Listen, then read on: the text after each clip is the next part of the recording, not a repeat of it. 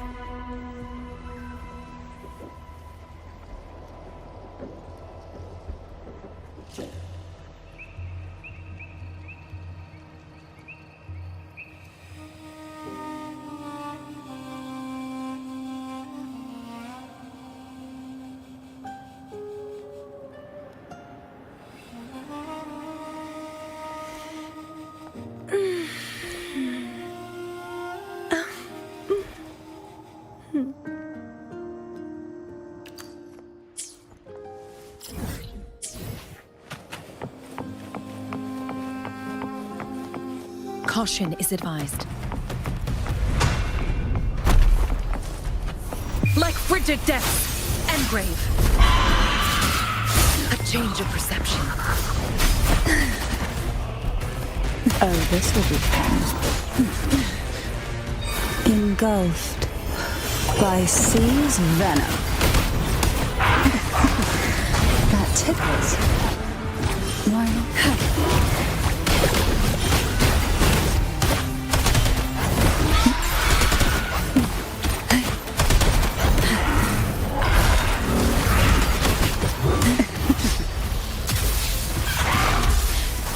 Getting fun. Dancing! Let's have fun!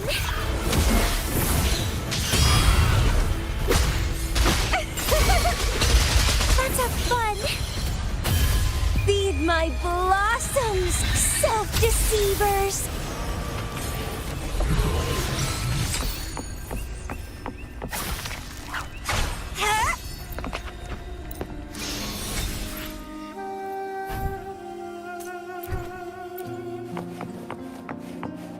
Caution is advised. A change of perception. Lotus pervade! I'll keep you company. Oh, this will be fun. Surge of deep tides. Crush forth in fury. Sleep in the whispers of silence.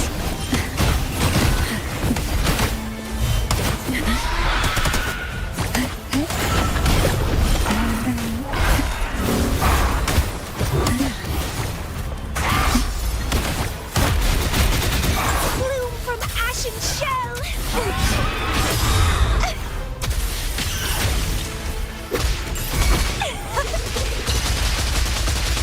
Let's have fun!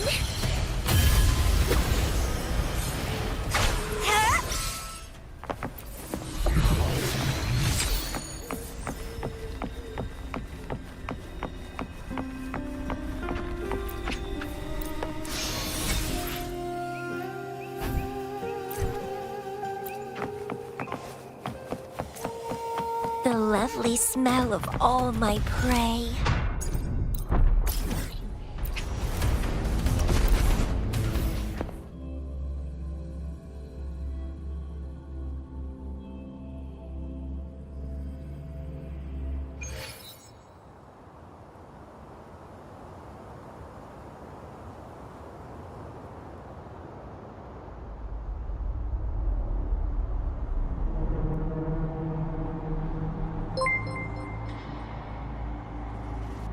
Not Just OK 11 is now following.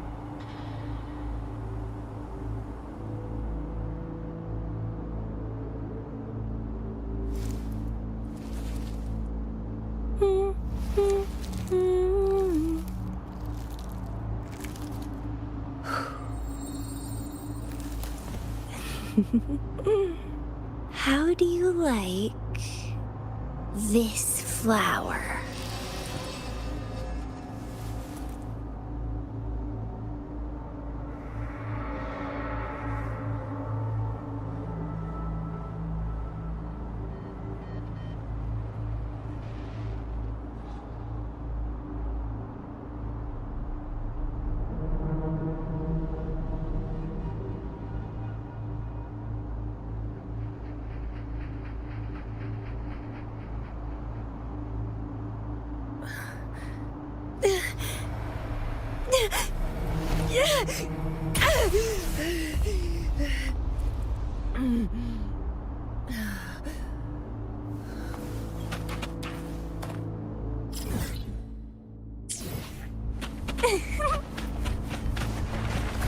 Caution is advised.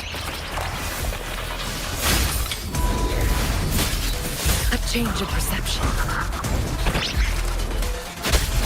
Oh, this will be fun. Why not savor it? That tickles. Let's have fun!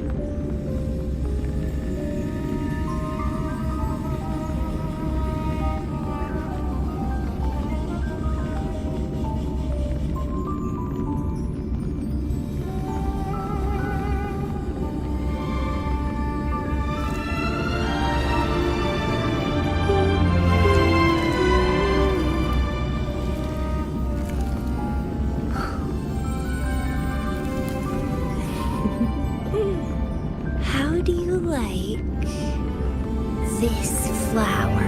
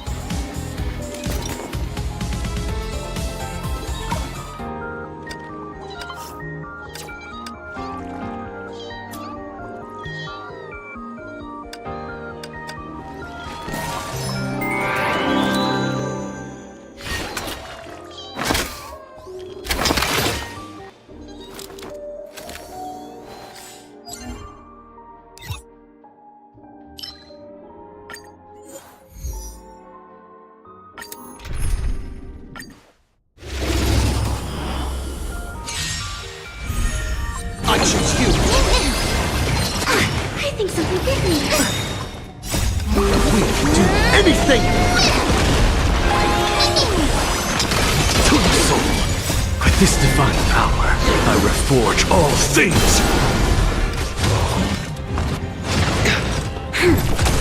Here, try this. Lend me your strength. Insanity! To the soul.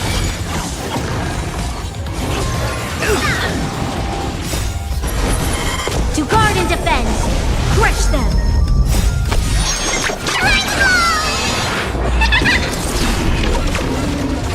With this divine power, I reforge all things! Insanity! Lend me your strength. To the soul!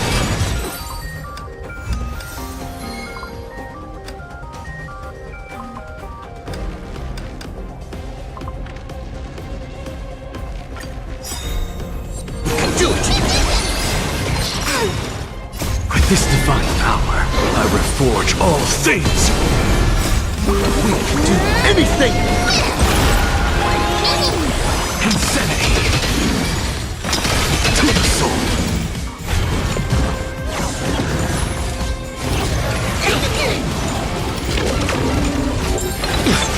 Lend me your strength.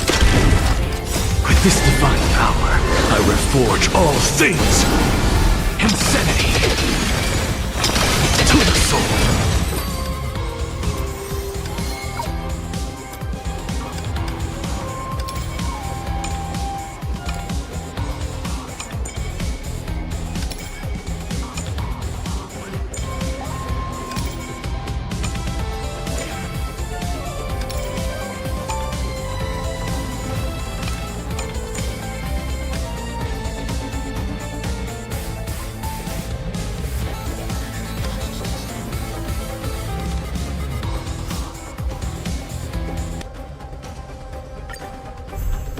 I choose you! Troublesome. To guard and defend. Crush them. We can do anything! With this divine power, I reforge all things!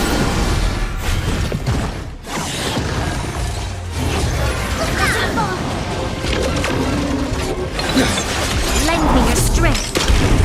Insanity! Deep breath.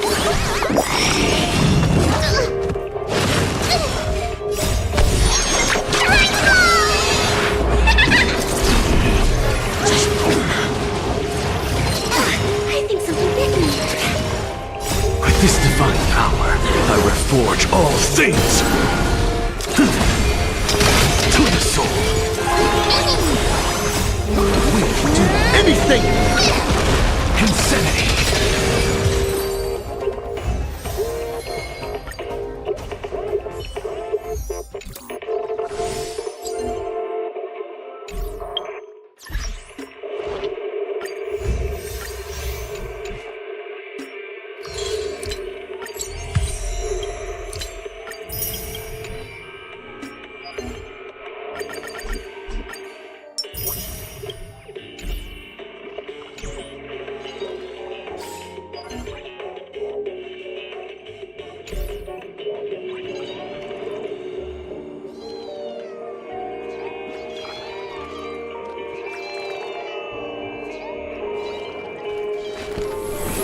All things are connected by origin, and are made of the same essence.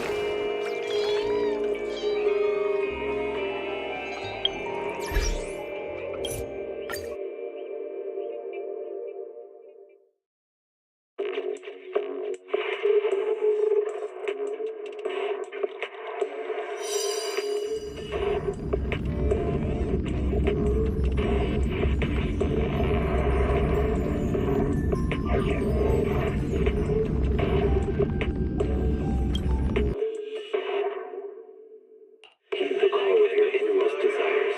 Advance without fear. Navigate as your heart dictates. Robust power. Perfect execution.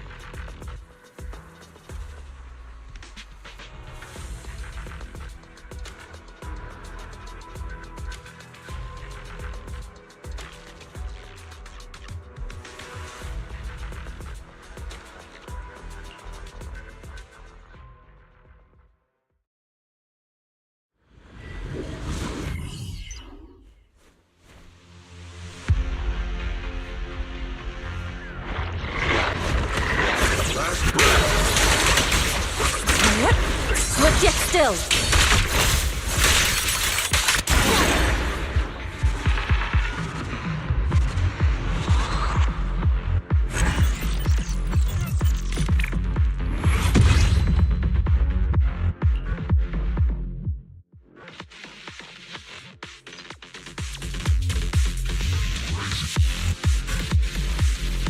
Know your place. Rest your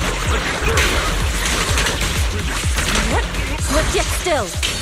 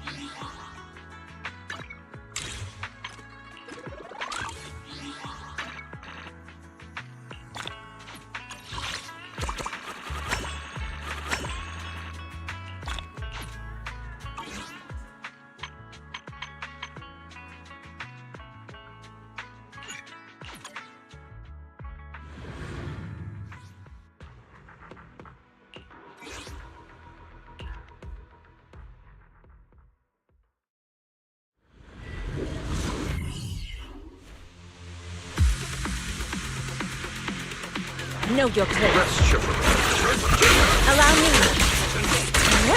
Obliterate form and spirit.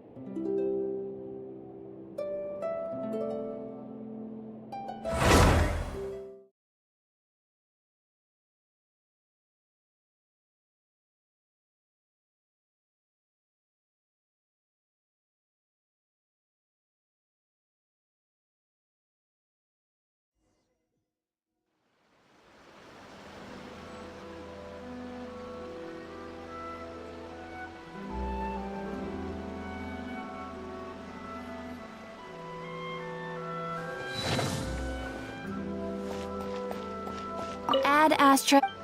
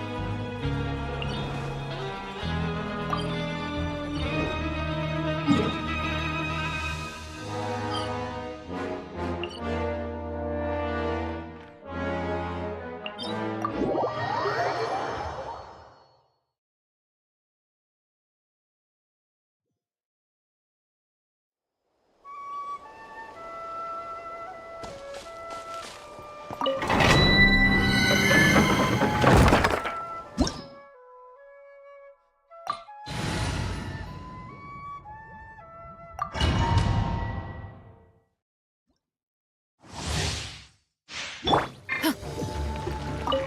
one! Transfixed!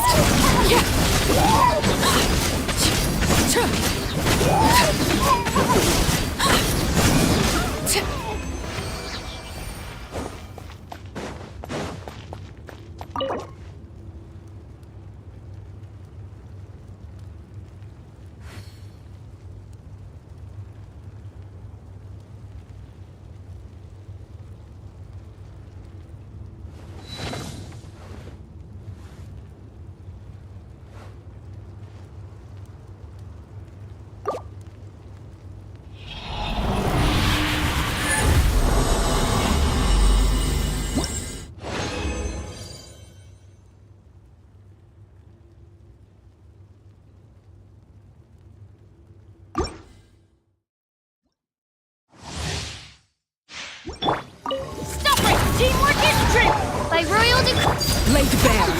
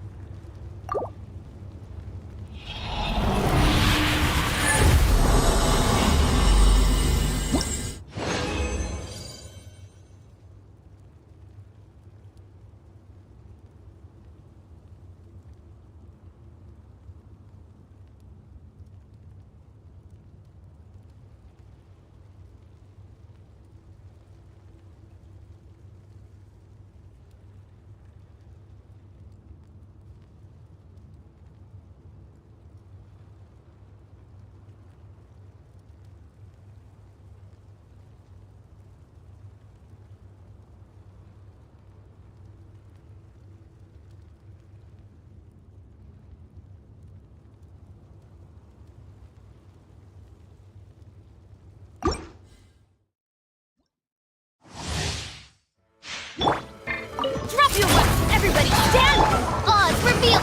Overruled!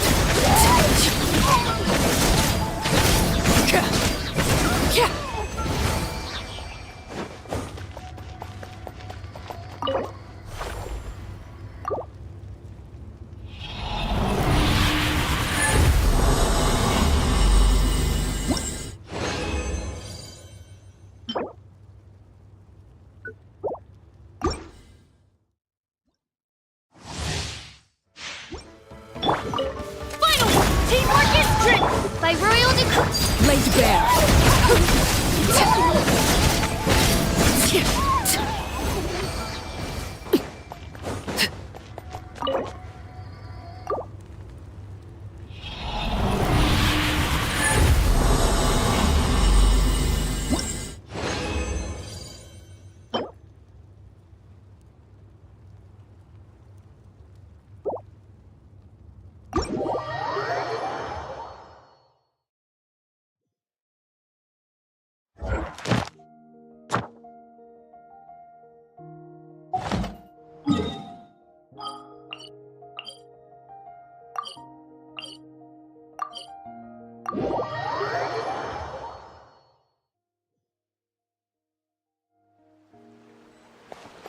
Stop right there!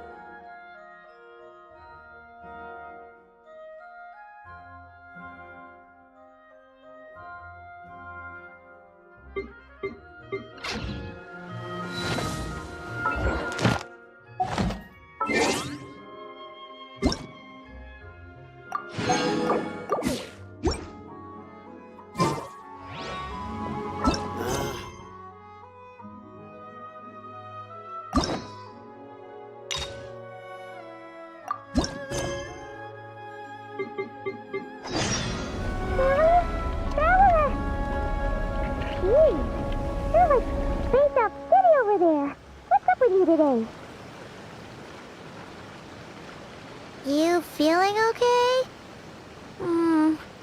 We've been traveling all over lately, so maybe you've come down with something. That's it. We're getting Baizhu to check you over.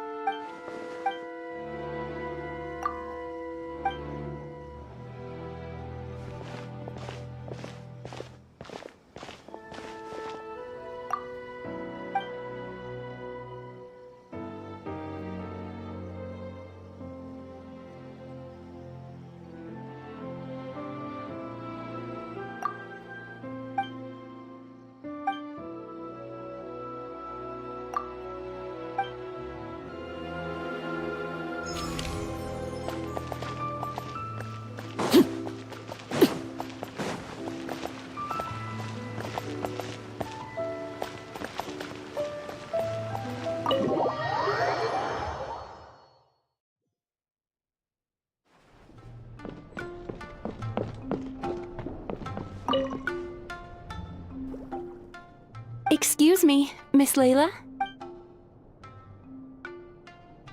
Miss Layla, shall we discuss this inside?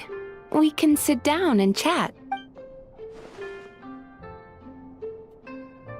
It's fine. I've treated several academia students before. You can say I've encountered similar states of mind to yours. Yes, a scholar there once invited me to help treat his students.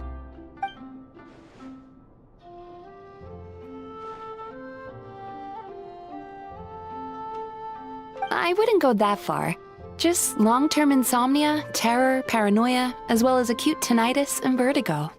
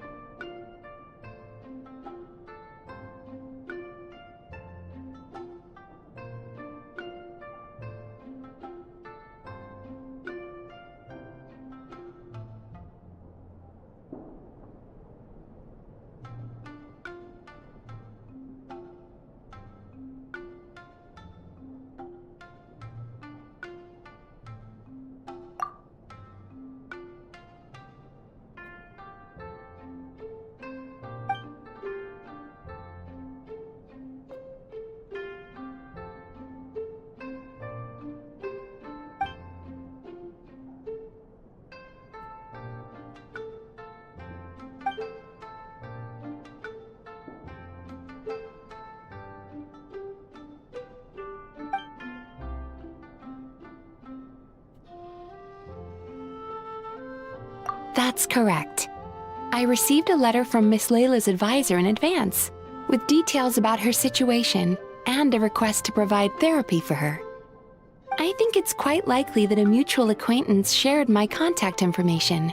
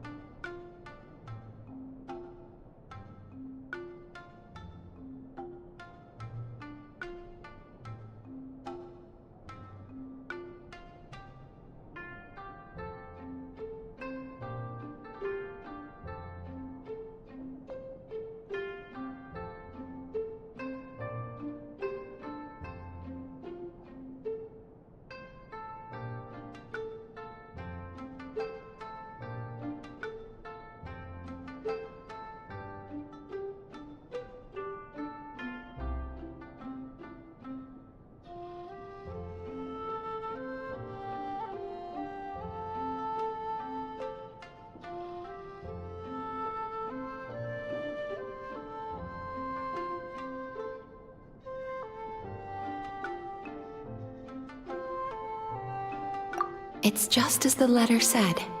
Her symptoms are extremely severe. How long has she had this condition? However, her advisor's letter clearly acknowledges her abilities, emphasizing constantly that she is their most outstanding student. Perhaps it's Layla who doesn't believe in her own abilities, thus triggering these symptoms. Evidently, a more thorough evaluation is required.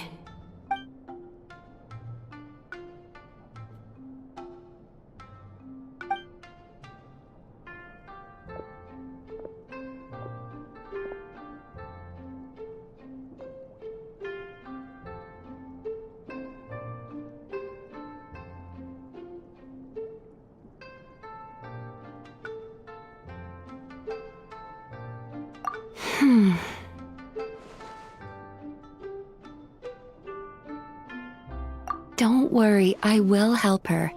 In fact, I've already come up with a preliminary treatment plan. Now, time to formally begin treatment.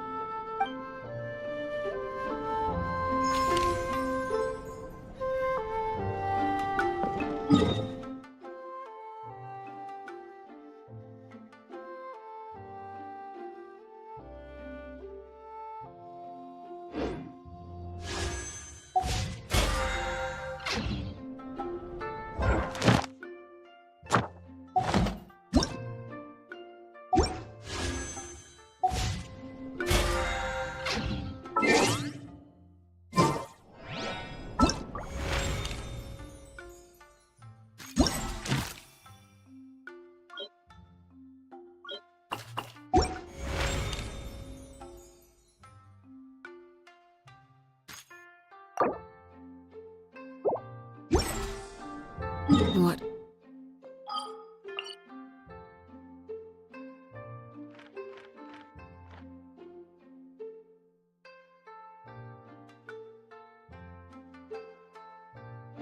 Could the children be up to?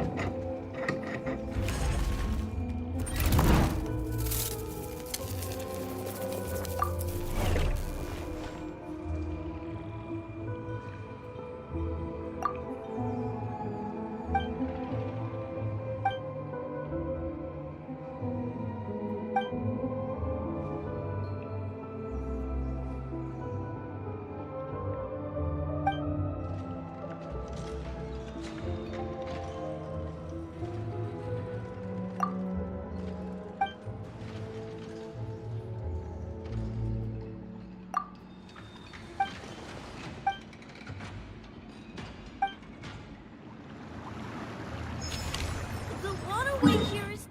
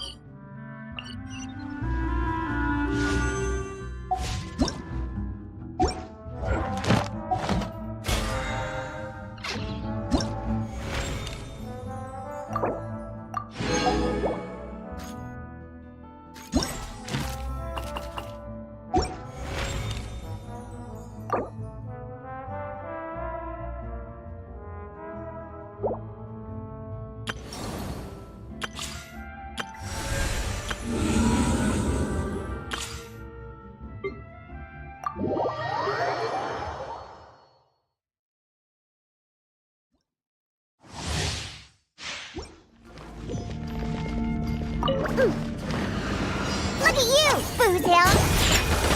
Shiver! You can't run! Everybody stand back! Many happy returns!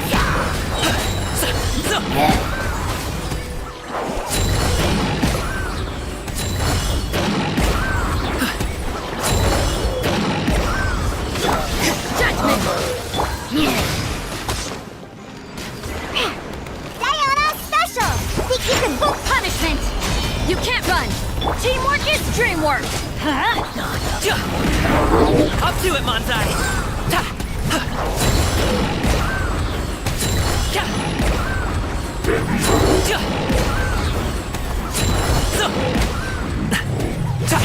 Shaken and stirred! Can't handle your drink! Oh, shiver! Judgment!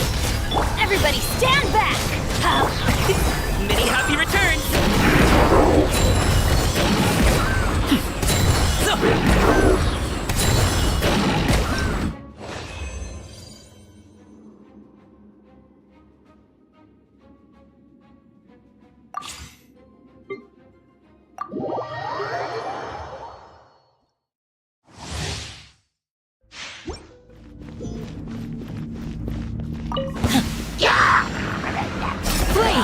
Swirl, Mark II, absorption tech.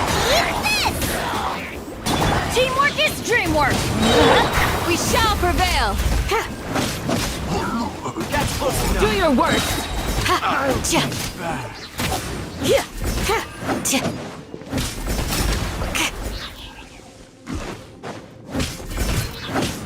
Animal test 63. Let's light it up! Yield! Animal hypostasis. Going in! Grant us your blessing! Do your worst! Yeah! Ha! Cha! Ha! Cha! Yield! Ha! Stand clear. Out the frying pan. Swirl. Mark 2. Eat this. Everybody stand back! Ha! Hear my prayer! Do your worst! Yeah!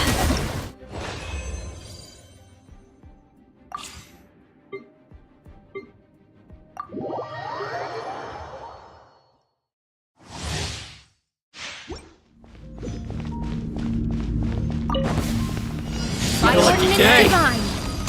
Take your true form! Animal hypostasis emulation. Torrent, bring refuge. Embrace the ice! Tch! My apologies! Ha! Ha! Ha! Transfiguration! Cryo incarnate!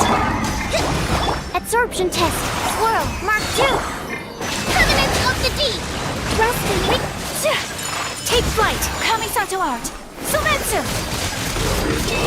Ha!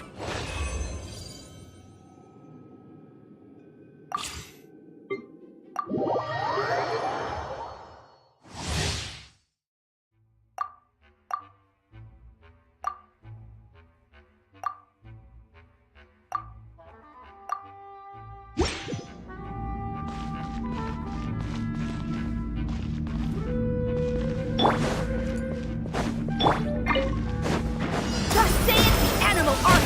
Animal hypostasis emulation. Animal test. Spirit Blade! Attack! One with... Going under! Frost is coming! Prepare! Getting here! May the Argon protect! Fish! From whence you came, a touch of... Enhanced animal module 75. Dead Reckoning! Prepare! Getting here! Prepare! Frost is coming! Getting here! West Wind, carry me!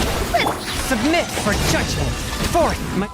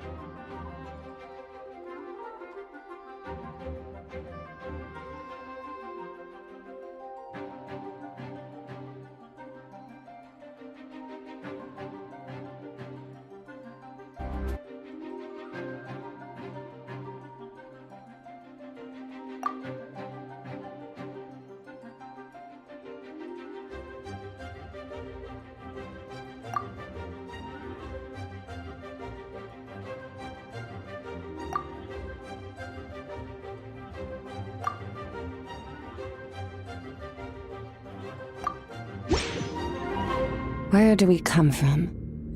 And where are we going?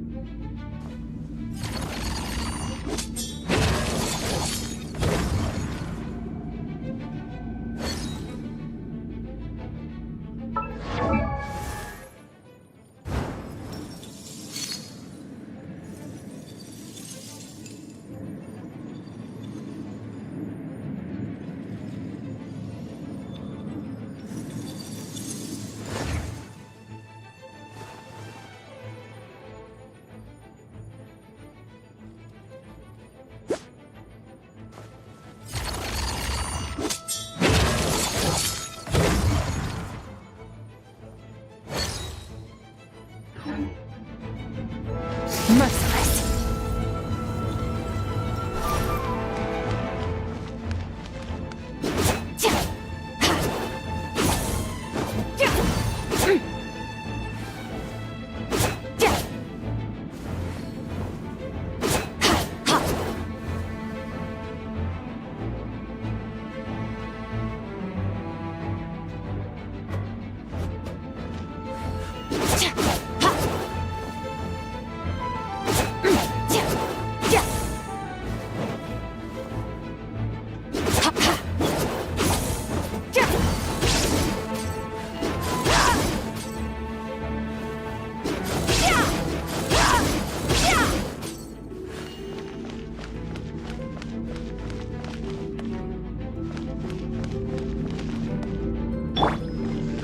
Go, Barber! Let's get down to business. Witness the power of Gua.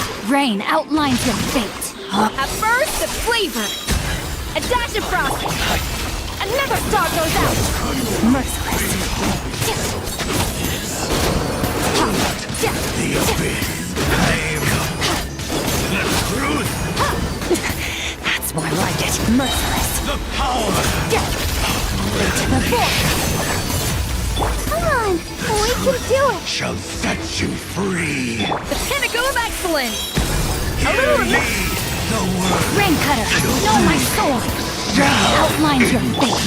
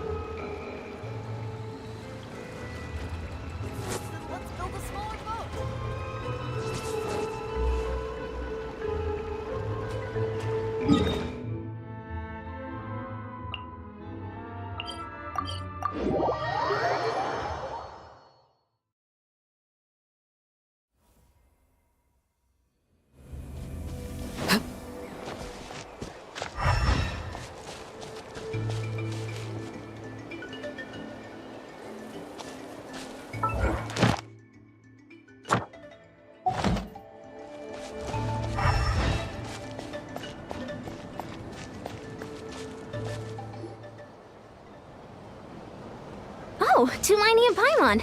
Fancy that. I didn't expect to run into you two here. Oh, hey! Kochi-san! What are you doing here all by yourself?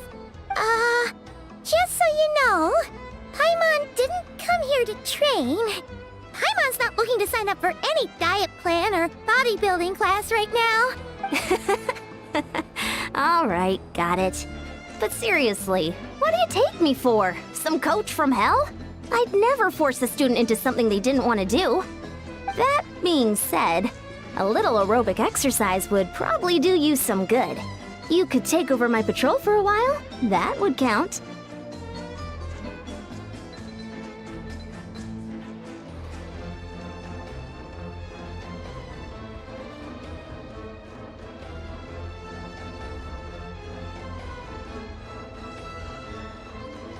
Yeah, all jokes aside, you're right.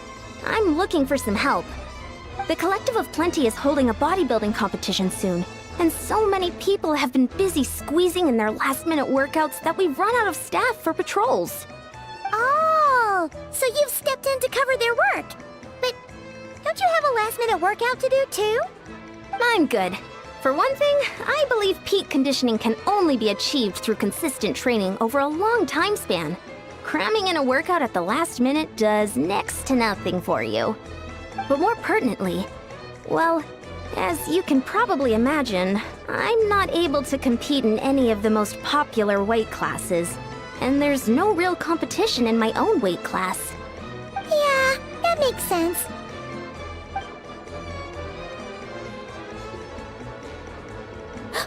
Oh no! Don't look at Paimon like that! We are not the same weight class, and no way is Paimon competing against you! Traveler, let's just help with the patrol, alright? Otherwise, Yan-san's gonna make Paimon enter a bodybuilding competition!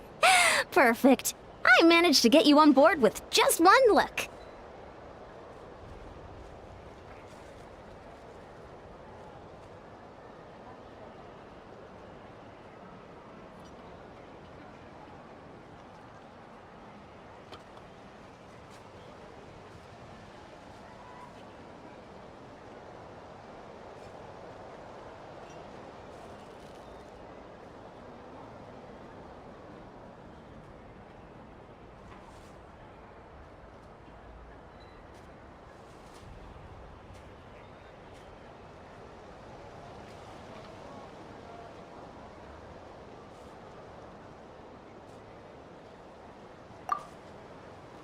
Thank you both.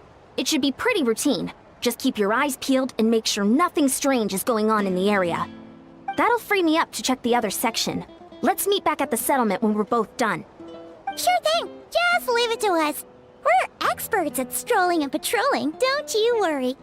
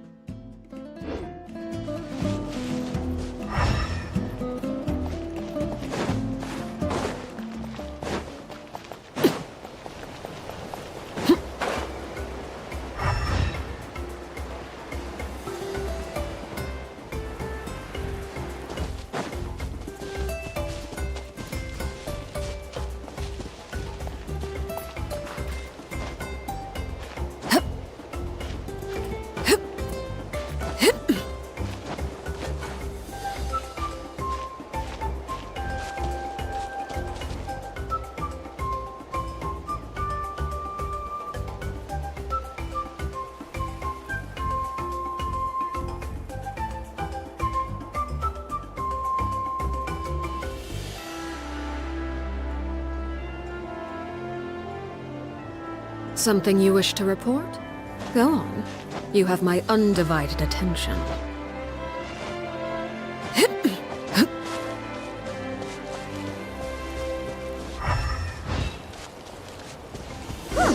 What's this? Was there always a cave here? We should go take a look, right? Seems like a thing to do. Hey, there's a hilichurl here.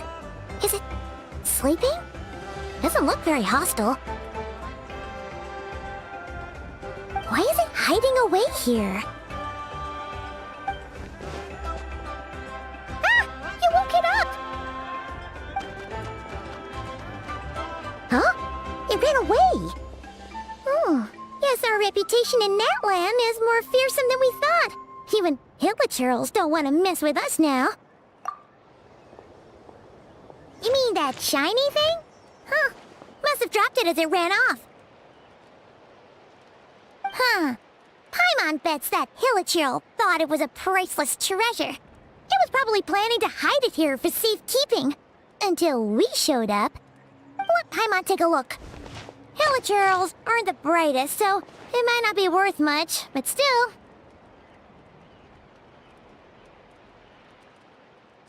What is it? You look so serious all of a sudden.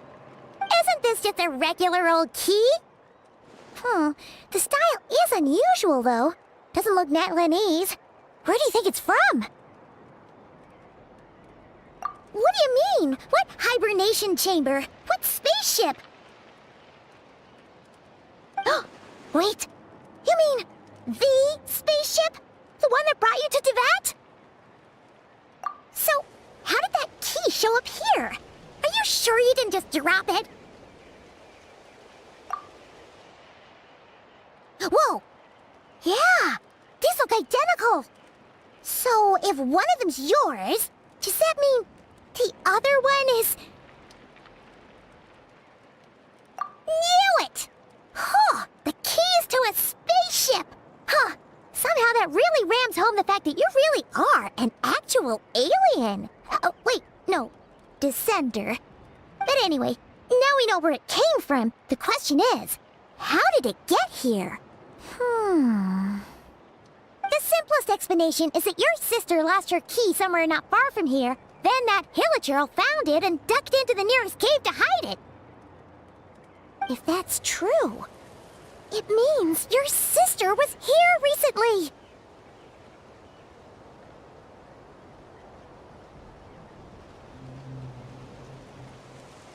Yeah. Man, this is so crazy. We only agreed to help with the Anson's patrol on a whim. And now we've made this bombshell discovery and found a huge lead on your sister. Should we keep following this trail while it's hot? Or do you think we should check back in with the Anson? Ah, there you are. Looks like you went the extra mile today. Thanks for being so diligent. Oh, hey, Eon-san, what's up? Didn't think we'd see you again till we headed back to the settlement. We were actually just about to go meet up with you. We've made a huge discovery today. I came here to let you know that you don't need to keep patrolling anymore. The bodybuilding competition has just been cancelled, so the usual squad will be resuming their normal duties. They'll be here to take over shortly.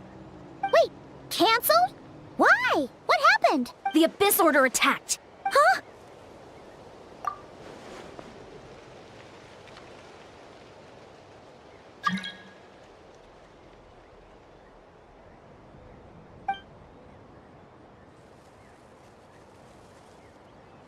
I've heard of the Abyss Order, but this is the first time I've known them to take organized action on such a large scale.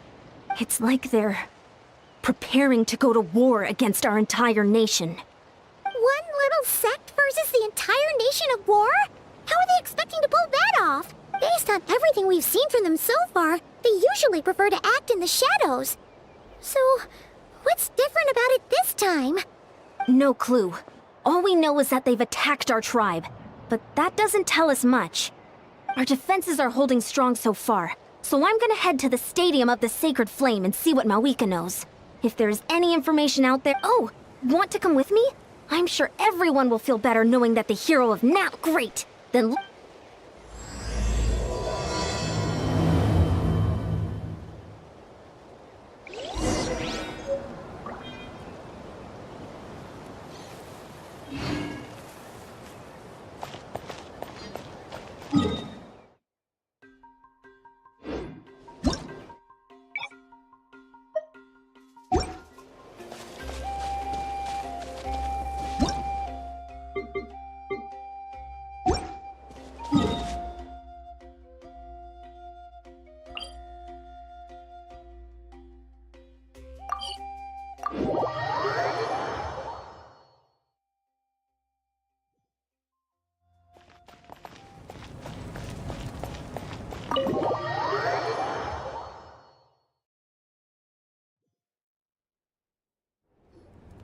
Mawika!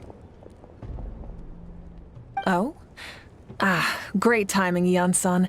I was just about to send someone for you. And it's good to see the travelers with you. How are things looking? What's the The Abyss Order has been spotted near Also, their numbers are much higher than expected. Their organization appears to have grown considerably, but because they're— It sounds like they're throwing everything they have at us. What are they trying to achieve? That's what I'd like to know as well. Historically, Natlan has not been a hotbed of Abyss Order activity. Could it be revenge, perhaps? Would they want to get back at us for our recent victory over the Abyss? Oh, seems unlikely. But then again, Paimon wouldn't put anything past the Abyss Order. It's too early to say anything definite.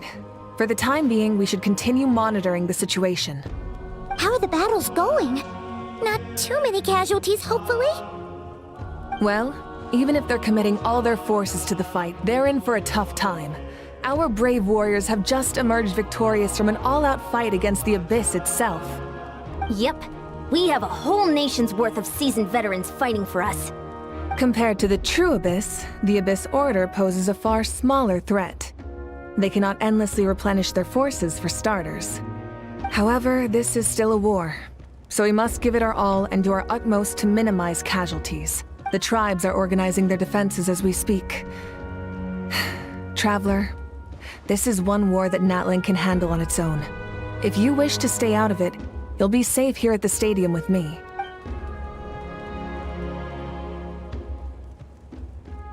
Oh? In what way?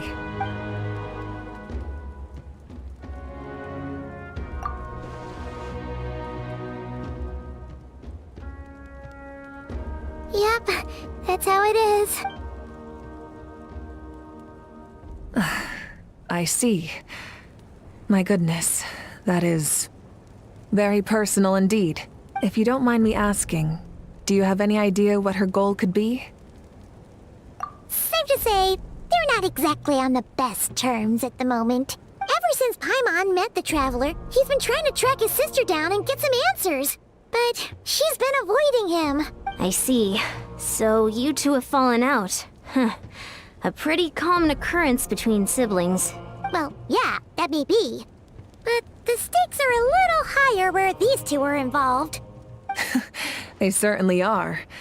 Although somehow it doesn't surprise me that a spat between the Traveler and Twin could affect the fate of the entire world. Just so I'm clear, you're still on Natlan's side, and you have no idea what your sibling is after. Is that right? Well, that's a relief. When you first mentioned your sibling, I was worried we were about to be thrust into an impossible position.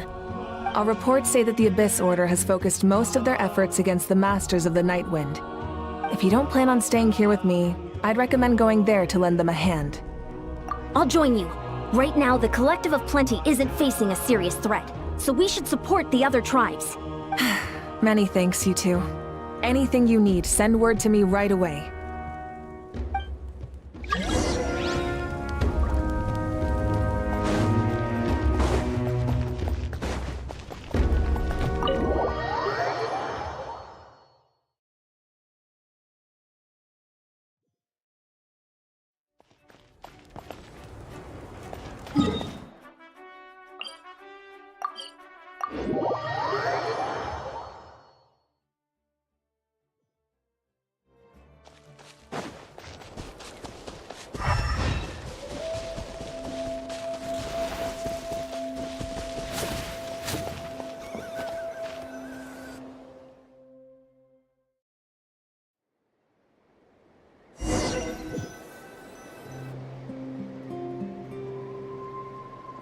It's Eulalie!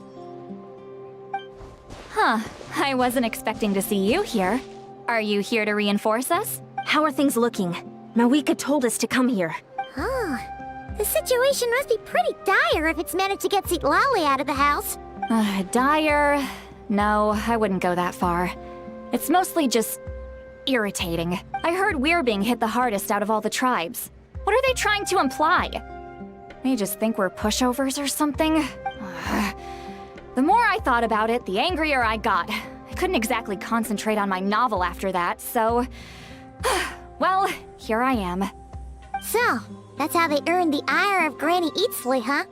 They call themselves the Abyss Order, yes? Ugh, so tasteless. It's exactly the kind of two-dimensional name a clueless writer picks because they don't trust the rest of their writing to persuade the reader of who the real villains are. Hey! She's saying your sister has poor taste. Wait, what? Are you saying his sister is a member of the Abyss Order? I only said that because I was mad, but maybe I went too far. Hey, let's save the chat for later. We've got some enemies incoming. Good. A much-needed chance to vent my frustration. Not a moment too soon. Things were getting awkward there. Luckily, I'll never have to find out just how badly the rest of that conversation was gonna go. You didn't have to say that last part out loud, Sweet Lolly. Anyway, let's get him!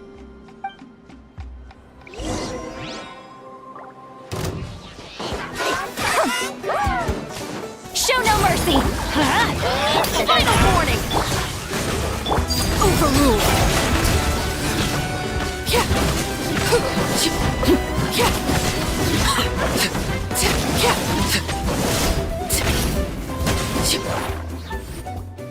Phew, much better.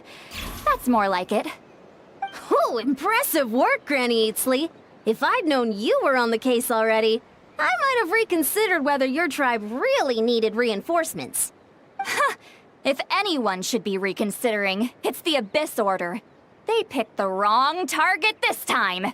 Experience says that if we head in the direction they were attacking from, we should find their stronghold. Why don't we press our advantage and destroy their base? They won't know what hit them. Hey, was there a battle here just now? Need any help? The warriors from the Masters of the Nightwind are here! The battle against the Abyss is still fresh on our minds, so everyone's used to working together. Well, morale's high and everyone's here. Let's go take down that stronghold! Fulfill our pact! Let's light it up! Oz, reveal the... Laid bare. Forward! Crush them!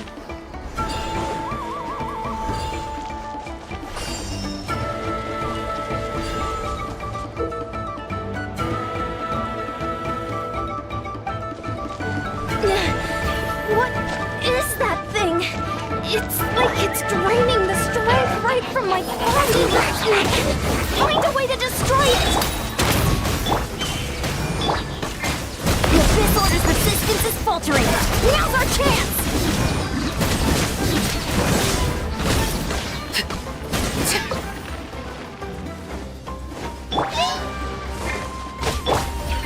Midnight Phantasmagoria. Warriors! Attack! After them!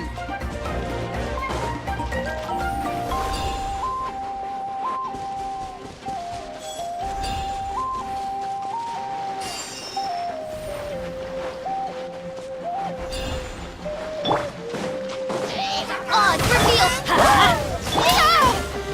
Final warning! Laid bare. Suffer the wrath of Eulus, the boss here. Time to show you what happens when you mess with the Masters of the Nightwind.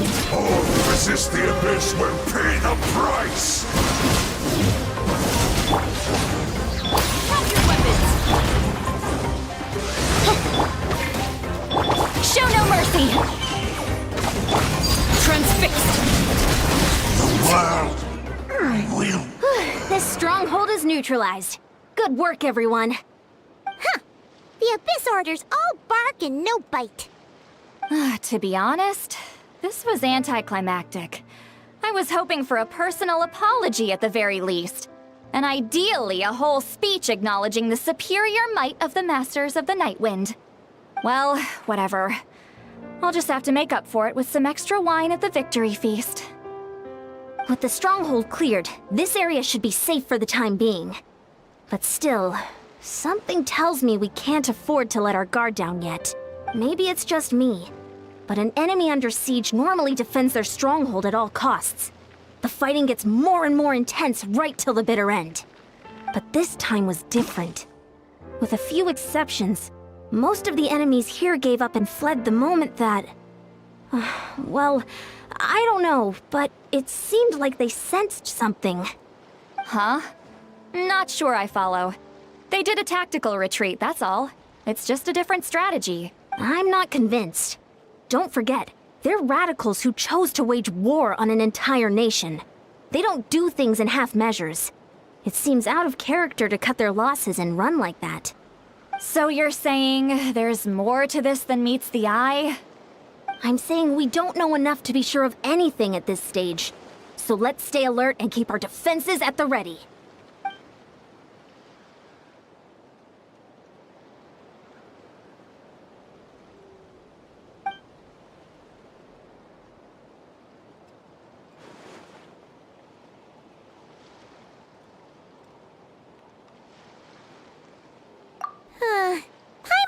hunch you might say that.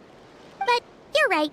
If we can somehow use that key to track down your sibling, maybe we can end this war before things get serious.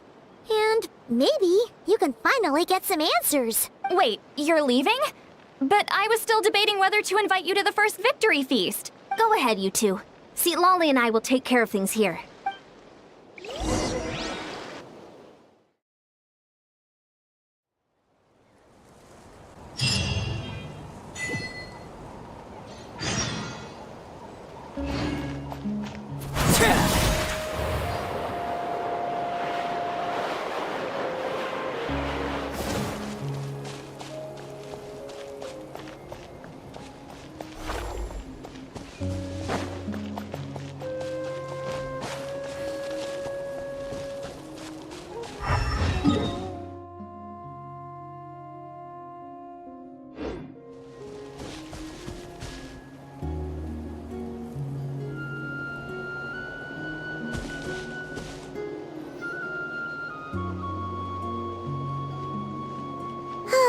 And we're back where we started.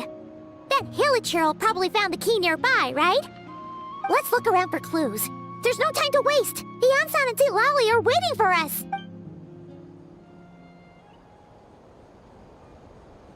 Ugh. We've scoured the entire area, but still nothing. How the heck did the key end up in that Hilichurl's hands? Are we supposed to believe that it just fell out of your sister's pocket as she passed by? Huh. Seems kinda ludicrous to lose something so important in such a dumb way. But then again, who knows? Sometimes in life, things just go missing and that's that. Oh, thank goodness! Someone's here. Please help me! Oh! Who are you? What happened?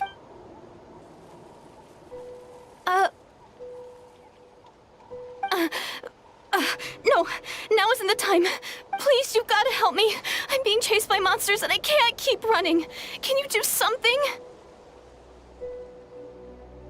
Yeah, where are they? Paimon doesn't see any monsters behind you. Huh? I'm sorry, I don't quite understand.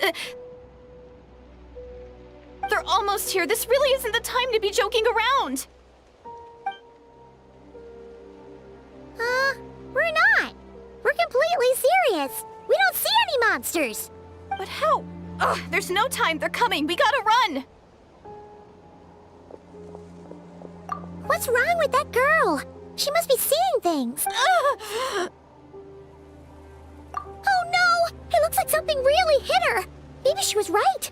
Quick, let's see if she's okay. What's wrong? Are you hurt? What was that? The monsters! They're right there! You need to get out of here. It's too dangerous.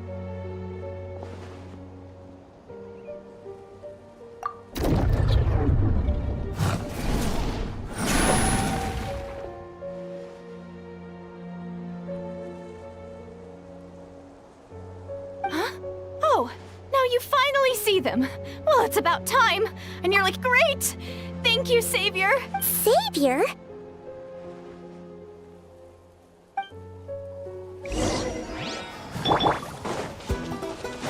By royal decree, let's light it up! Overruled.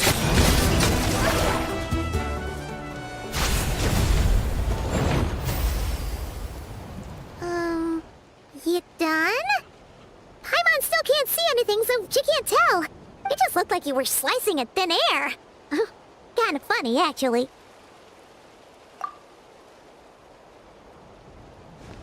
Oh, really?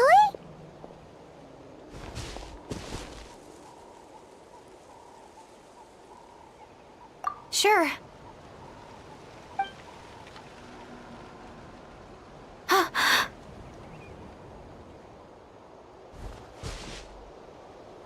It's nothing. It's okay. I can see they're all gone now. No need for you to check. I didn't think much of it when the monsters were breathing down our necks, but now that I've calmed down, holding hands with you like this, I'm just a little shy, that's all. Huh? Have you never shaken hands with someone before? You sure get flustered easily. Well, anyway, I haven't had the chance to introduce myself yet. I'm Deirdith. Thanks for, saving me just now. I'm really grateful for your help. No worries. Paimon's Paimon, and this is the Traveler. With him around, you'll be safe from any monsters. As long as they're visible. So, what was the deal with those monsters just now, anyway? Your guess is as good as mine. I could see them the whole time, so when you said you couldn't, I thought you were making fun of me. Whoa! That must have been scary! The idea that we'd stand by and laugh while some poor girl was being hunted down by monsters?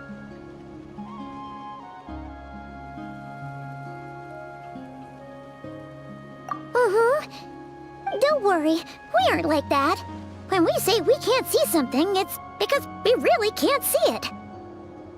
But more importantly, did the monsters hurt you? How bad is it? It's nothing serious. But I did sprain my ankle back there. I won't be doing any more running for a while. Good idea! We'll take you!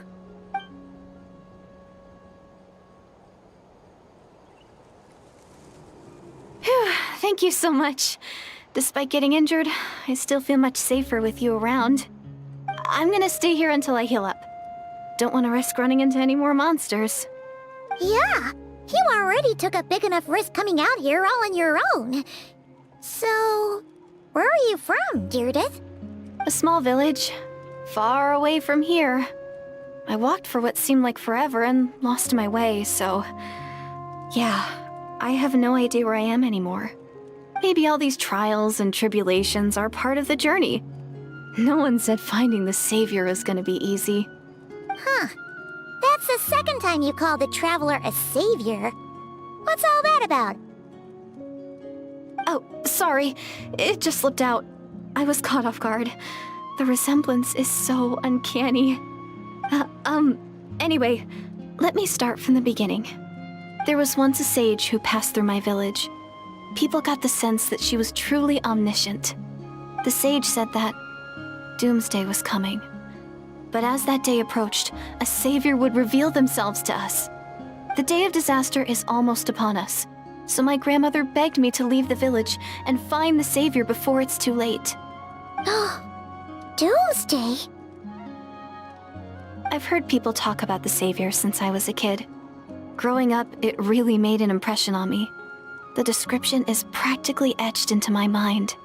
So when I saw your golden hair for the first time, it was like this image that's existed in my mind's eye all these years suddenly came to life. Everything matched. Oh, so that's why you were lost for words when you first saw him. Well, the Traveler's definitely got what it takes to be a savior. And he's already got a ton of titles, so he won't mind one extra. Actually, I don't think it's him. What? But didn't you say that everything matched? Everything except the gender. The savior was described as a young woman. Oh, for goodness sake. There are gender requirements to be a savior? Really?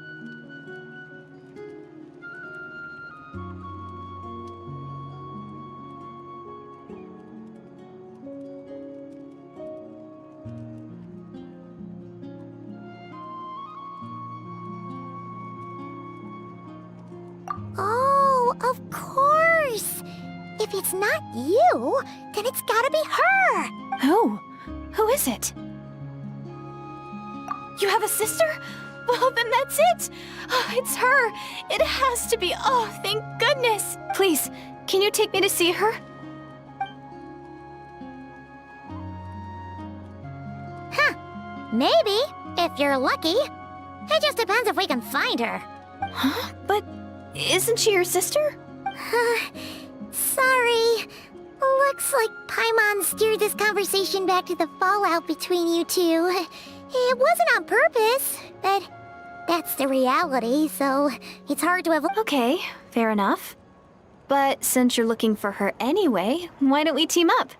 We might stand a better chance if we work together. Yes, Everyone says that the disaster is inevitable.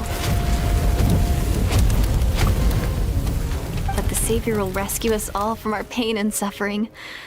I've always dreamed of meeting the Savior. Do you really buy this whole doomsday thing? Seems kind of far-fetched.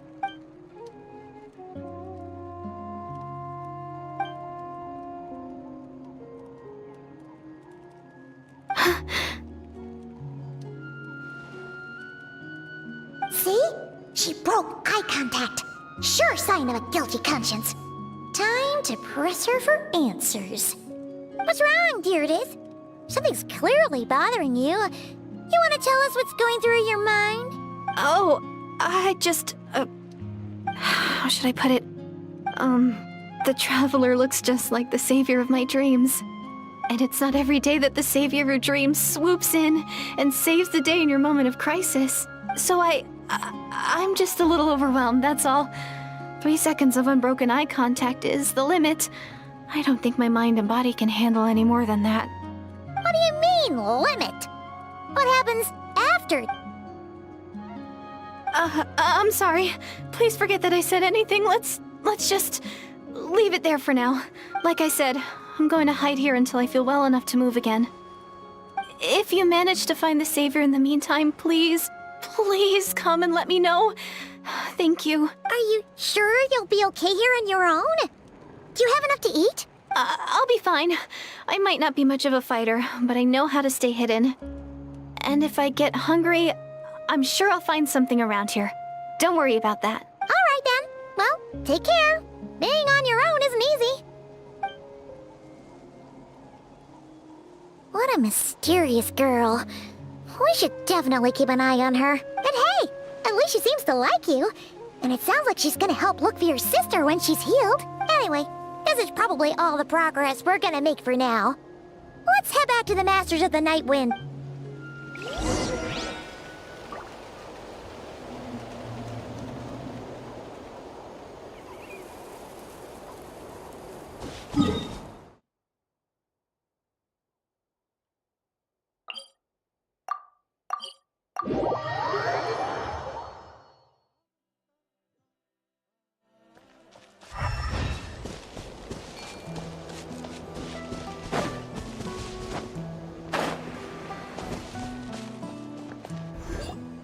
Oh, you're back! How did it go?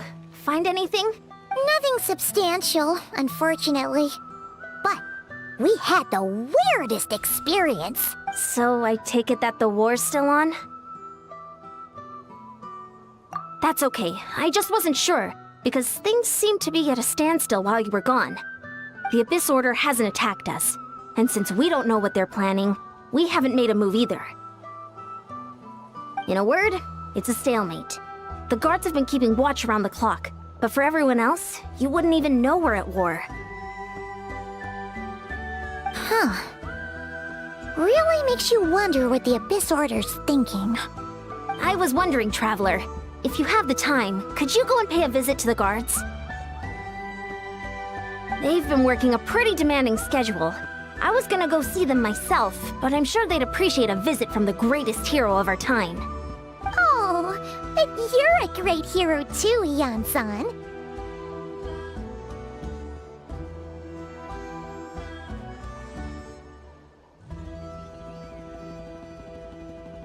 Great. Thanks, you two.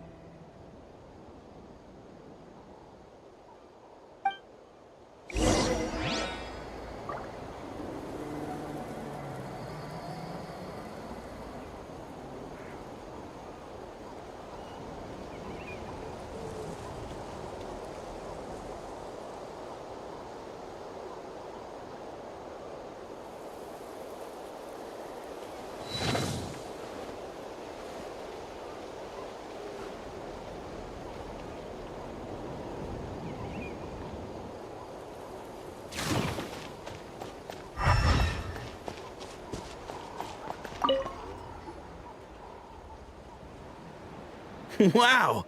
Tumaini, our hero. We've actually fought together before. You probably don't remember it, though.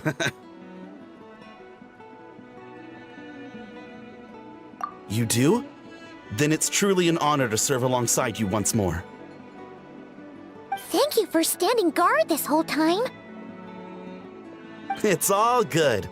Honestly, it's not been that much work. Haven't heard a peep from the enemy.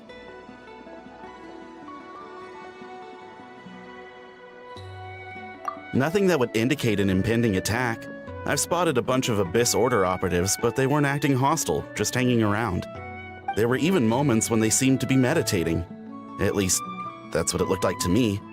Maybe it's part of their religion or something. Out of an abundance of caution, I asked some shamans from the tribe to take a look and see if there was anything, but they didn't sense anything untoward, so we just put it down. Huh. Interesting. Oh well, the more time they spend meditating, the less time they spend trying to beat us to a pulp. Well, the shamans didn't raise any concerns, so how bad could it be?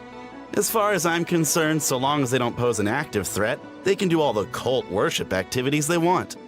Besides, as soon as everything's in place and we're ready for an all-out offensive, there'll be no match for us.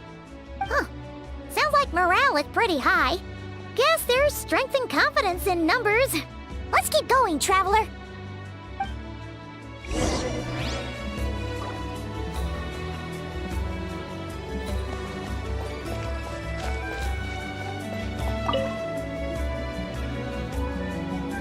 Huh? Is that Tumaini? What brings you here? Is this, like, a meet and greet? I wasn't... I'm so nervous. Hey, come on! You'd march to war without so much as blinking. What's so scary about a chat with a Traveler, huh? It's not the same thing at all. There are plenty of chances to go to war. But a one-on-one chat with our great hero? That could be a once-in-a-lifetime opportunity. How can I not be nervous? What if I say something wrong? Or if my posture's bad? Or if I accidentally make a weird expression with my face? One bad impression can stick for life. No one's here to judge you on your posture or your facial expressions. Relax! All right, then. I'm sorry, great hero, but I have a small favor to ask. What Paimon guess? An autograph, right? That's easy. May I challenge you to a fight? What? How can you be so audacious and so sheepish at the same time? Huh. Paimon's starting to think your nervousness is all just an act. No, of course not. I just figured that if I don't ask now, I'll regret it for the rest of my life. But I am still on patrol, so please, Great Paimon, if you wouldn't mind taking over for me for just a few minutes? Ugh, again with the sheepish audacity. Just pick one or the other, will you?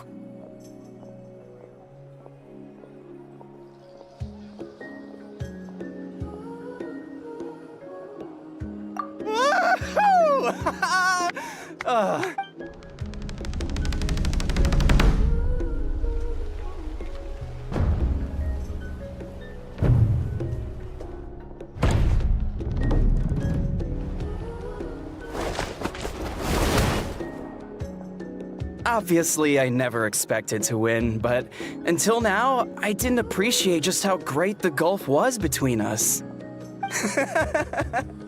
I'll be bragging about the day I got to spar with Tumaini for the rest of my life. Today's really my lucky day.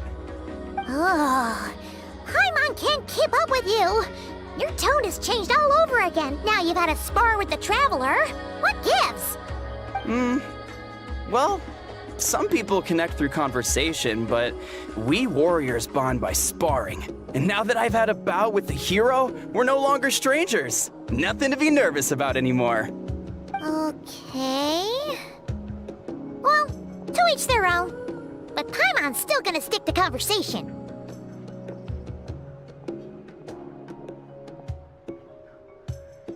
Not at all. We haven't spotted any new enemy movements. As Paimon expected, nothing here either. Let's do another lap and get back to Yansan. You're back.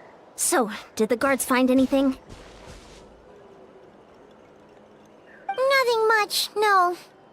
Someone mentioned that the Abyss Order has been doing some kind of meditation or prayer, but apparently it seemed harmless. Paimon wants to lodge a complaint about one of the guards, though. His name's Kentalo. Hmm?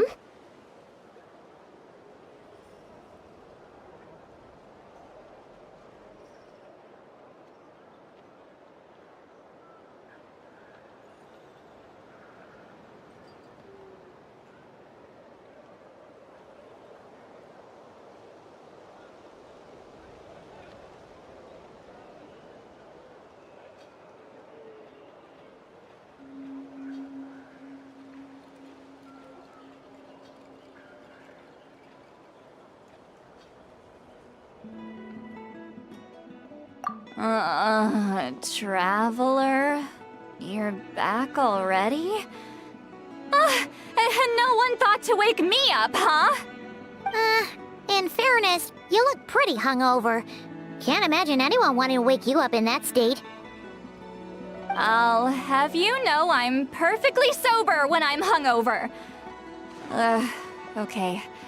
I'll admit that sounds strange at face value, but regardless, what I meant to say is, I heard something about the Abyss Order engaging in meditation. Yeah, that's right. Does it mean anything to you, Siglali? I sensed something strange in my dream. It was vague, but it seemed as if some noise had found its way into Natlan's ley lines. Oh, what does that mean? Hard to say. I don't think it had any tangible effect on the Night Kingdom or on our ley lines, but still, it's like a signal that exists on a different dimension of reality. It might not interfere with ours or pose any detectable risk, but I just get the sense that something strange is going on. Oh, so even someone as familiar with the ley lines as you can't tell what's going on. No wonder the shamans that Satura called to the front lines couldn't sense anything. Ian-san, I think we should go talk to the chiefs. There's no point dragging this out. We need to take the initiative and drive the Abyss Order out of Natlan for good. If that's the Council of Granny Eatsley, I'm sure the chiefs will agree. But it will still take us some time to gather the required force. In war, adequate planning and preparation is the key to victory. Sure, but the finer details aren't my concern. Anyway, I'll leave you to it. Just remember to come find me when you're ready to talk to the chiefs.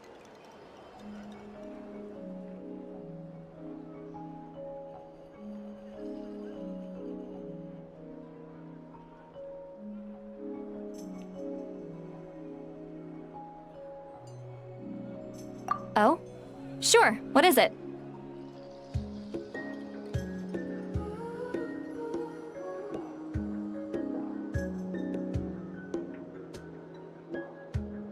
Huh, you mean only select individuals can see them?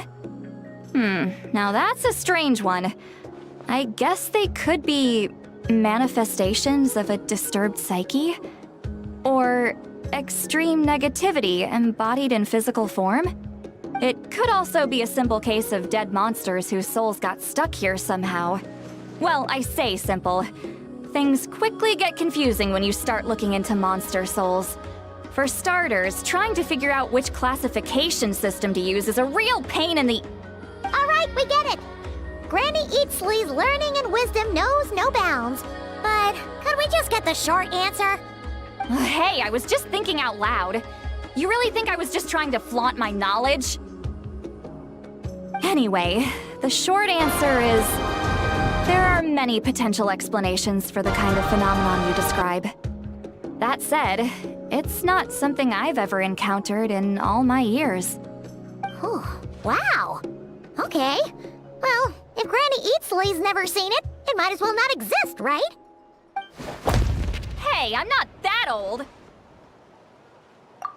Care to elaborate on what happened? Really? You had to hold her hand to see the monsters? That sounds a little contrived. Huh? That's the part that bothers you?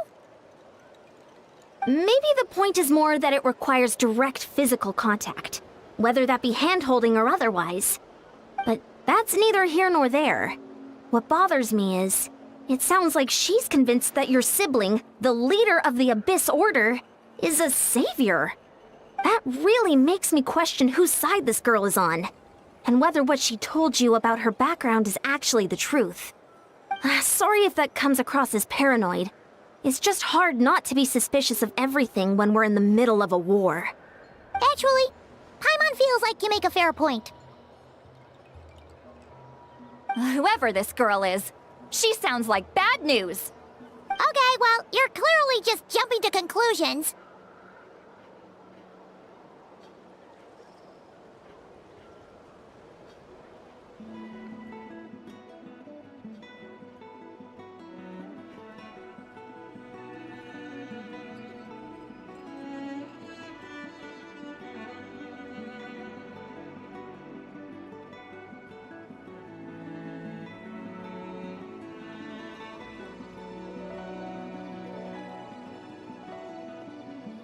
It's hard to know what to make of it. A young lady all by herself, lost in the middle of nowhere, sees monsters that no one else can, calls the leader of the Abyss Order her savior. At the very least, we should remain vigilant. Keep a close watch on her. Sounds sensible. On that note, we probably shouldn't have left her by herself in that cave. Traveler, we still need some time to muster our forces. Maybe you could check on her if you're not busy. Just be careful.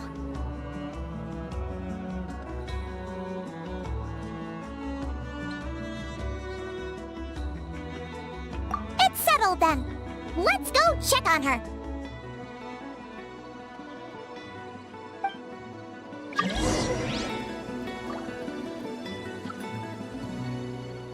Don't worry, I'm sure they'll show up soon.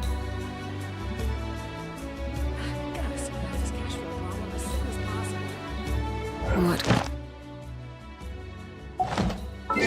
Turn me up. Final warning!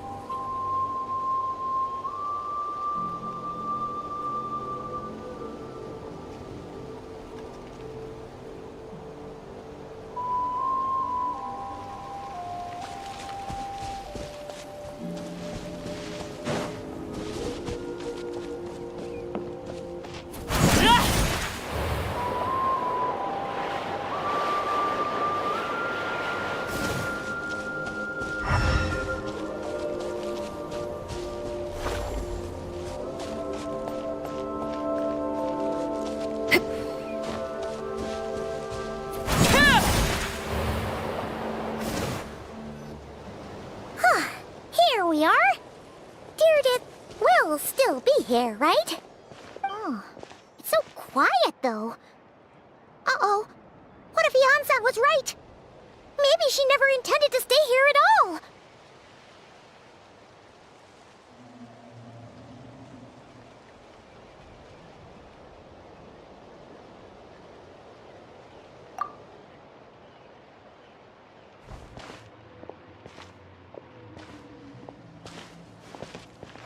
Traveler, watch out!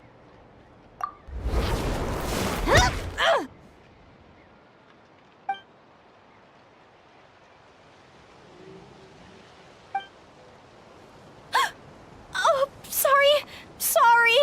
I didn't know it was you. I heard a noise and I thought it was the monsters coming to get me. Oh, did I hurt you? Oh, I'm so sorry. I wasn't thinking straight.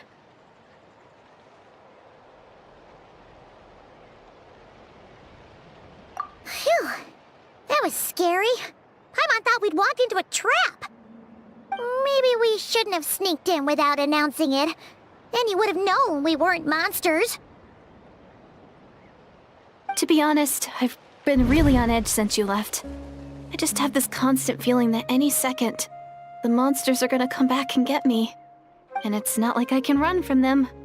There's also no way to cook here. It's good you got back when you did. Another hour and a half and you probably would have found me starved to death. Oh, that's weirdly precise. Though, it does explain why your attack on the Traveler was so weak. Wait, if you really thought you were gonna starve or get killed by monsters, why'd you promise that you'd be okay here on your own? I just didn't want to lose face in front of my hero. He already saved my life once. That's more than enough. I just don't want to come across as a constant burden. Huh. For someone on the brink of starvation, you're pretty preoccupied with your image. What's the real reason? What? That is the real reason. I'm kind of bearing my soul here, you know?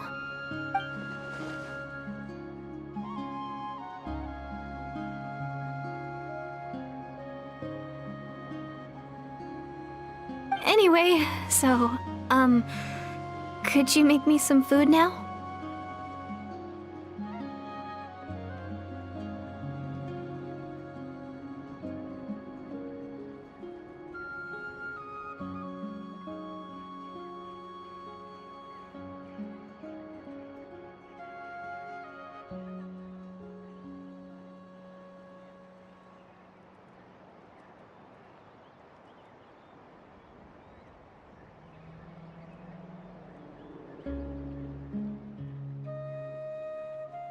Oh, Paimon's getting hungry now, too. Go on, then. You can join us for dinner.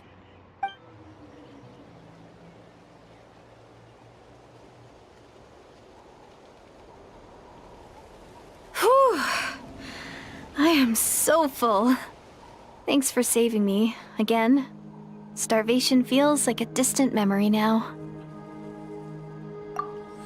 Huh.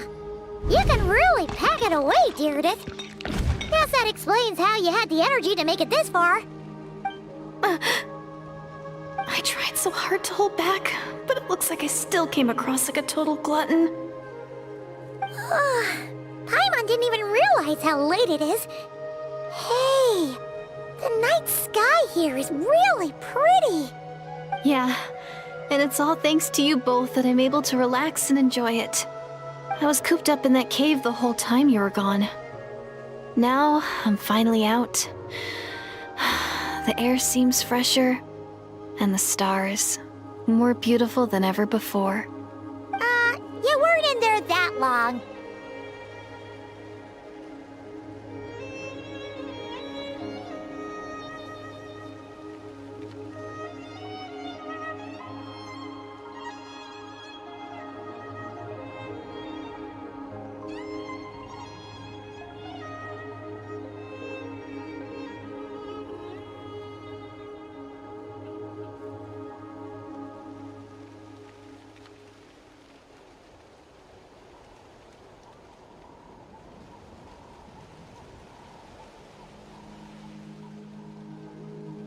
When I was young, I used to lie on the roof of my house, gazing up at the stars.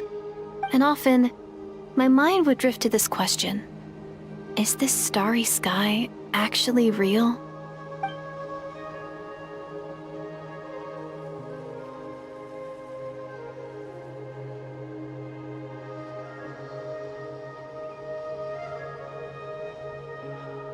But my grandma would tell me the answer to that question doesn't really matter. Think of all the people in our village who spend their entire lives here, she'd say. To them, that little village is their whole world. And so, if it's our destiny to live beneath this sky all our lives, then whatever may or may not lie beyond, this is our world. And that sky is real to us. Paimon kinda gets you, but also not really. Is it kind of like how journeying with the Traveler is everything to Paimon right now? I really treasured my world for a really long time. The village was my everything. The houses, the scenery, stories I always loved to hear about the Savior. But I could never bring myself to agree with Grandma. Even if the village was my entire world, I still had to know what lay outside its borders. Yeah! Go you! So, I finally ventured out and set off on my journey to find the Savior. I'm going to make my world bigger, one step at a time. And I'm not going to stop until I've seen what's beyond the stars. Maybe then, I'll finally get an answer to the question I had as a child. Who knows? Maybe one day, I'll be sitting and chatting just like we are now, but with someone from a... Yeah, one day. Oh, if only we could tell her. But it's probably best not to open that can. I need to find the Savior and protect my world. That's the most worthwhile thing I could think of doing. So... You know what? It's pretty cool. Oh, sorry. I got a little carried away. I always get chatty after a hearty meal. Just like my grandma.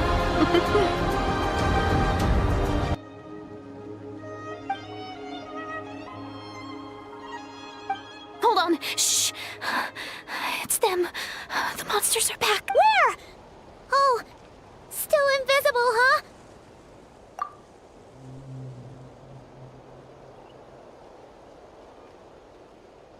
Can you see them now?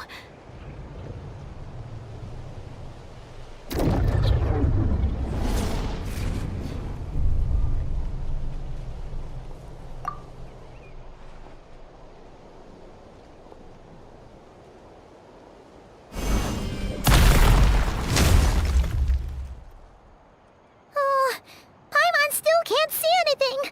But please, be careful. Drop your weapons! Oz, reveal! Transfixed!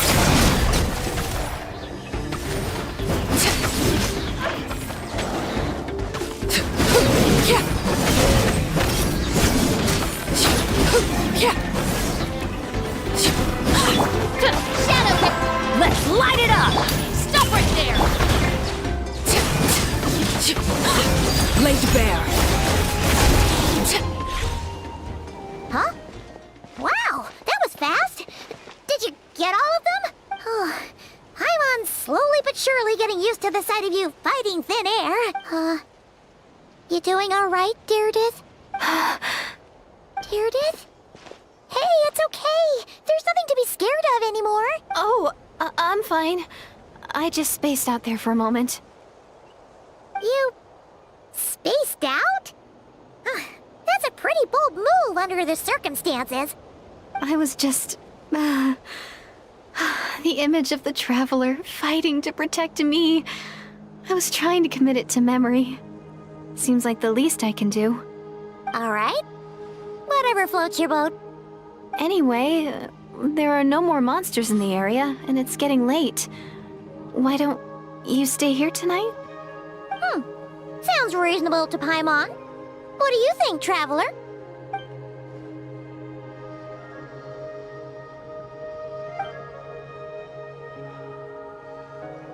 Alright. Deirdith will be... Huh? Deirdith? Why are you going in alone?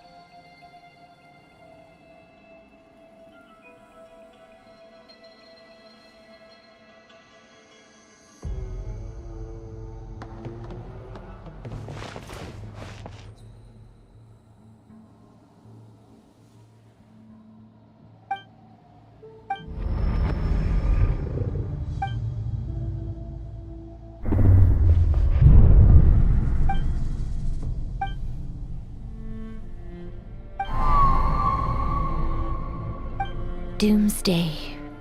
A fitting name indeed. A blood-red sky, wild beasts that slaughter all in sight, endless pain, a terrible curse that cannot be reversed, and the birth of a savior.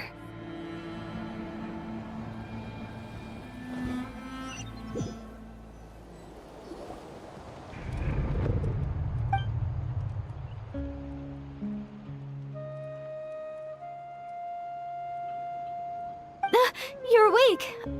I'm sorry. I didn't mean to,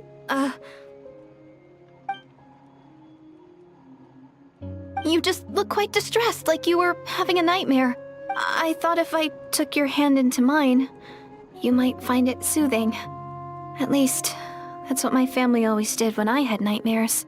But it didn't seem to work on you. In fact, I think I made it even worse. I'm so sorry. Oh, is that right? You better not be trying to pull a fast one on the Traveler. What? Don't be so... I have more self-control than that. Self-control? What does that have to do with it?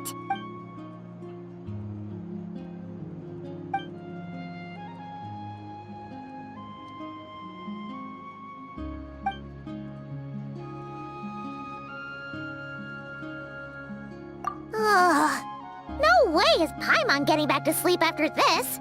You go ahead. But for the rest of the night, Paimon is staying up to keep an eye on this young lady. Oh, do I really seem that shady to you?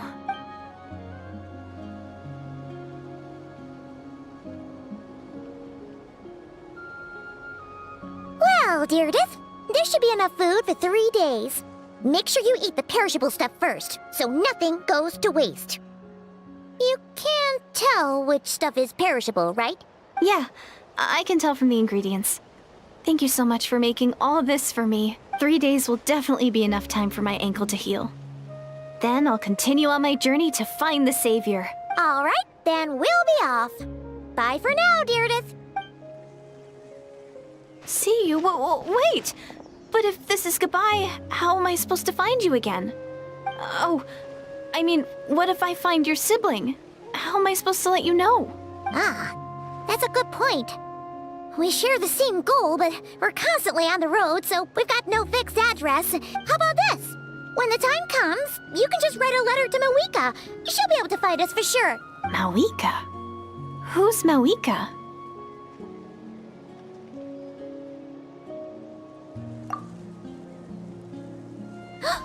It's the Abyss Order! They're here!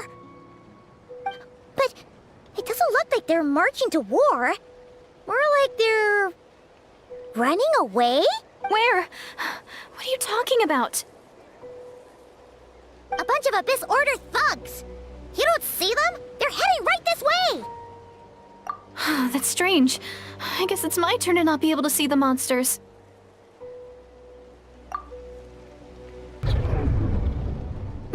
You're right! I see them now. You weren't joking after all. So this is what it's like. What a weird situation. What is making these monsters invisible? Is it Deirdith? Or the monsters themselves? Or is it us? Well, might as well mow these ones down, just so they can't pose a threat to the tribes.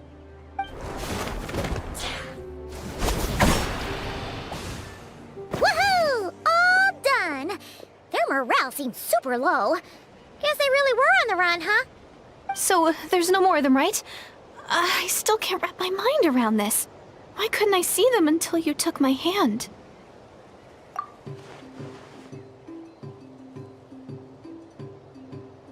So, any ideas on why those monsters might have been running away? Maybe something went down on the front line. Oh, Paimon's getting a little worried about Aeon-san and the others. Let's head back to the Masters of the Night Wind right away. We gotta go. Bye for now, Deirdith. See ya, and please take care.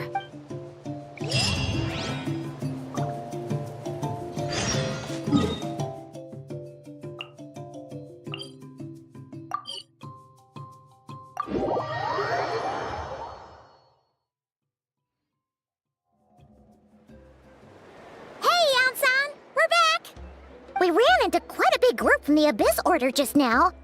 Has something happened at the front? The front line has collapsed. Huh? But how?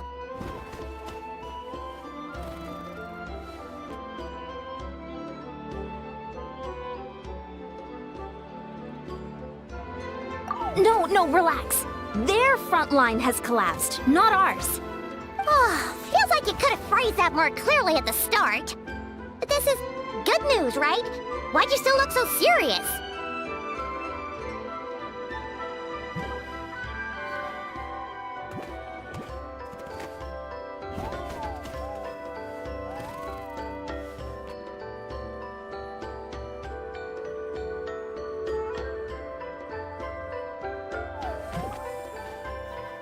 No, we're still mustering troops, nowhere near ready to go on the offensive. So at first, I was also confused about what exactly happened out there. But just now, I got the full story from a guard who was on the scene. He watched the enemy lines crumble in real time. What did he see? One person. Just a single individual. They stormed the enemy lines and attacked with a vengeance, cutting them down like paper dolls. They wielded an unknown power and fought with a sword style that no one recognized. The guard who relayed this to me said that before he even had time to react, the enemy was decimated.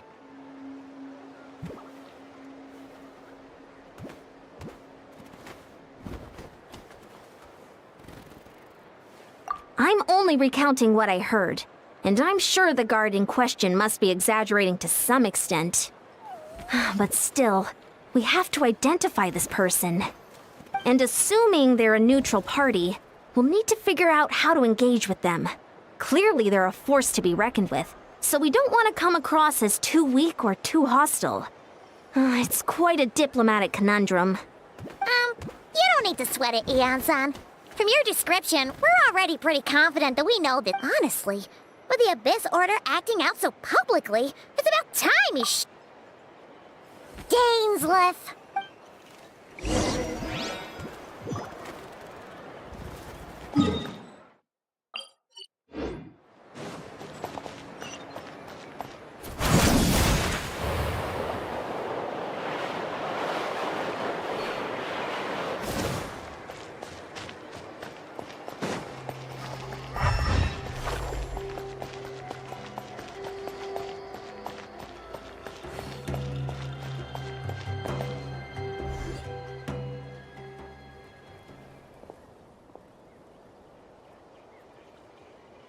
It's been a while, Dane.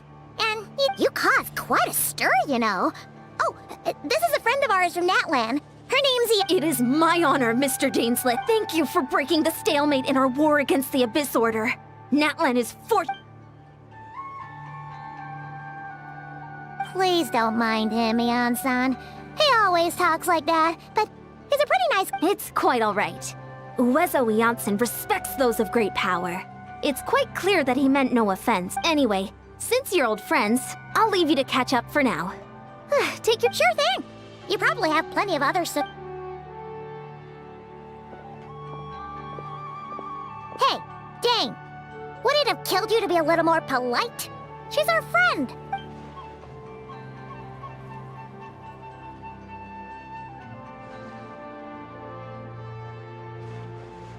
Ugh, so stubborn. But whatever.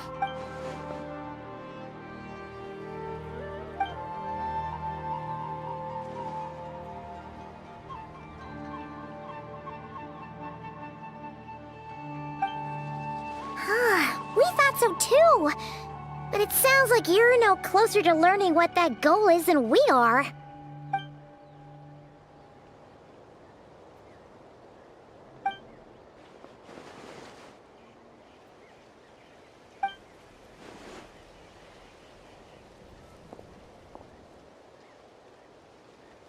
What do you think we should do?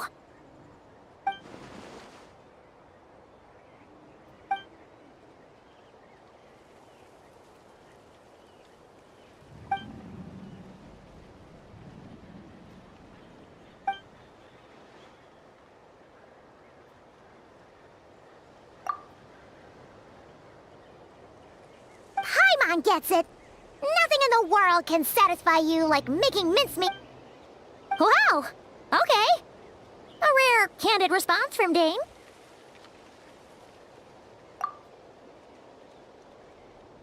Well, actually, we found his sister's hibernation chamber key near the Collective of Plenty.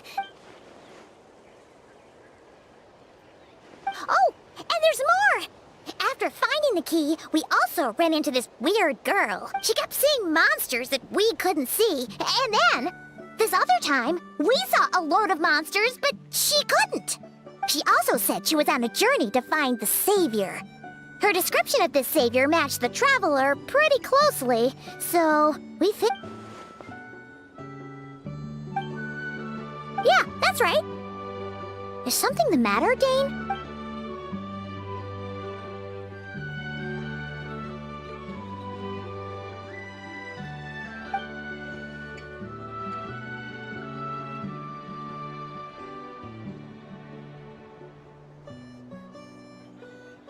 Wait, wasn't his sister called the Princess, though? Where did this Savior thing come from?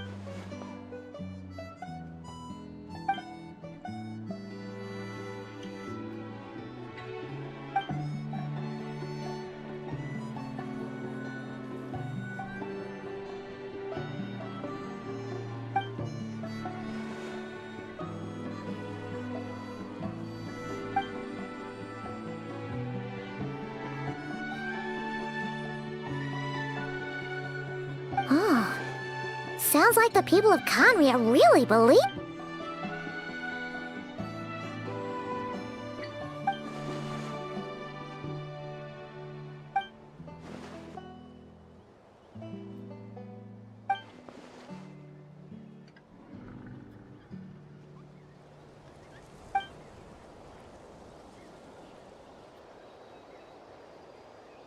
Ah, Paimon gets it now. So, a bit like Kaya. Except she grew up somewhere... Still, that doesn't explain the...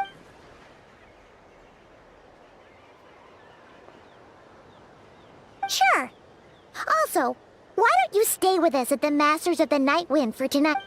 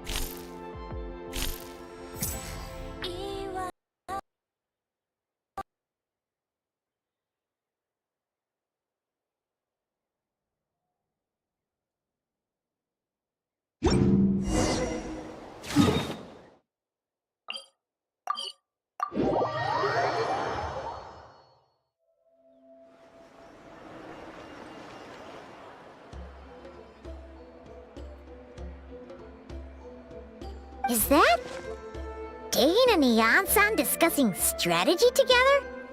Huh. Looks like they're getting along just fine.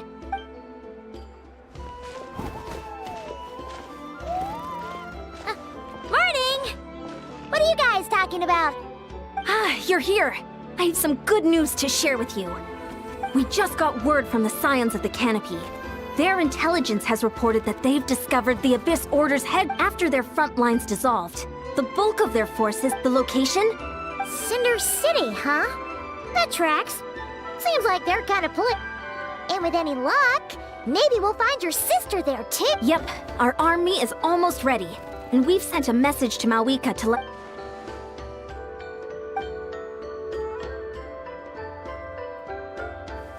I've already explained my reasoning, Mr. Dainsleif. I understand your concern, but an immediate strike is not on the cards for us. You're gonna go on your own? Come on, be sensible. Just wait a tiny bit. It's all right.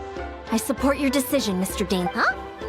Shouldn't you be talking? I admire his courage, and I believe he is strong enough to take on the Abyss Order on his own. And even if things don't go to plan, he just needs to bide his time until we arrive with reinforcement. Mr. Dainsleif, I wish you the very best of luck.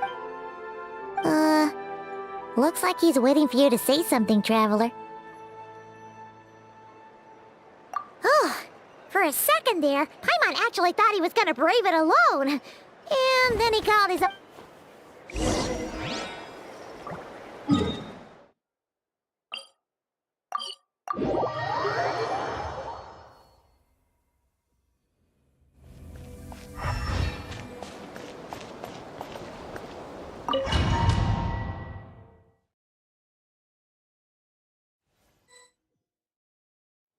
Is this the place?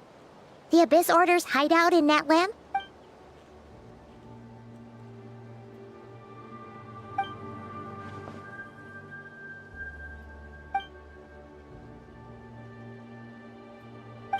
It's been so long since we fought with Dane side by side.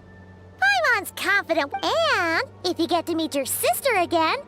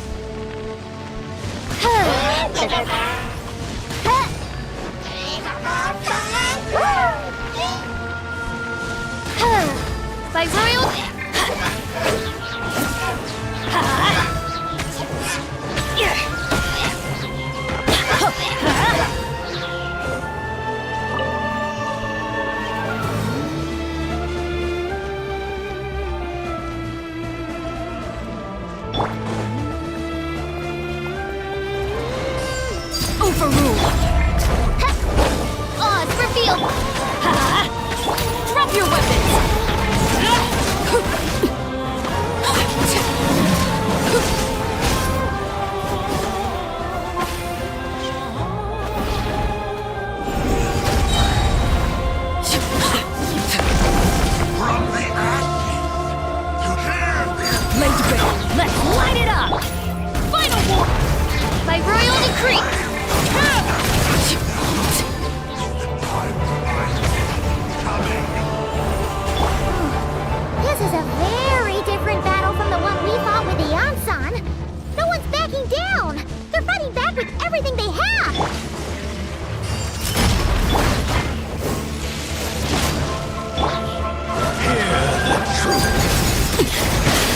commendable. The name of the truth You asked for it! shall Stop right here! endure.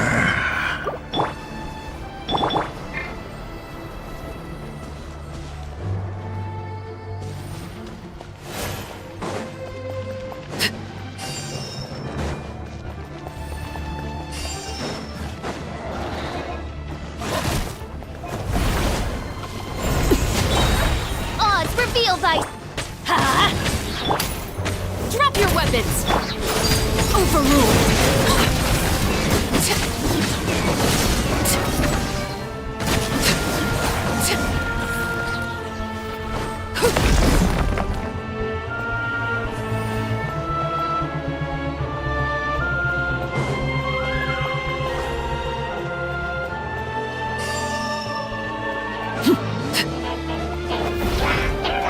Midnight, big hat! Teamwork is dreamwork! Let's light it up! Days. The relentless spectre that haunts us. The abyss is all present. The room is futile. To resist it, vain.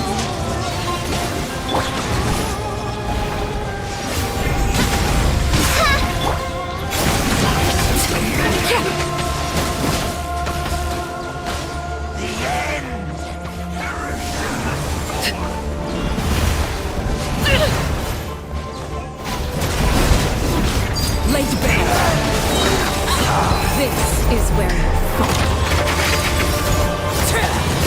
I'm going in! Let's light it up! By royal decree... Stop right there! This shall rise once again.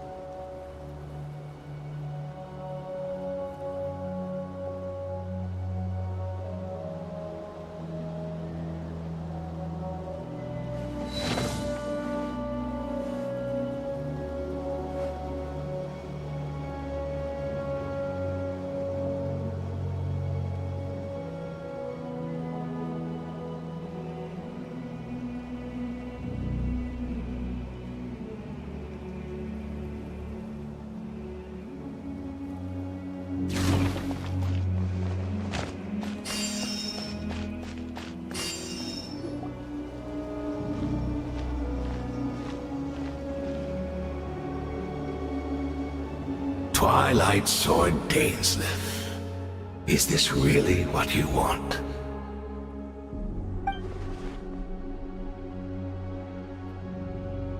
So, where's the Traveler's sister then? Or is this guy supposed to be in charge here? So, this is a hunt to you. I must say I pity you, Dainsleif. The death you dole out so readily to others is a luxury you yourself cannot enjoy. But today, that is the least of your worries. Do you realize that all your years of pursuing us are being rendered utterly meaningless, even as we speak?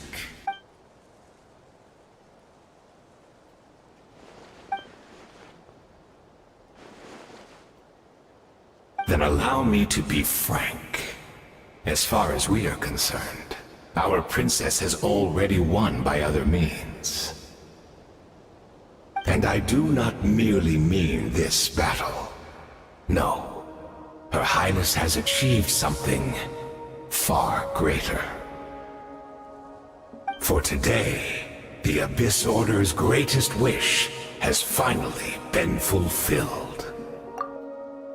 Our Highness quietly infiltrated the Night Kingdom to exploit that realm's past experience with ley line reconstruction, and then used the Loom of Fate to reweave the ley lines of Khaenri'ah.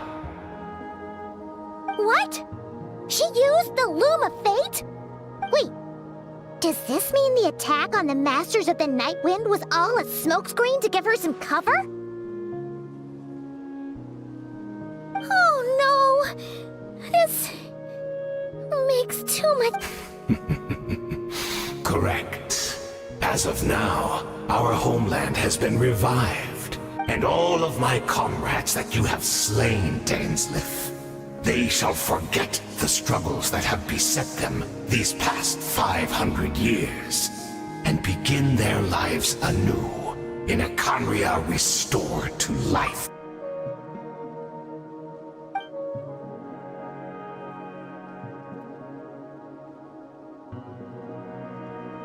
Right!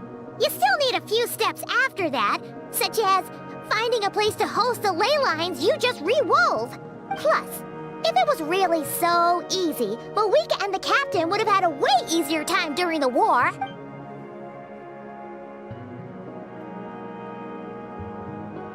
Oh, you poor fools. Clinging to delusions, even after the truth has been plainly revealed to you. Think back on the past few days. Have you truly not noticed anything amiss since the start of the war? I sensed something strange in my dream. It was vague, but it seemed as if some noise had found its way into Natlan's ley lines. Hard to say. I don't think it had any tangible effect on the... It's like a signal that exists on a different dimension of reality. It might not interfere with ours or pose any detectable risk, but I just get the sense that something's...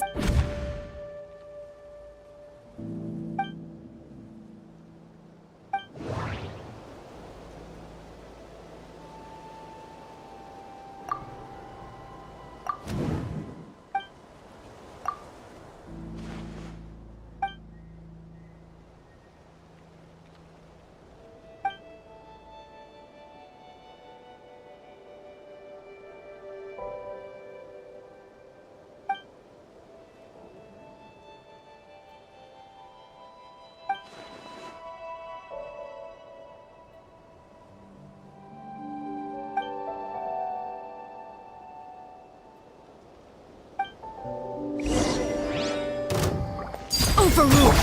You asked for it! Final warning! Stop right there! Final warning! Teamwork is dreamwork! Wings of darkness! Commendable. Everlasting as the moon!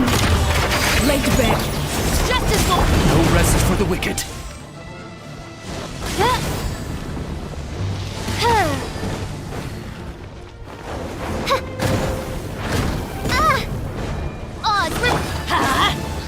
Stop right there!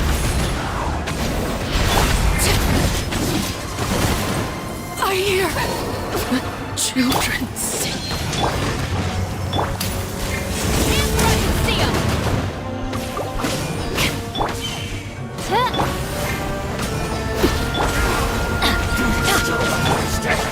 You battle instead! Overruled! My body is failing! Will not bring shame to the name of the Abyss! That should be all of them, right? So, we've destroyed the Abyss Order's headquarters in Natlan, but somehow, that didn't feel satisfying at all. Are you still thinking about what that guy said? You look really worried.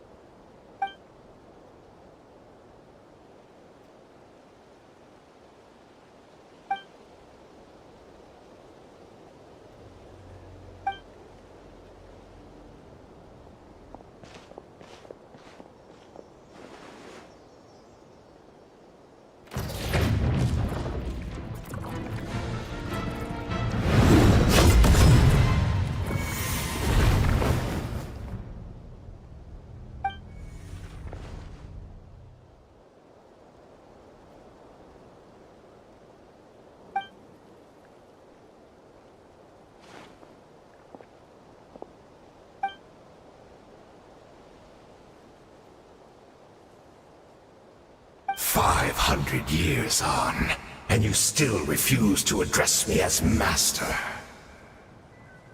don't forget, Dainslith. You may be the renowned Twilight Sword, while my arm has grown too feeble to swing a blade. But I taught you everything you know about wielding a blade.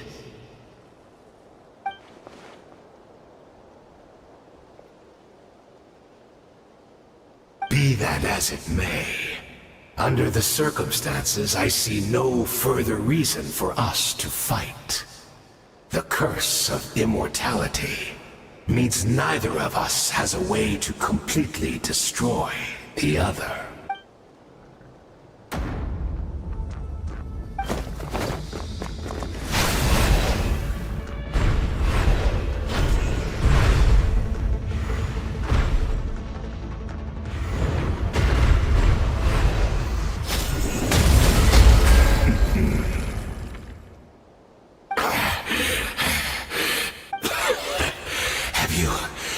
Finally had enough. You weren't joking then, huh? Never, in all my worst nightmares, have I experienced anything close to the pain of 100 deaths. Surely, there's no point taking out all your hatred on me alone.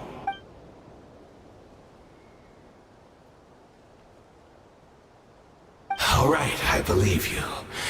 Still, aren't you at least a little tired now?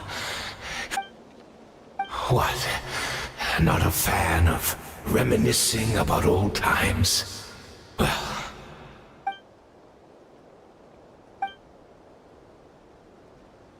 Indeed.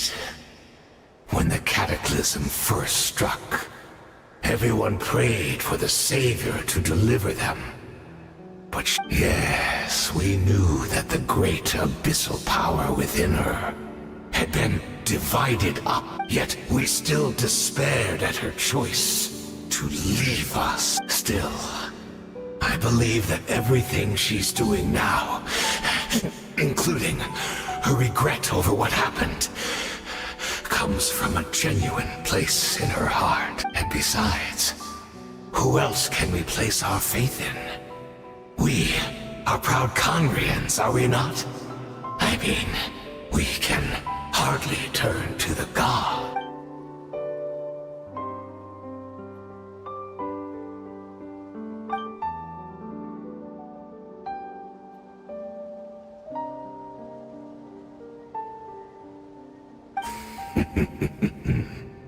Is that so?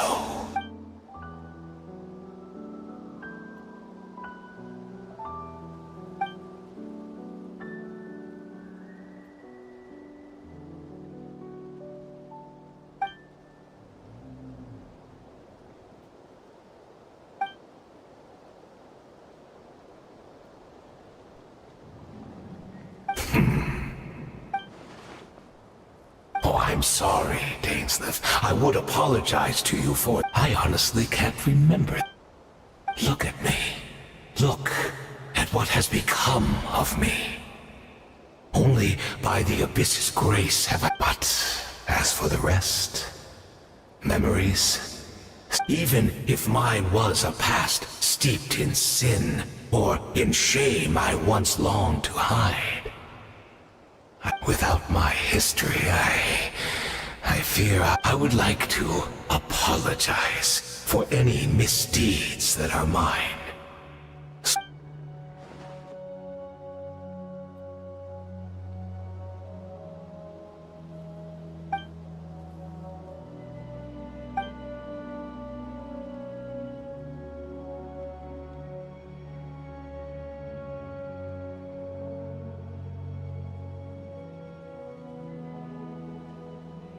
You seem to remember much. Could you tell me more about it? Is that so? What a pity. But this will be quite sufficient.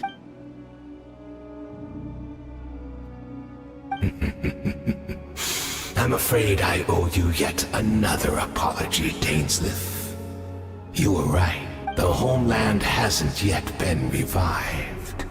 In fact, Even think of ley lines as the collection of memories concerning a given place.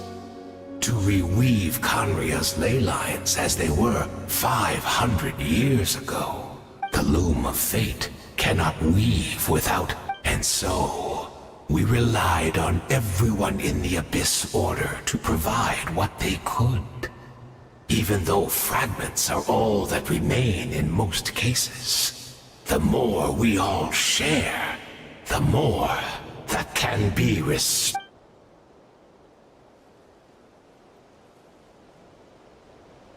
Indeed, we are people in exile, stranded 500 years in the future, will weave our homeland anew and bring the nation of our dreams back into the real. What a shame it had to take this long. After 500 years, most of our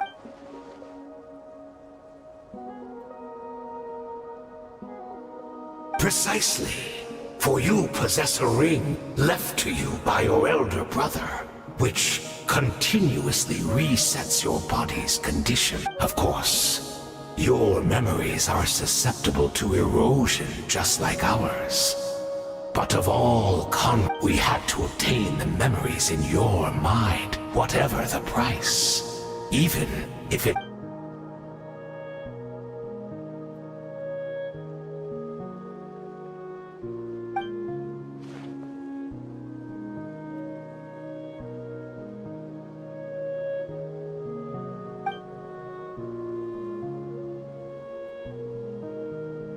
Perhaps, but that is the gamble our Highness has chosen to make.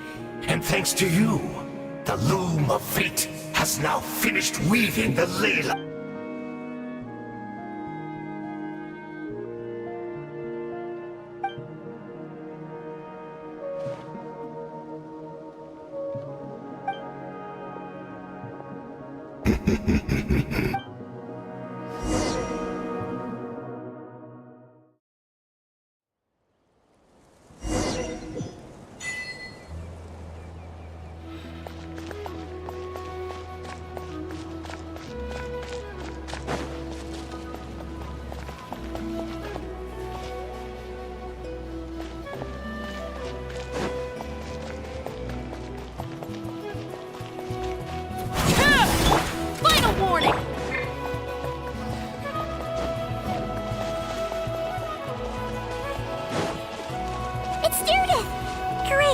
She's still here!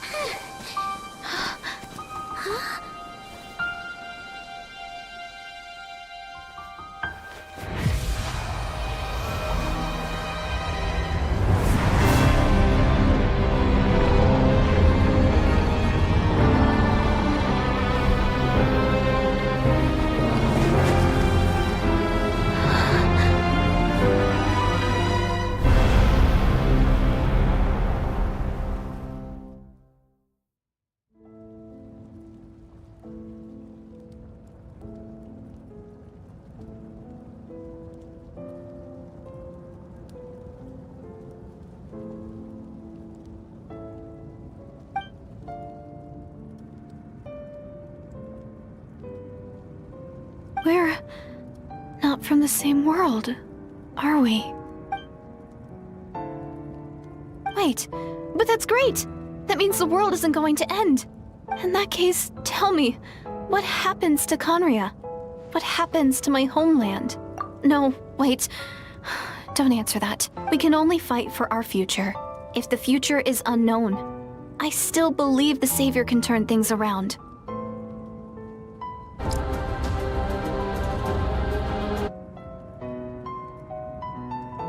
I'll carry on looking for her, even if you're not there to protect me. Although, in a way, I've already found my savior. It's you. You protected me, and I believe you can protect us all. You're the one who can change everything. It's just, Too bad that we're not from the same time or place.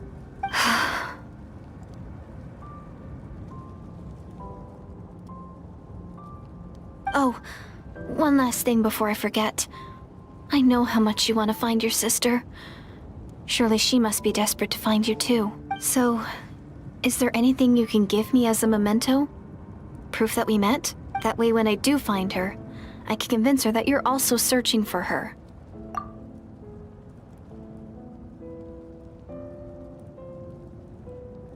Huh? What is it?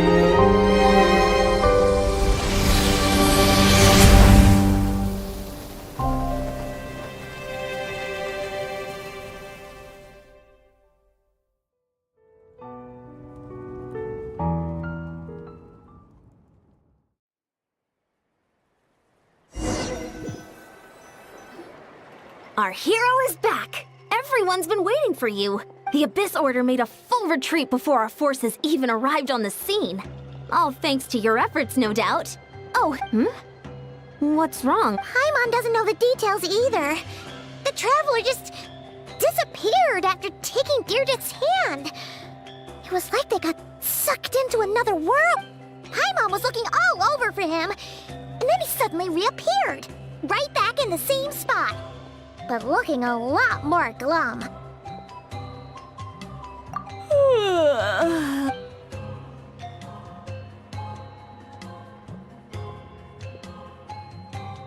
I think I got the gist of what happened.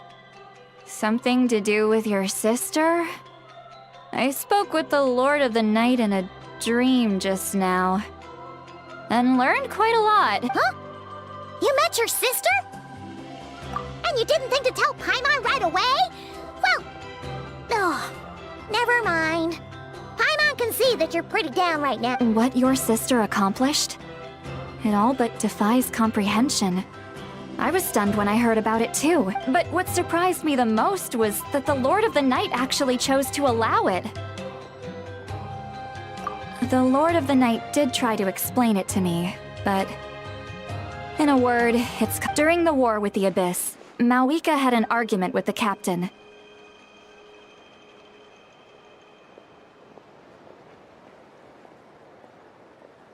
Malwika believed that we should fight to protect our culture and memories, while the captain believed the preservation of the ley lines should come before all else. So, the Lord of the Night was very intrigued when presented with the Loom of Fate, and informed of its ability to weave ley lines. She saw your sister's actions as a potential third option, namely to preserve an entire nation in the form of an atlas. Preserve a nation?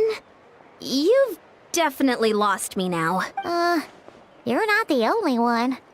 With that in mind, the Lord of the Night gave the go-ahead once she was satisfied that the Loom of Fate wouldn't have any real effect on Natlan. However, I believe she imposed an additional condition of her own. An additional condition?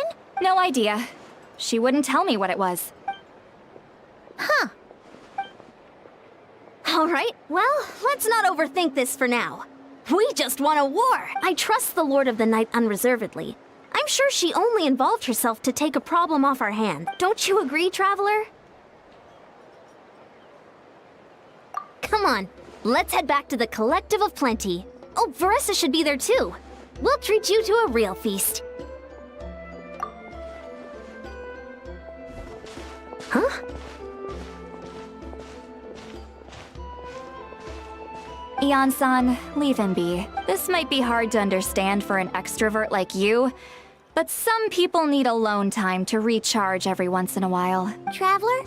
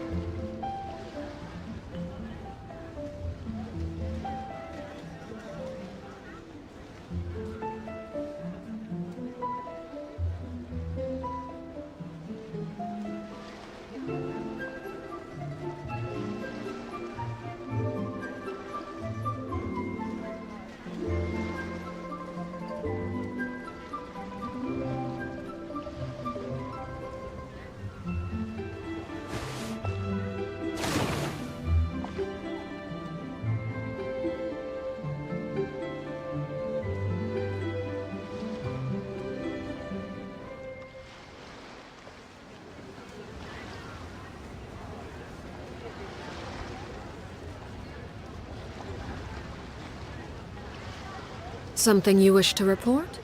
Go on. You have my undivided attention.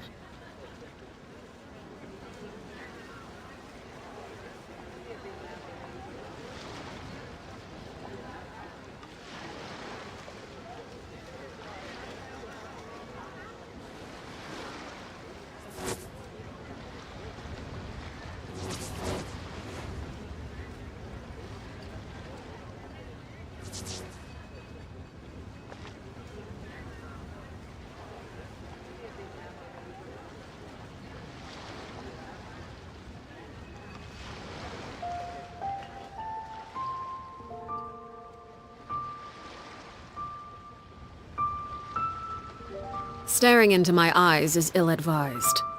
I can't promise you'll like what you see.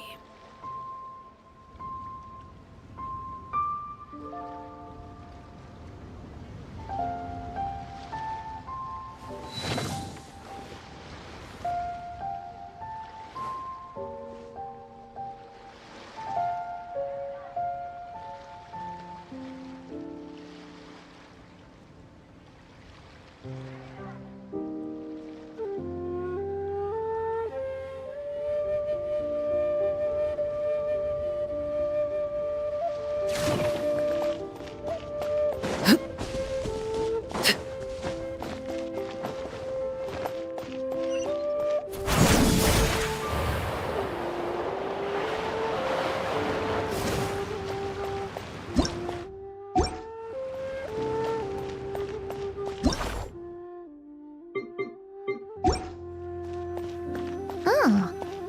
Baiju wasn't in his shop. Oh, you're looking for Dr. Baiju.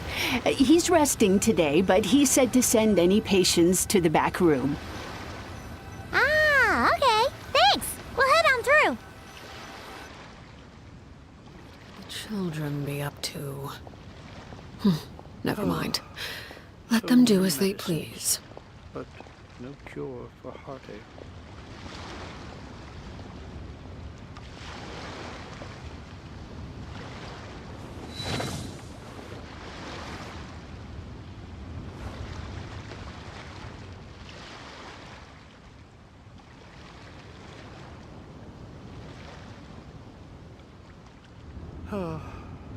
So many medicines, but no cure for heartache.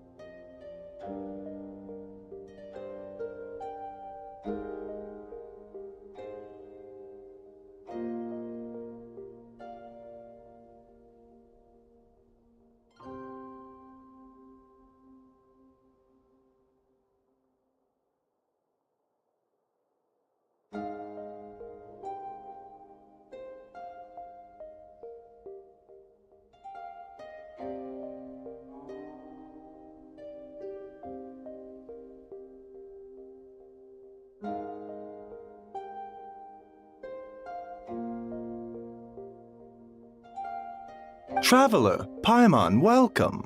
What can I do for you?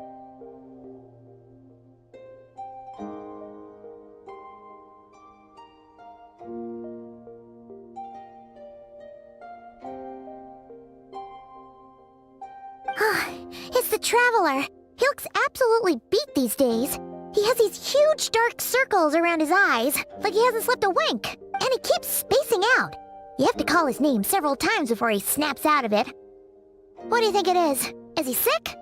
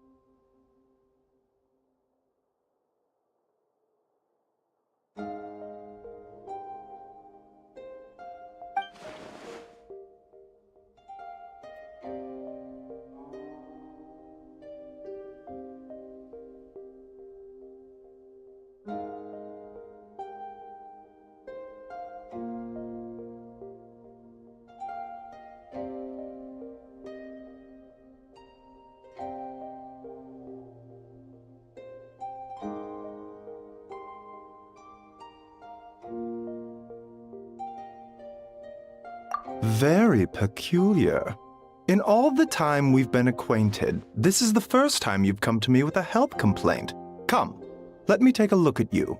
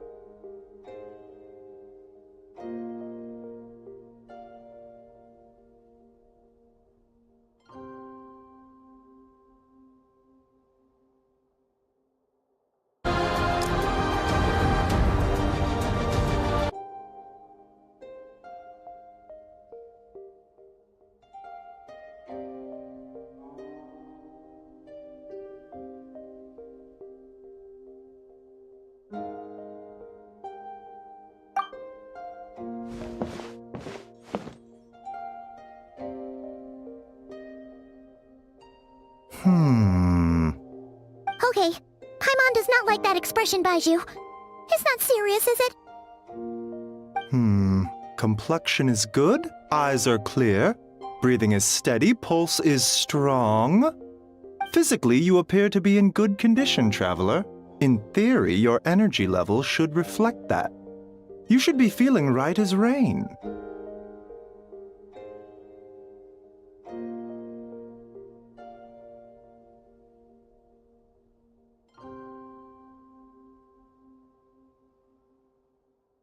Hence my concern. A clean bill of health is usually a good thing, but in this case, it likely means your situation is more complicated. Physical illnesses come with detectable symptoms that can be used to diagnose, medicate, and cure the condition.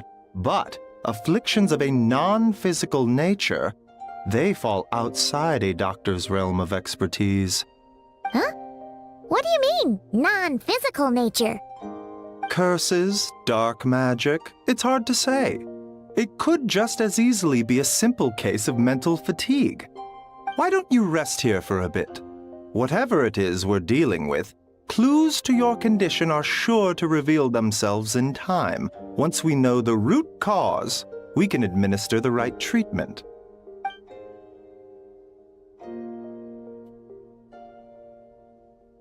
In the meantime, Changsheng and I will review the relevant literature for afflictions that present with mental fatigue.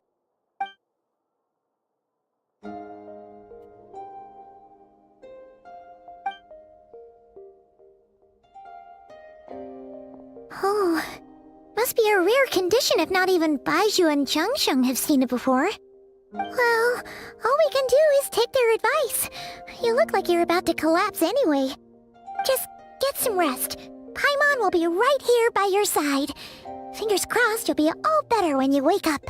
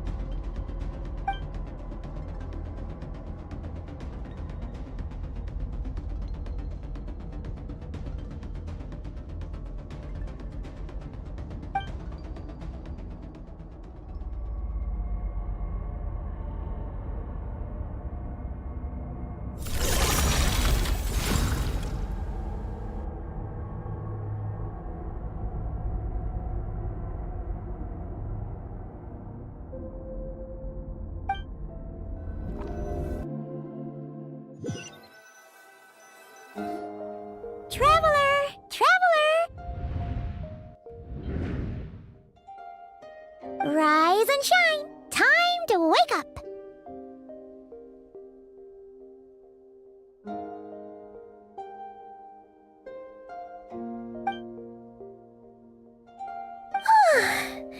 For once, you're making Paimon look like an early riser. It's already afternoon. Hopefully all that sleep did you some good. Feeling any better? A cut? What? Did you scratch yourself in your sleep? All right, let Paimon take a look.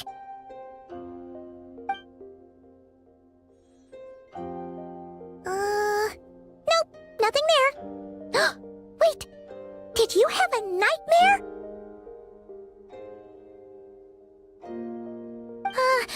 Okay, don't panic.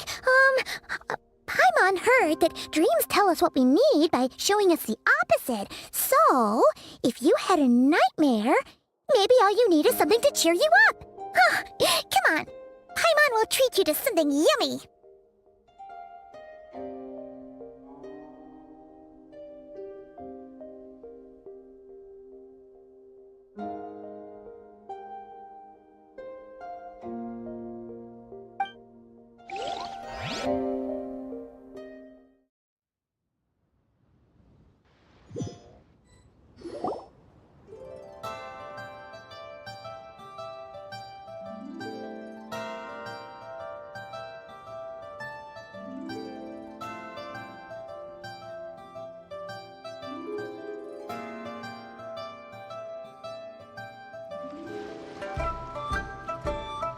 What? So, in this dream, you were trapped in a weird place with thick fog everywhere, and then a spike came out of nowhere and stabbed you in the back?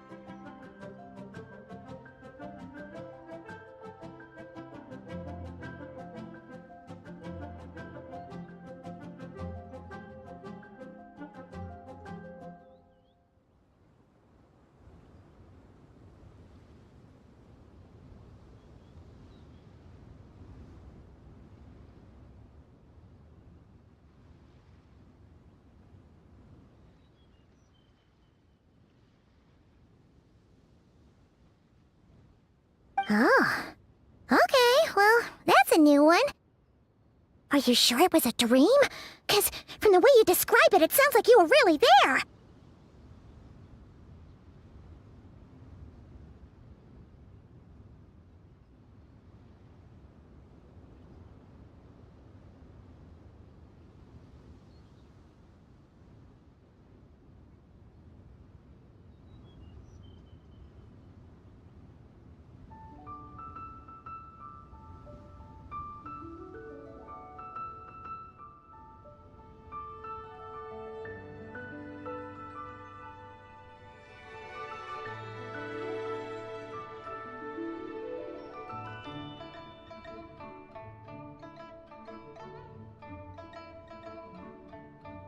But then again, you woke up right where you went to bed. And you were definitely in a deep sleep this morning. Then, it's decided. Paimon will stay up and watch over you tonight. If anyone tries to mess with you, Paimon will beat him up.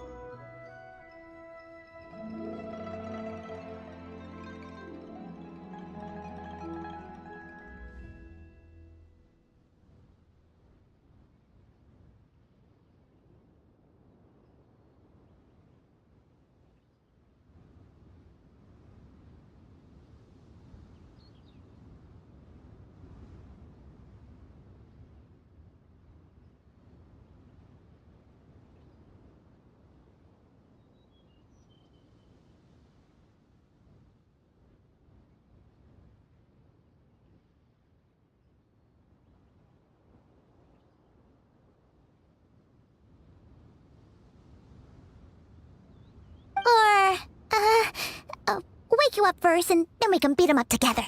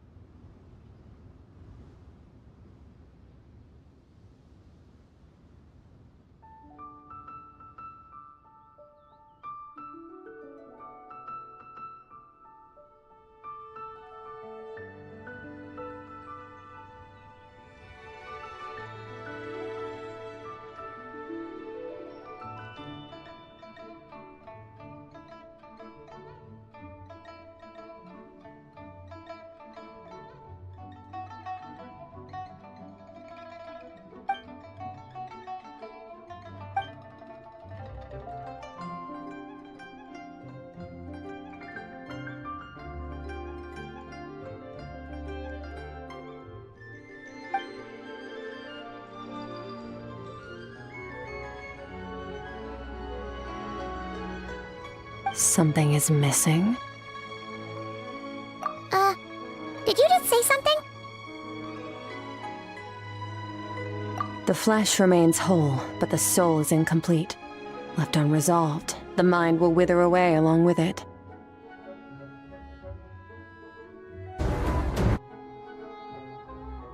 Ah! What the? Wait! Paimon remembers you!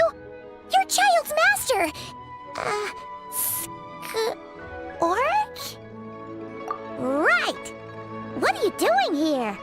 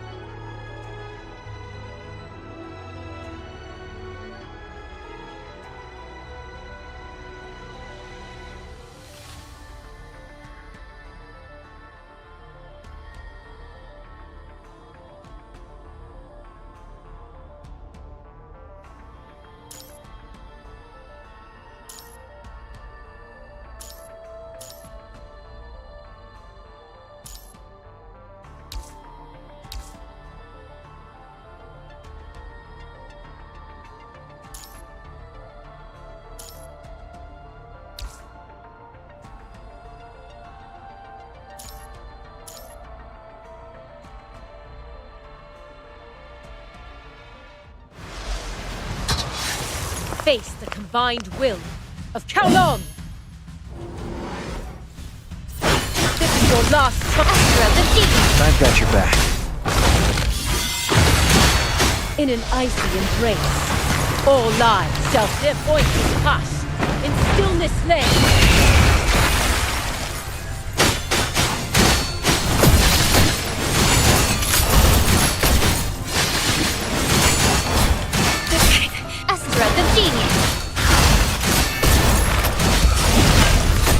Follow me!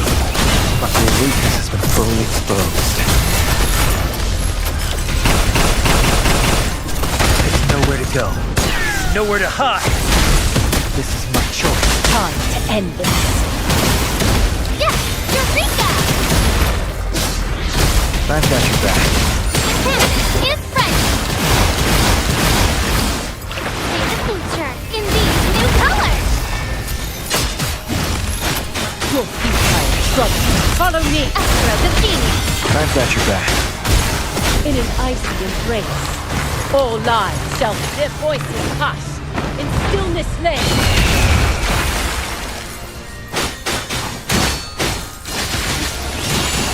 Follow me!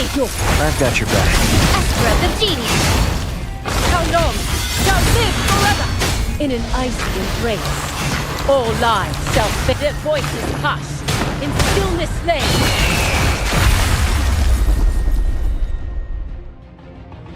All paths end as one. Together, we shall witness Kowloon's future.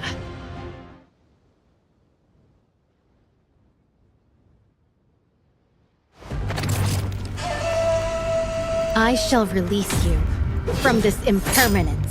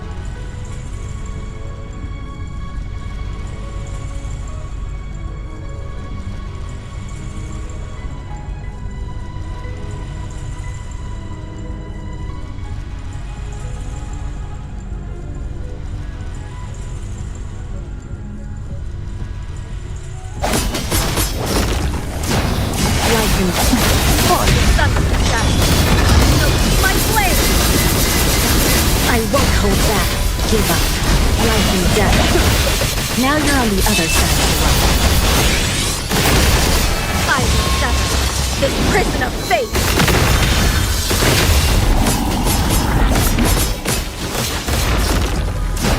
Life and death. The sun will shine. No, my flame! I won't hold back. Life and death. Now you're on the other side of the world.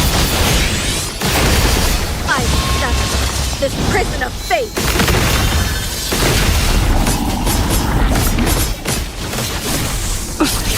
Are you running this way?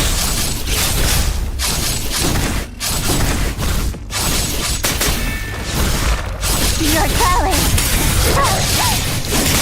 Are you? What an obvious. Run. Pray. Run.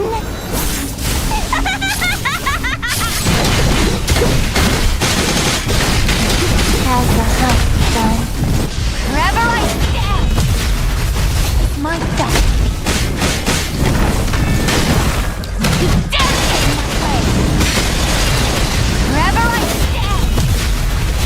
My best.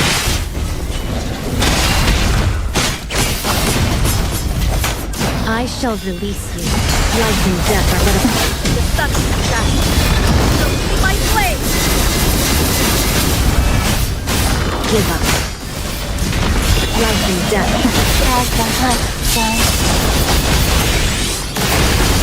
I will sever this prison of fate!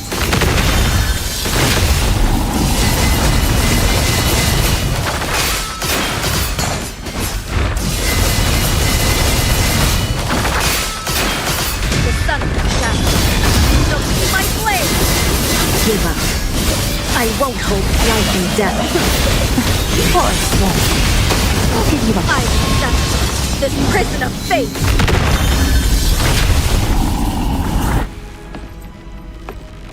Ready to join me?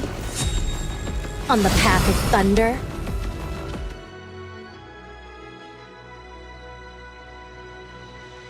Looking for a fight? I'm really not good at this. There's a glitch.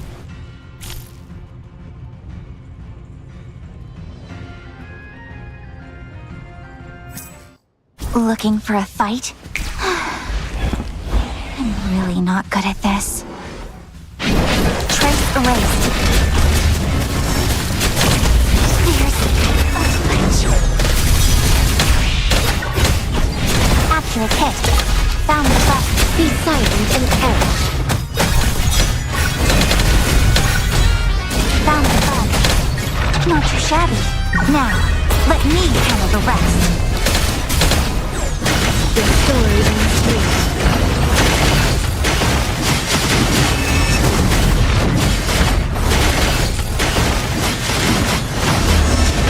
Embrace your end in truth. It ends here. Use the final symphony of death.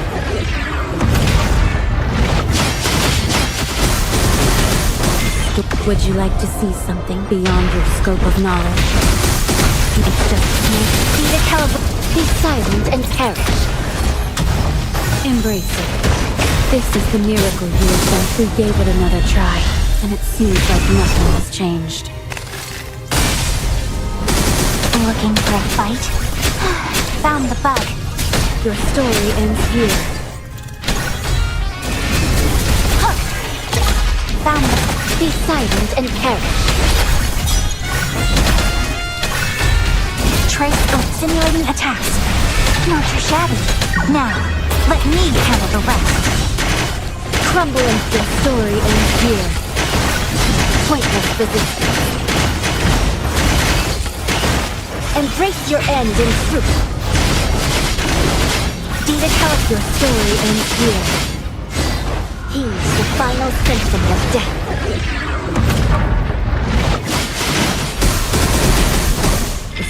Would you like to see something beyond your scope of knowledge?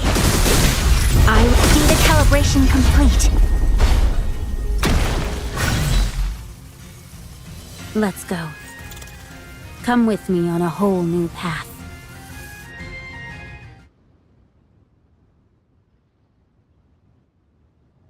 Tracking, analyzing, returning.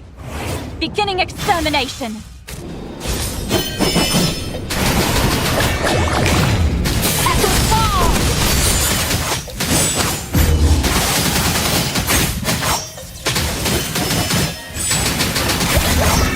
Behold, the final light!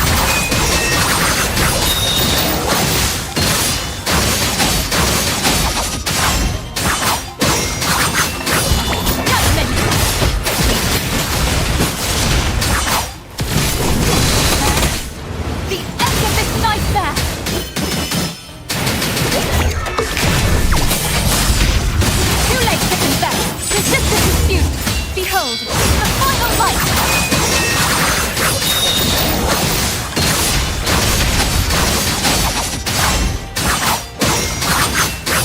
Extermination!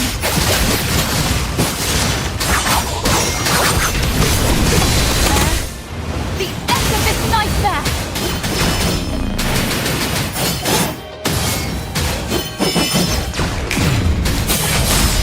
Resistance is futile! Behold, the final light!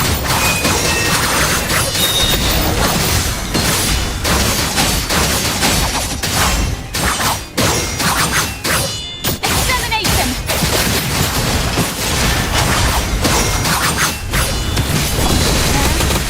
The end of this nightmare!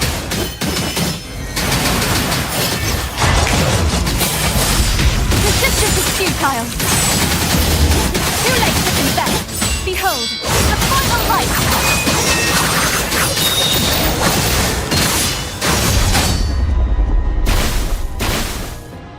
So this is how it ends. May you rest in peace.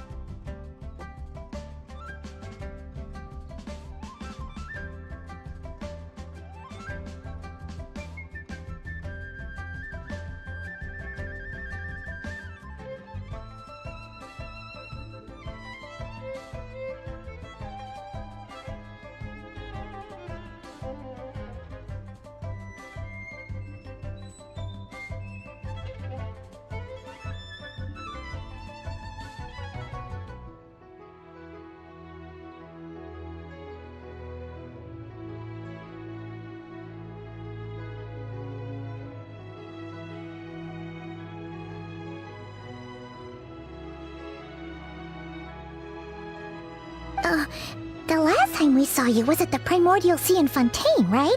But then we left and never learned where you went after that. Child's been looking everywhere for you, by the way. What brings you to Wanmean Restaurant of all places?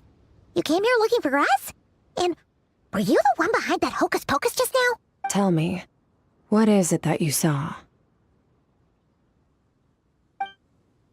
Tight-lipped, huh? I suppose that's fair. You, I'll take a glass of wine. Oh, of course. Coming right up. We make this one in-house. It's not too strong. Enjoy.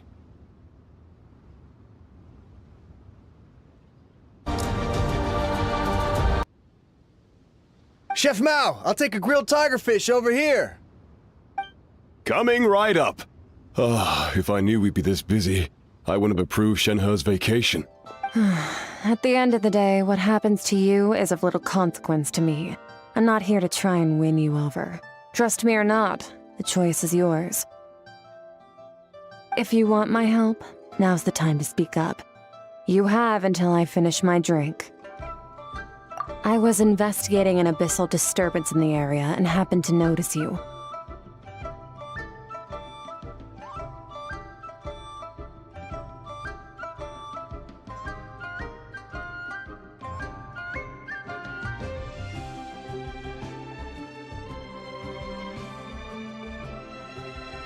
Part of your soul is damaged, and the wound bears traces of abyssal corrosion. Need I say more? Neither of those things sound good.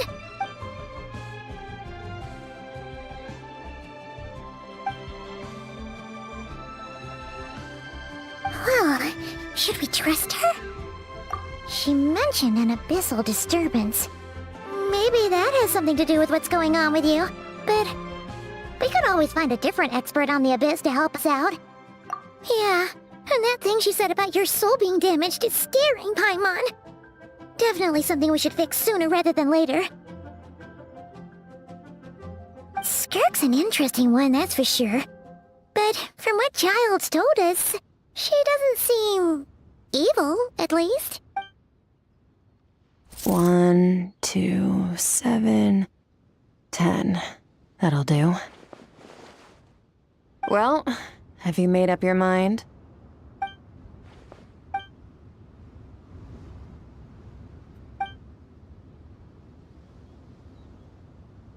So, that's all we know, Miss Skirk. Ma'am, can you help us? So, you can disperse the fog.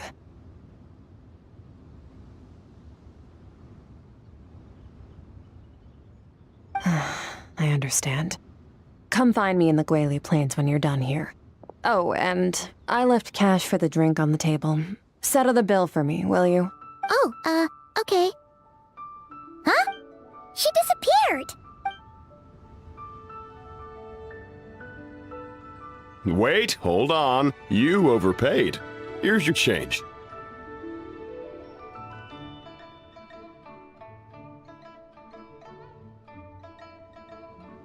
Oh, no. This includes the drink, so it should be the right amount. I didn't think you two ordered a drink. We didn't. It was that lady who came and sat with us, remember? You brought it out to her yourself. You sure? I could have sworn there were only 2 of you at that table. What? What'd you put in that dish, Chef Mao? Some kind of hallucinogenic mushroom? You got them seeing things. Seeing things? Wait, so neither of you noticed her? Young lady? About this tall, wearing a purple dress? She ordered a glass of wine! Oh, now you mention it, that vaguely rings a bell. And it looks like I did open the wine jar, so it must have just slipped my mind. In any case, that settles your bill. Come again soon. Coming!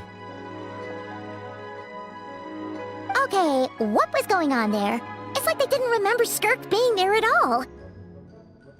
Even Paimon was half convinced we hallucinated the whole thing. But that That Mora she left for us was definitely real. Oh, this whole situation is giving Paimon the creeps. But anyway, she told us to head to the Guili Plains, right? Let's not keep her waiting.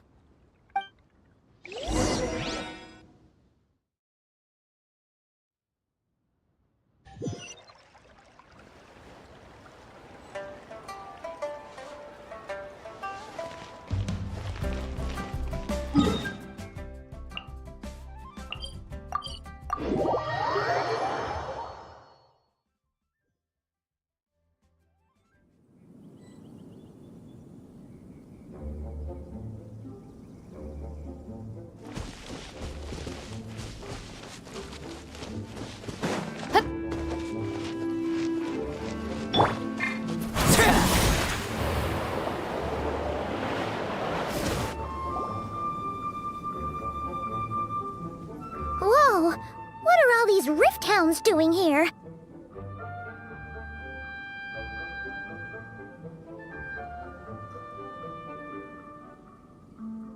Huh.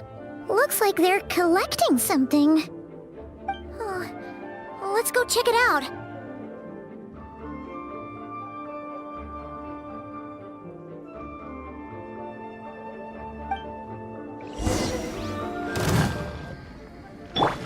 Let's light it up by royal decree. Transfixed.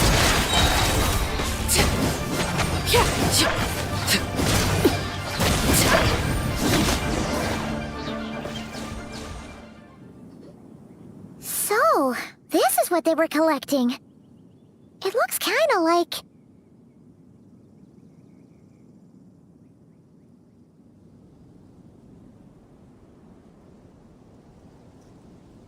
Yeah. What is going on here? From the moment they are born, all beings with great power have an impact on this world. Even if their body is sundered and their soul extinguished, their influence remains. Gods are the most common example of that. The remnants of gods who fell thousands of years ago remain buried deep within the earth, carrying within them a warped will and a dark curse. Together, these remnants form what you call god remains, and it appears that some of those sealed here were dug up and removed. There are traces left, but they're fading fast. What are you doing? Nothing! Just wanted to make sure you were... real? She's definitely not a ghost traveler. Paimon poked her, and she's solid. Your life hangs in the balance, and that's what you're fixated on? Strange set of priorities. It was just a trick to avoid being perceived. If someone notices me, those memories are erased. Simple as that. Unlike you, I have no desire to establish a connection with the world. The weak and the lowly have no right to remember me. They're lucky they only have a few missing memories to show for it.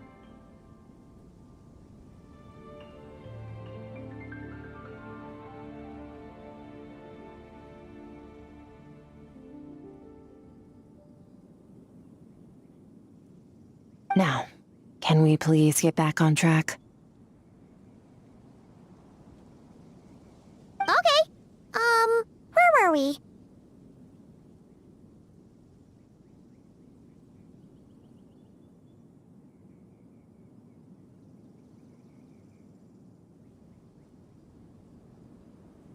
Right. The god remains. So, basically, there's now less of them here than there used to be, right?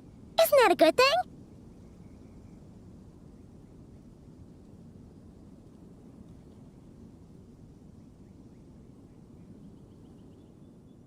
In our experience, god remains are 100% bad news. A lot of terrible things have happened because of them.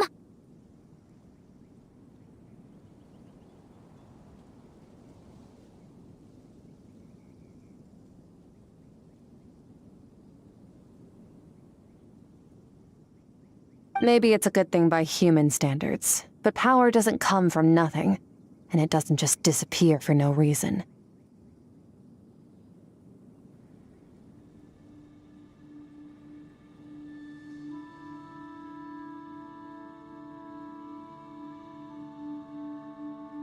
The remains aren't just gone. They were taken.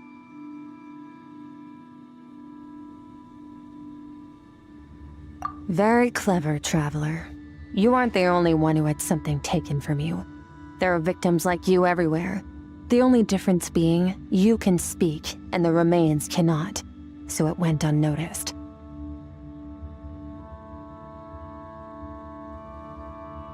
Something similar happened in Sumeru. Within the span of one night, countless consecrated beasts were slaughtered, and a large amount of the god remains buried in the desert went missing.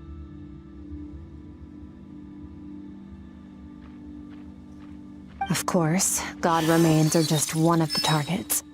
The culprit is chipping away at sources of power all over this world, including the Stella Fortuna above.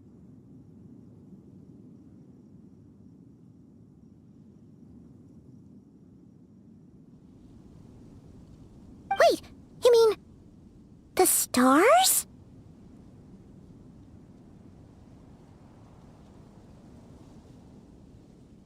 Mm-hmm. 42 of them have died out in the past few months alone. In Conria, people believed that powerful individuals have corresponding Stella Fortuna. Even should that individual fall, their Stella Fortuna would not disappear, but gradually evolve into a new constellation.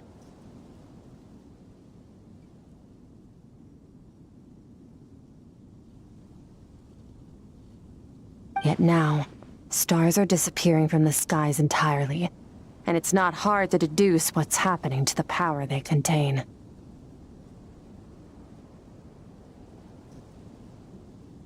Something has been leeching power from this world like a parasite steals nutrients from a host. And now, it's no longer satisfied with the remains of the dead. It wants you.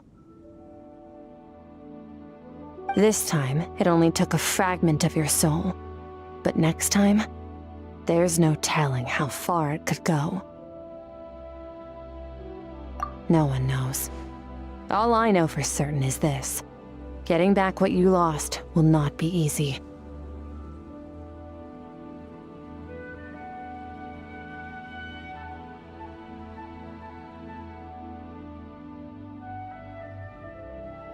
Considering how much power this entity has stolen, it must be a god-level being by now at least. But that's not the real concern. Souls are fragile things, and yours could easily be crushed if you go up against it.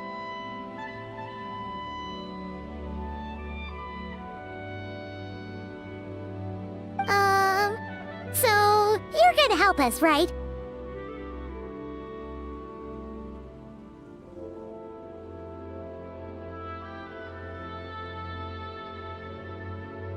We're going to help each other. You are my ticket to uncovering this thing's true identity. Well, great! You seem super strong and you know a lot about the Abyss, so Paimon will take it. Don't get all mushy on me. All I'm doing is helping you get back to normal after a sudden crisis.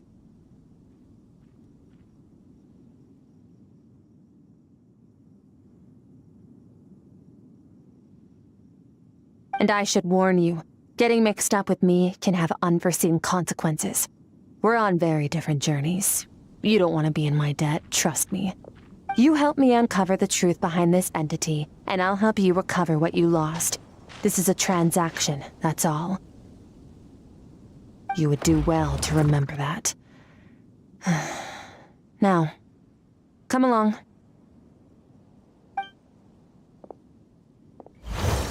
Yeesh! You'd think she'd be a little friendlier since she's agreed to help us. But nope, she's just like when we met her in the Primordial Sea. So cold. Well, whatever. If that's how it's gonna be, then she doesn't deserve our friendship. What she does deserve is a super embarrassing nickname. Ah! Paimon's got it. Frosty the Lavender Melon! Serves that Ice Queen right! Anyway, the important thing is that we get that piece of your soul back. So, let's follow her and see what sort of plan she's got.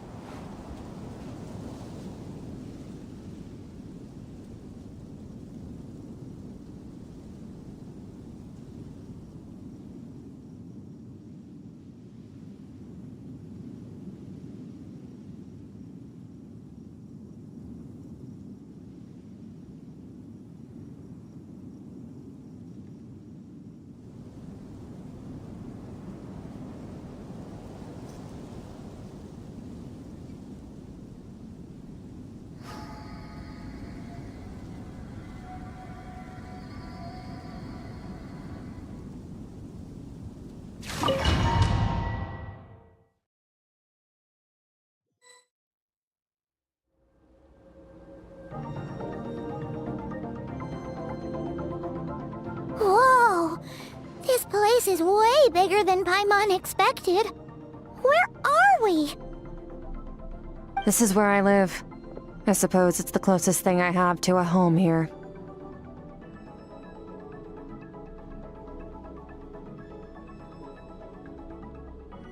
It is. I brought you here because time flows differently in this place. I don't know how much Ajax has told you, but when he fell into this space, I mentored him for 3 months. In that time, only 3 days passed in the outside world. Ajax? Oh, right! That's Child's real name! Yeah, Paimon remembers him mentioning something like that. So, a month here is equivalent to 1 day in the outside world? That should mean we're safe from that power-hungry soul snatcher for now, right? Yes, well, I didn't bring you here just to show you around. In the outside world, the Traveler could be attacked at any moment. But coming here has bought us quite a bit of time. Now, we just need to figure out how to investigate that place you saw. The one full of fog. Both your description and the abyssal disturbance I felt point to that space having some connection to the Abyss. It could even be a domain similar to this one. The thief who stole that fragment of your soul is hiding there. But the Abyss is a chaotic and turbulent place. If we want to pinpoint their location, we need to see what that space looks like without the fog. Abyssal power can grant a special form of sight. Have you ever wielded abyssal power before? Okay. Do you plan to learn? That tracks. All the information you have suggests the Abyss is something sinister, and that abyssal power is a wild and dangerous force that always spells disaster.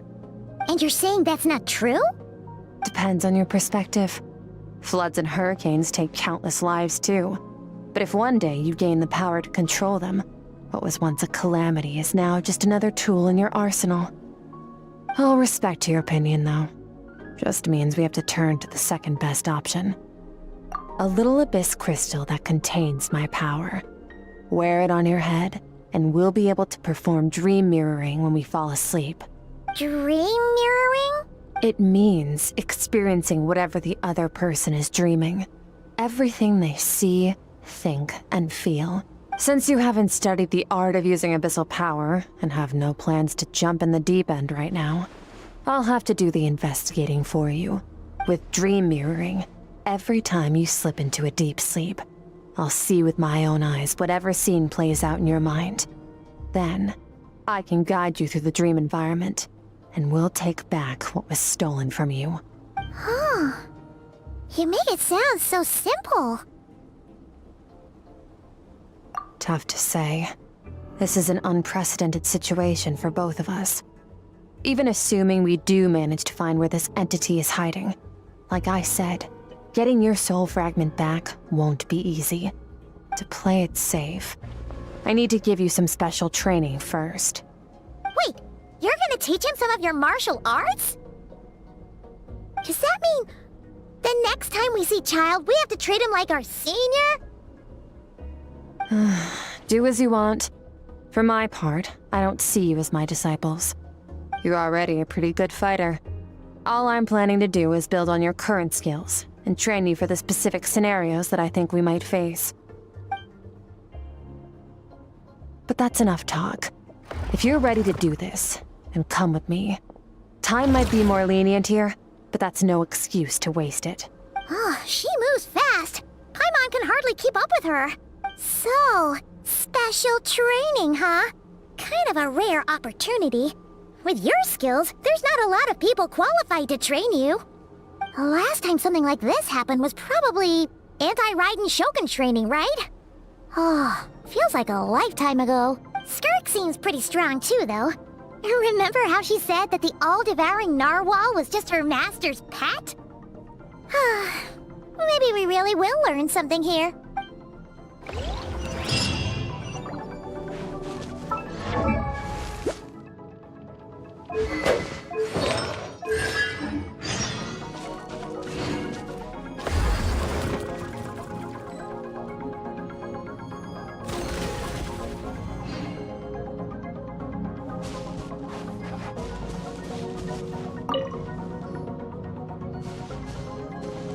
Ready? Bring it on! Your training will be split into 3 stages. Testing your blade work, elemental abilities, and reasoning skills. We'll start with blade work. You're no rookie in this area, so I won't bore you with the basics. During your long journey, you've no doubt sparred with a lot of talented sword fighters. Consciously or not, you will have picked up all kinds of techniques from them. You bet! There's Kaya, Master Jean, Kuching... Oh, and Kazuha, Ayaka. Yeah, we've met sword masters like you in every nation we've been through. You sparred with a bunch of them too, right? Nice to know it's all gonna come in handy now. Don't get too smug. In sword fighting, techniques alone are not enough. You need a cohesive system to bring it all together. A style or school of fighting. To use the human body as an analogy, your style is your skeleton, the foundation, the framework. Techniques are the muscles and other flesh attached to the bones. This is where your strength comes from. Improving your sword fighting is like growing that body. If your frame got bigger and taller, but you didn't add any muscle mass, you'd be weak and flimsy. Then again, if you packed on pounds of flesh without a big enough frame to support it, you'd end up bloated and unwieldy. You need to do some introspection. Take a good, hard look at your past experiences and figure out which parts of what you've learned are just techniques, and which parts can be used to form your own system of blade work. Only then will you get the full utility out of all your thoughts and observations along the way. Only then will every strike you deliver make perfect sense. Wait, is that it? Paimon thought you were gonna teach him some cool new moves. Like when you went swoosh and opened a tunnel to another place. One day, you'll reach a new level of power where you realize that even that's as basic a trick as any other. But right now, you're so wildly different that teaching you mere techniques is pointless. There are no shortcuts in the pursuit of power. Failure is your best teacher, and rigor is your coursework. That's all I have to say. Time to make a start. Train until you're satisfied with yourself. Now focus. Destroy the crystal columns as swiftly as you can.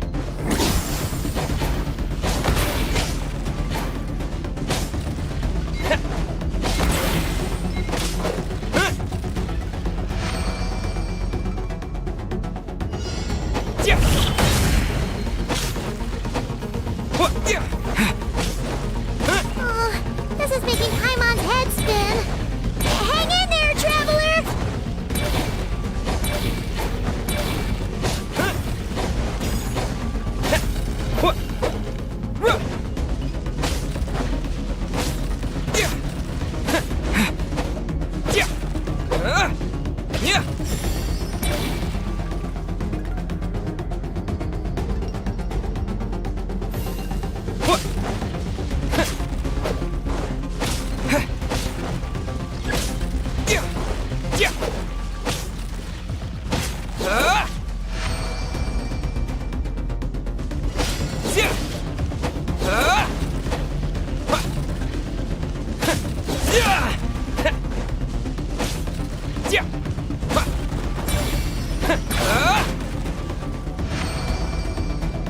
Stay calm. Use your head. You have to keep it together.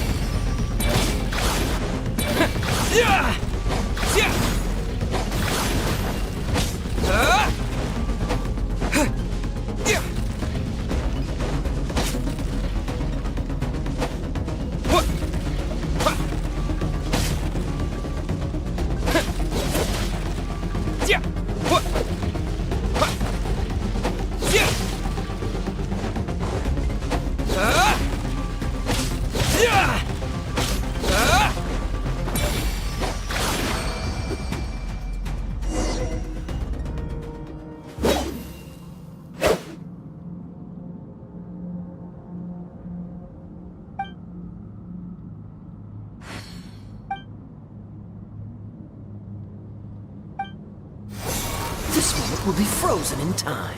Cut to the chase. Consider a moment of true mastery that you've witnessed in another person, and ask yourself, what lies beneath the surface? What's their guiding philosophy? What's their state of mind as they maneuver their weapon? Now take that and practice it right away with speed, skill, and strength, over and over, until your hand is one with your mind. This is the only path to true growth. Step on up. Dance with the waves.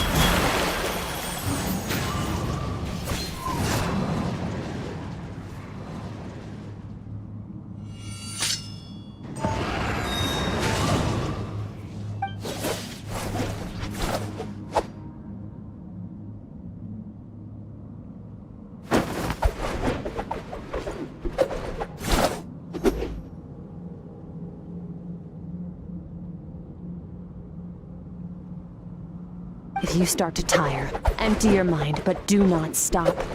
Stay in that frame of mind as you keep up the fight. Get rid of all redundant movements. Imagine your sword is an extension of your own body. Wield it just as you wield your arms, hands, and fingers. 'Twas on a deserted, moonlit night that the hero approached the vile dragon's limpid lair. Rain Cutter! Feathers fleeting wet, the white heron treads water, a sight without flaw. Master of Inazuma Kamisato art Tachitsutsu.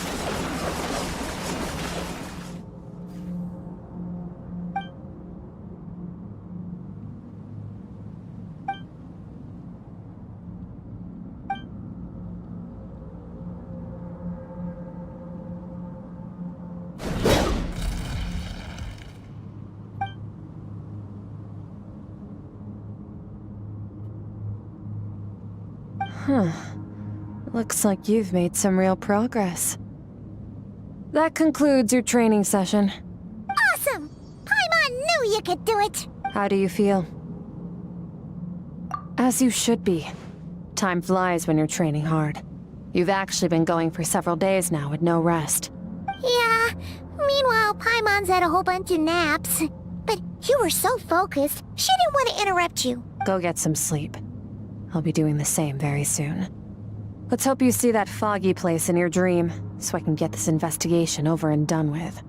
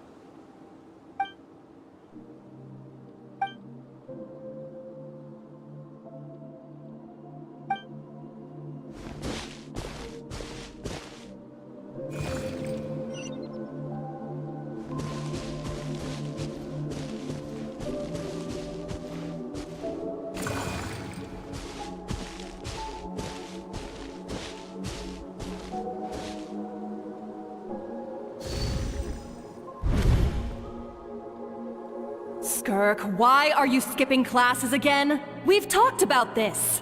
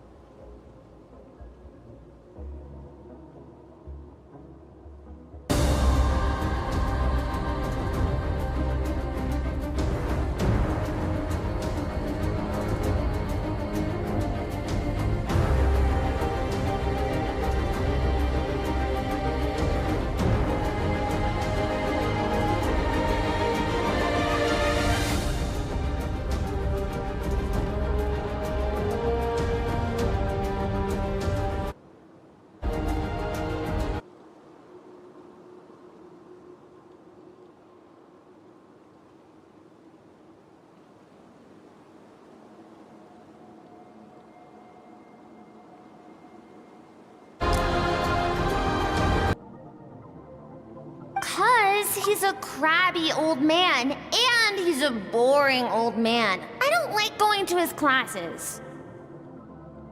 Excuse me! You shouldn't talk about your teacher like that! It's very disrespectful! All right, let's not get into a big fight about this. Skirk's learned what she needs. There's no point forcing her to sit through more classes if she doesn't want to be there. But I'd still love to hear about what you got up to yesterday. Why don't you tell your dad all about it? I went diving, and I saw this huge fish. I never knew they could get that big. It looked kind of dumb, though, with that stupid big fat head. I tried to shake its fin, but it just spat water at me. Oh, and today, I'm gonna go to that prairie up north. There's supposed to be this giant bird there that can spit fire. I bet if I climbed on its back, it could fly me all the way to the stars. Then I suppose your old dad should get one as a pet too. Otherwise, how are you gonna hear me call you for dinner up there in the stars? When it's time to eat, I'll come back on my own, Zilly. Anyway, gotta go. Bye, Mom. Bye, Dad. Wait! Put on a coat at least. You'll catch a cold. I'm talking to you, young lady. You spoil that child, you know. Ever since that merchant ship arrived, she practically lives outside. Always going on about exploring the beyond one day, whatever that means. Ah, let the kid do what makes her happy. Besides, we both know you're all bark and no bite. Come on, our little adventurer's gonna be hungry when she gets back. Let's get started on dinner.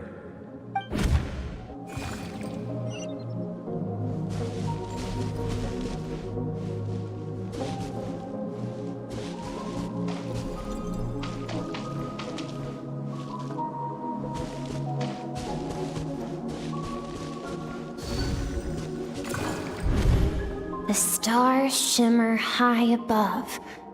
But what lies beyond the stars? Mountains as far as the eye can see, An endless snowy plain? Or maybe buildings taller than the sky, like the people from the merchant ship said. I can't be the only one asking these questions. The universe is fascinating. If only I could meet some other people like me. We could set sail together and explore every corner of the world. I'm sick of being a kid. There's so many amazing things out there, and I'm ready to see them all. But for now, I'm starving. Better get back.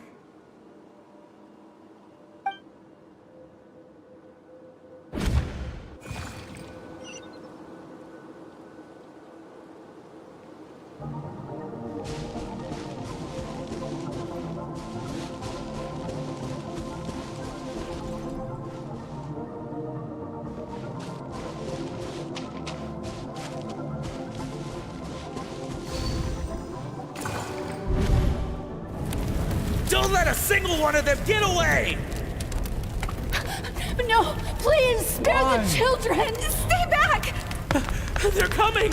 Run! Help! Eliminate the threat. Take them down. Don't be scared. This way! We'll never make it! Fire. There's fire everywhere. What happened? I told you we shouldn't have trusted these outsiders!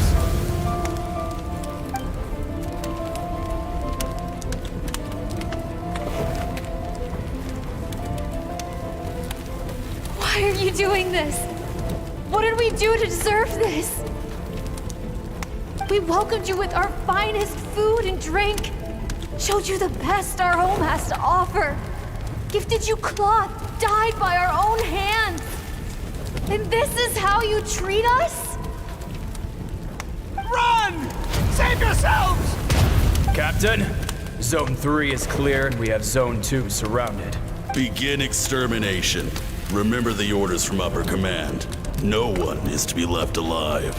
Rest assured, sir. We have enough munitions to annihilate these savages and burn their entire civilization to the ground. Good. The only ones who put up a real fight are that man and his wife, correct? What's their status? We shot the man in the ankles and the wife broke her wrist attempting to fight back. They won't be doing much more fighting.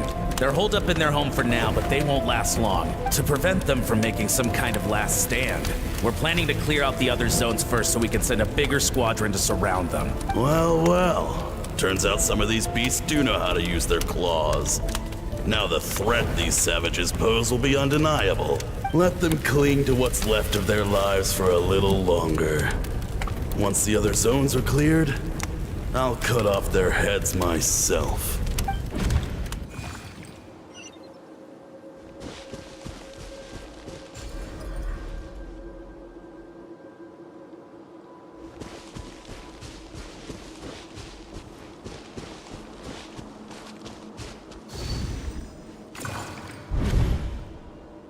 Dad? Mom? Skirk, you're all right? Thank heavens! I'm so happy to see you, sweet girl. But you need to go. It isn't safe here. They'll be back any second. What happened? You're bleeding a lot. Dad?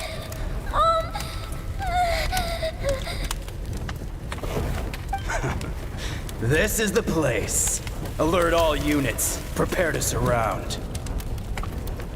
Run, Skirk! Run as far away as you can! Don't trust anyone!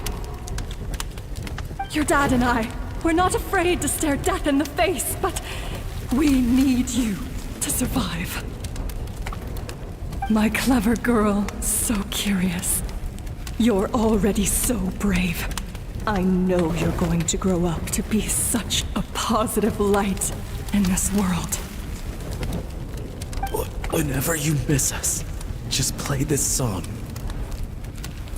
Remember, life is a gift. Don't let darkness claim it. Break down the door! Look what we have here. A savage that can pluck a tune. Well, the show's over.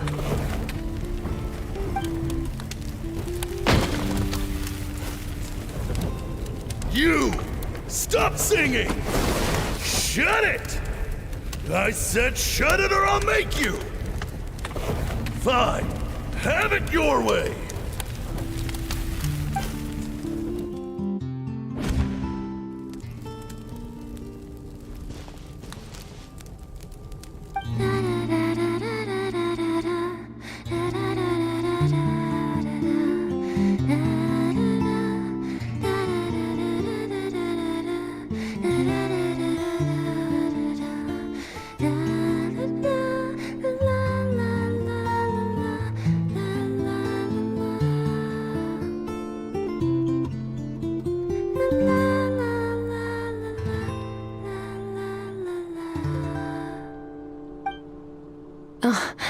You're awake. I found a few clues while you were asleep, but it's only a start. Now, time for the second stage of your training.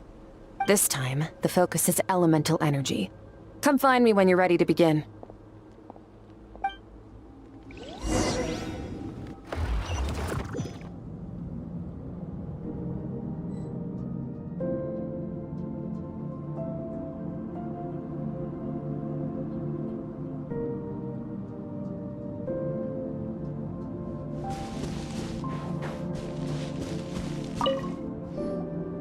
Man, staying in the abyss feels so surreal, don't you think?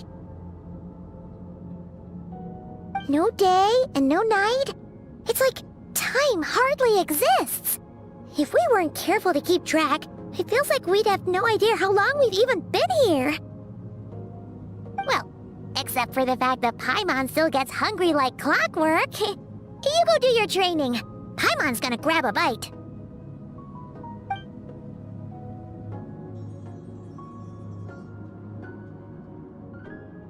The way I see it, the pursuit of power is divided into 3 stages. The first is mastering the use of standard weapons. Next is learning how to harness natural energy. And after that, you're free to challenge even higher dimensions. The natural energy of Teyvat is, of course, elemental energy. But that's not my area of expertise. I draw from a different source of power. Abyssal power, yes. Also known as the power of the Void Realm. My master, Sertologi, is a true expert in that area. After all, he was one of the group of 5 that infamously stole the all-encompassing power of the Abyss, an act for which the people of Khaenri'ah gave them the epithet, the 5 Sinners. The elemental energy of Teyvat, on the other hand, is derived from the power of the Light Realm. These 2 forms of energy exist in direct opposition to each other. Suffice to say, there's not much I can teach you this time. A keen observation, traveler. Call it respecting local norms. The Abyss stands in direct conflict with the will of this world. So, to make my life easier, I disguise my power to make it appear cryo-like in nature. It's a technique I learned from some Khaenri'ahn ruins, known as the 7 Shifting Serpent. If you ever change your mind about delving into abyssal power, I can teach it to you. So I've heard. You seem to have a knack for removing abyssal power. But is purification really what's going on there? Like I said, power does not simply disappear. Just thinking out loud. Let's focus on your elemental training. That's what's gonna help us if the situation gets tricky. True growth comes from adversity, but only if you make the choice to pick yourself up again every time you fall. So, it's time to push yourself to the limit, and then keep pushing. This is the only way to advance at pace. Use the power of Anemo to clear the field as fast as you can.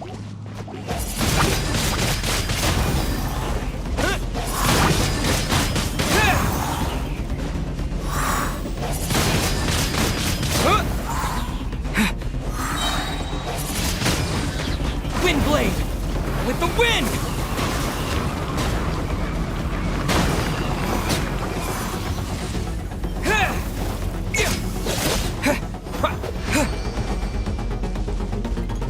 Observe your surroundings.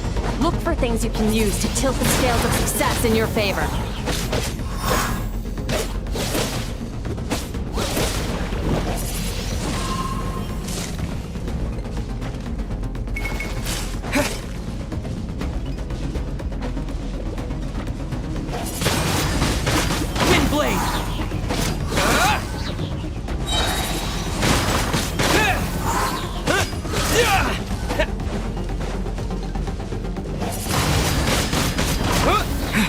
disappear!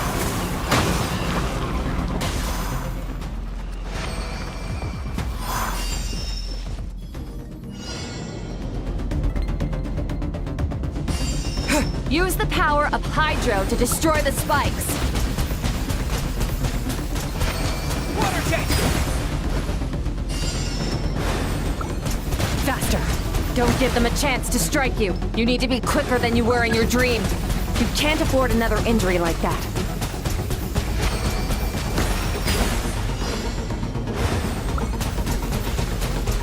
Go!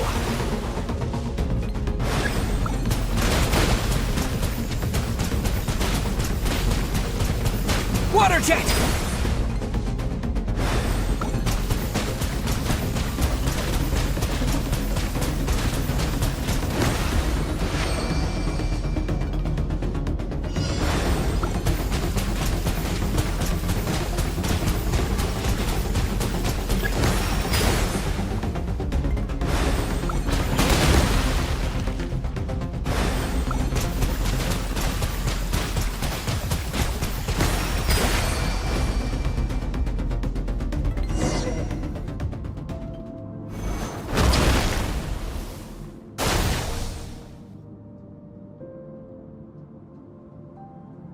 You need to understand what makes you special. The ability to wield elemental energy without a vision and switch between the elements at will. It means your aspirations need no approval from the gods. Your power is not bound by the rules of this world, so be bold. Do not be afraid to chart your own path.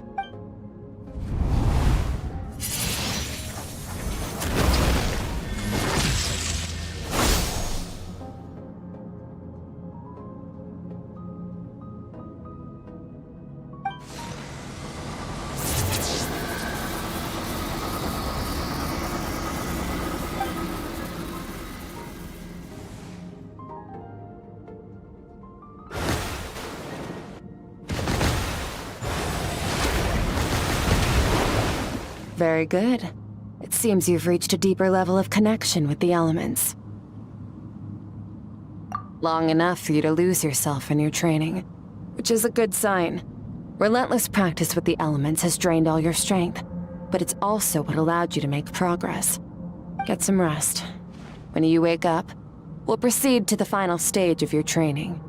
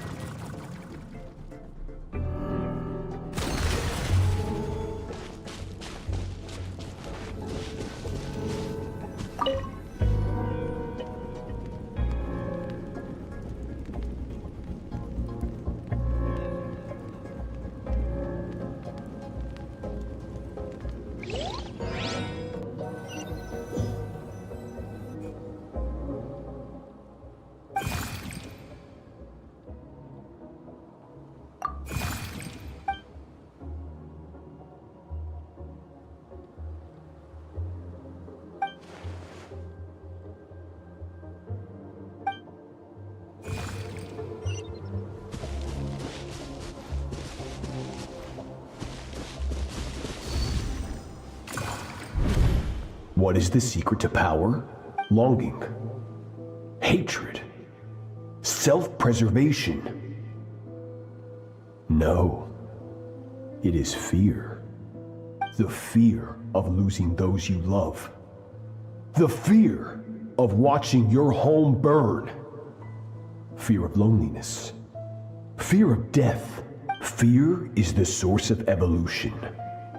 It forces humanity to adapt to their environment and overcome hardship. It is in the process of prevailing over our fears that we surpassed first ourselves and then the rest of the world. That fear is now part of you. It calls on you to evolve. And it is time to answer.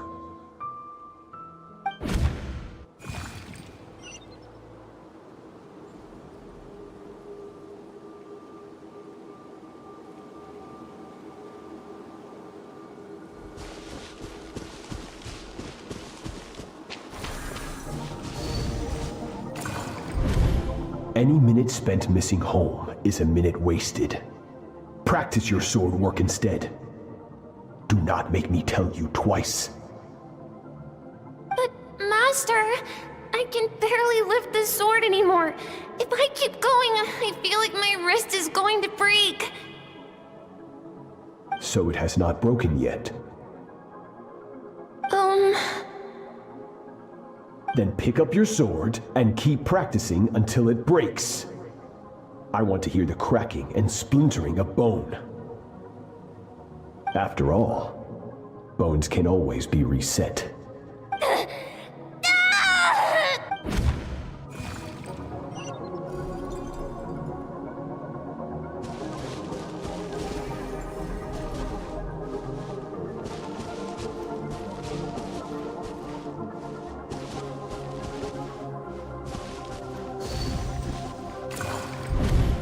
Good, Skirk. Once again, you survived. How do you feel? Cold. In pain. These are signs that you are adapting to the abyss. Each time the flesh is torn and the spirit crushed, each time you claw back from the brink of death, you become stronger. I now understand why these people sought to destroy your homeland. Your potential goes beyond even what I could have anticipated. But you still have much to learn in your pursuit of strength. Your mind is rife with distractions.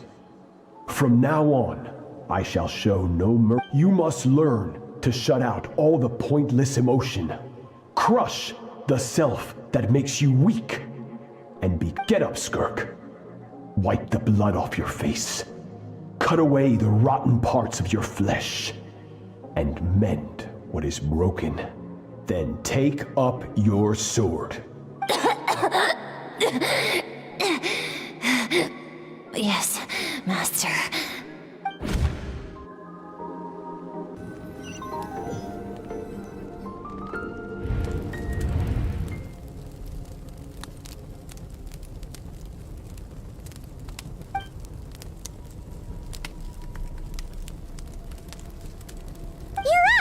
Hopefully you got some good rest. Skirk said to tell you that she's ready to start the final stage of your training whenever you are. So, want to head over now? Or did you want to wait a little?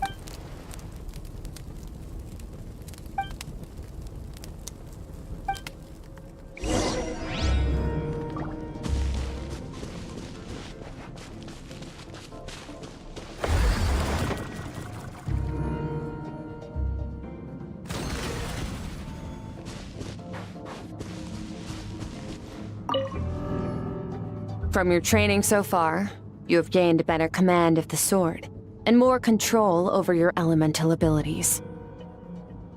That's only part of it. Experience is the real teacher.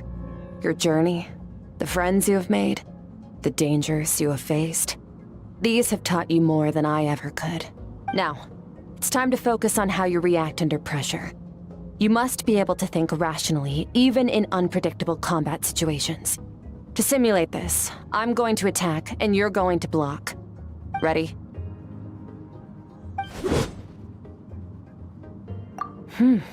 Not bad. That defensive stance looks near unbreakable. Just like your sister. Oh, that reminds me.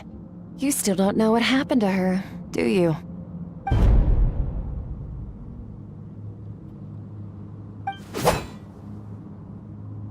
Hey, no fair! That's cheating! You think every opponent has the same moral code as you? You can denounce their deplorable methods all you want, but only if you live to tell the tale. The dead don't get to complain. Strong emotions will always arise in combat. Anxiety, anger, fear. But a true warrior is never at their whim. Only when you are free from the influence of emotion can you make the right choice, no matter the situation. How amusing. Almost sounds like you think you know me. But you don't. You can choose your own path. We are not the same. Let's begin. Try to use reason over emotion. Make the most rational and advantageous decision in any given moment. This is your final training session. Look alive. Same drill as before, but this time I'm going to interfere. Hold your focus.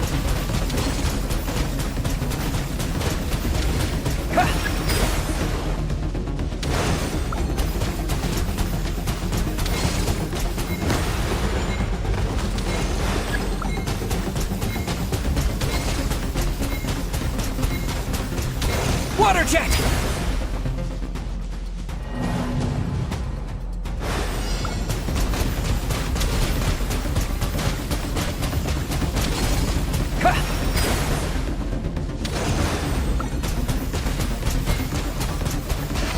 Water jet!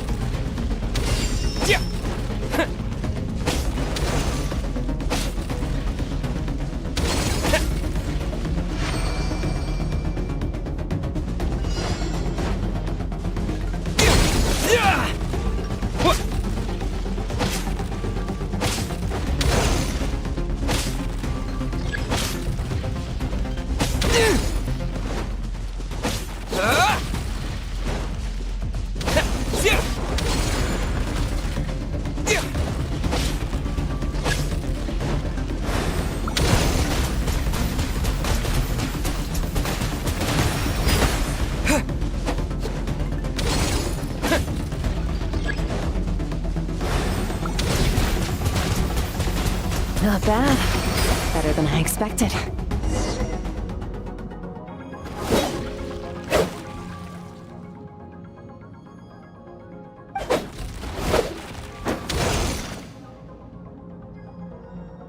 You're getting the hang of it. The first step to controlling your emotions is controlling your mind. You want a unified train of thought. It all comes down to focus.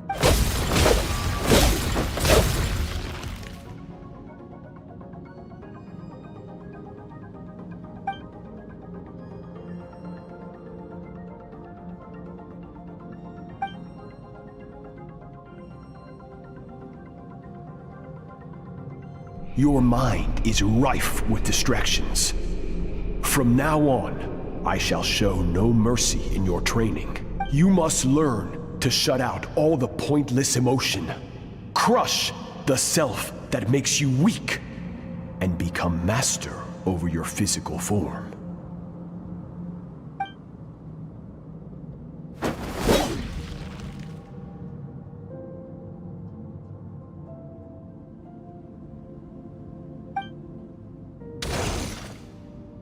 Stop. Let's pause here. One look, and I can tell your mind has wandered. That's to be expected. There's a limit to how long a human being can concentrate on one thing. Staying calm and focused sounds simple in theory, but in practice, it's more demanding than sword work or elemental abilities.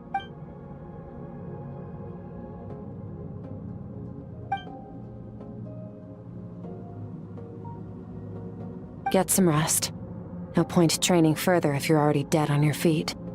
Like I said at the beginning, the only goal of this training is for you to reach a point that you're satisfied with. You managed to push past your limits, which is a good start. You can be proud of that and sleep well knowing that you've earned it.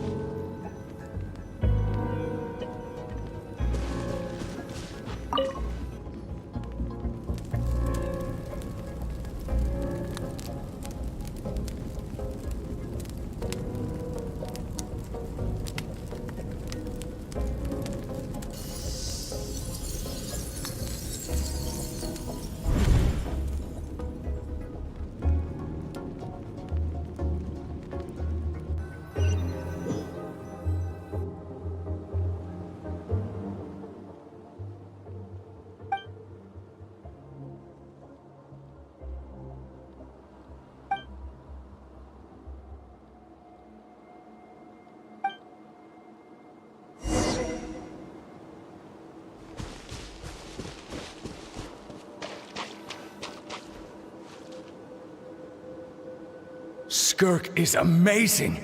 She faced down that terrifying giant and cut its head clean off. Oh, she got hurt though, didn't she? I heard it was pretty bad. Yeah, well, that's a given. But the moment she was on the mend, she got right back to practicing her sword work. I heard Master suffered a grave injury once too. Lost an arm and a leg and still came back stronger than ever. Skirk's becoming more like him by the day. Incredible! I wonder if I'll ever reach their level. They're always so resolute, so unshakable.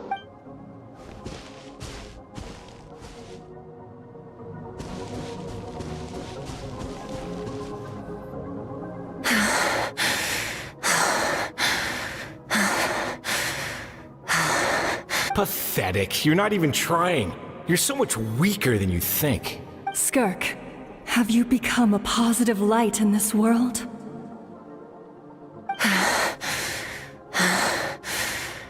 Do you even remember how many of us perished in that fire?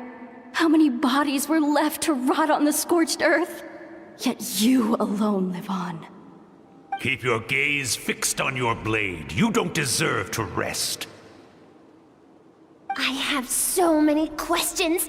I just want to jump in a spaceship, explore the whole universe, and get answers from the stars. I just need to wait till I'm grown up. Then I can do anything. Now, you must bid farewell to who you were in the past and become someone stronger. Run! Skirk! Run! Only death awaits us here. Keep running, and don't ever look back.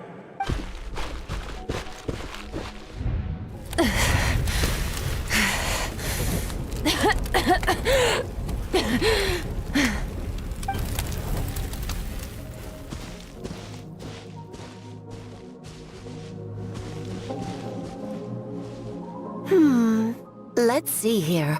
First things first, you need a new identity. Going around telling people you're from somewhere beyond the stars won't do, now will it? How about saying you hail from beneath the earth instead?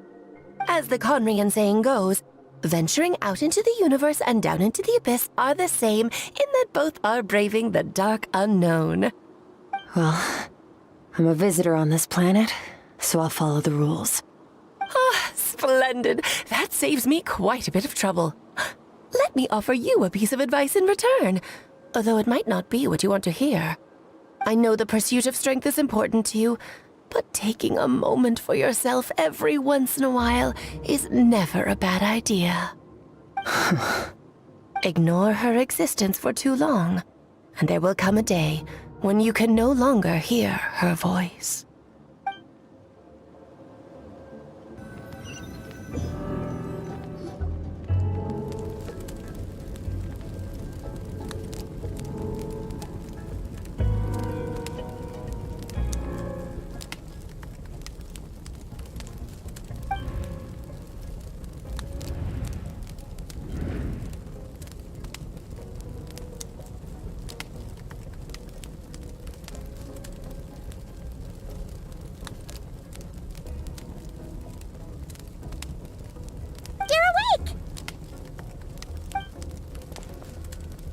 Be starving, right?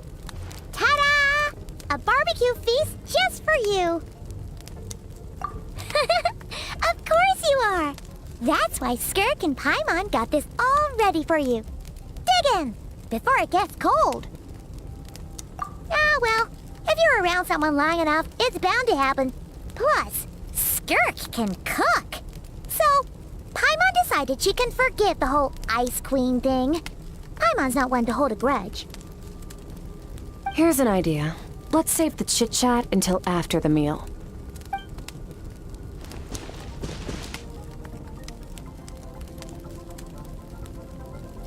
Ugh, so full. Okay, it's Paimon's turn to sleep now. Wake her up when it's time to go.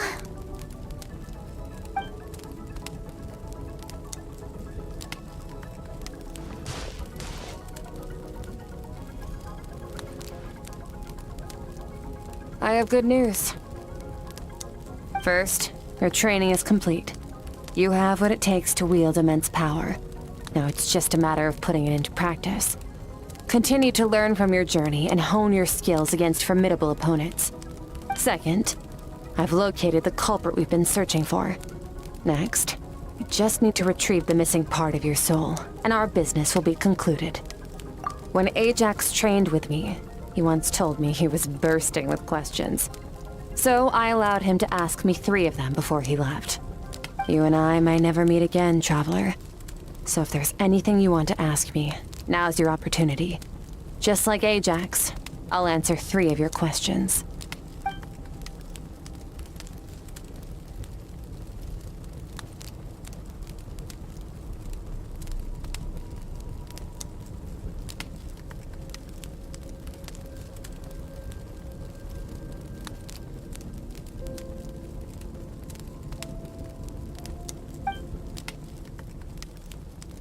Okay, not the angle I was expecting. What makes you ask that?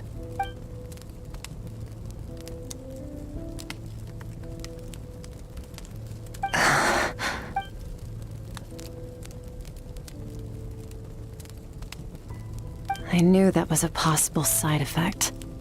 Closed off my mind to you for that exact reason. Even with the dream mirroring, you should have seen nothing but endless darkness.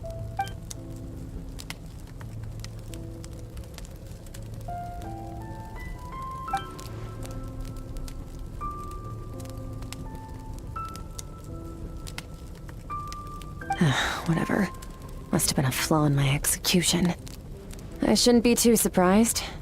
Due to some recent circumstances, my self-control has been lacking as of late. Since you've seen what you've seen, there's no reason to hide the truth. All I ask is that you keep it a secret. No, I'm not from Teyvat. I'm from a different planet. And there was a time when I journeyed through the stars. A lot like you in some ways. No, we're different in that respect. You're influencing the fate of this world. But me, I'm just passing through. Several hundred years ago, my master, Sertologi, opened the border between worlds and sent me here. But this is not my home. And one day, I'll return to the vast unknown of space. So, there you have it. On to your second question.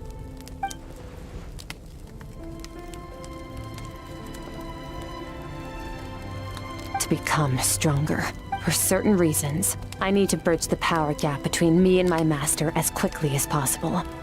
But first, I need to understand the source of his strength. To do that, I need to follow in his footsteps, walk the path he once walked. And somewhere along the way, I'll find out how to defeat him. That is my sole focus and purpose. Okay. You have one question remaining.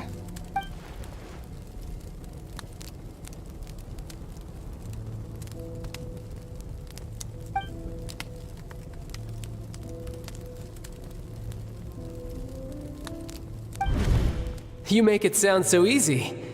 Ever since the incident I experienced there, I've never stopped searching for Master Skirk and that unknown abyss. But it's been years now, and I've still found nothing. Well, your last question?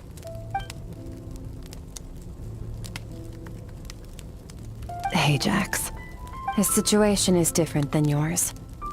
Before you ever crossed paths with me, you'd already encountered many formidable people, studied their techniques, and developed your own skill set. So, during your training, all I had to do was build upon that foundation. But Ajax was so young when he came to me. A complete blank canvas. Children can't help but imitate their role models. In the long run, that would only hinder his growth. Once Ajax has enough strength in his own right, I will allow us to meet again. Until then, let that motivate him to reach his full potential.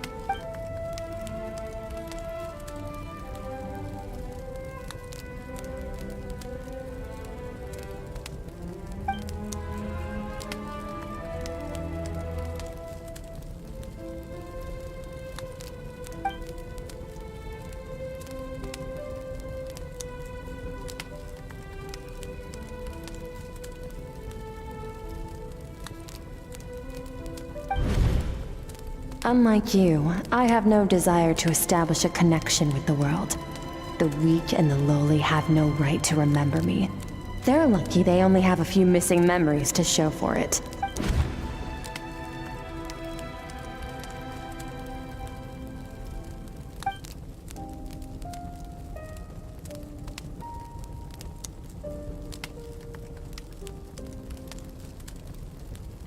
Wake up your companion.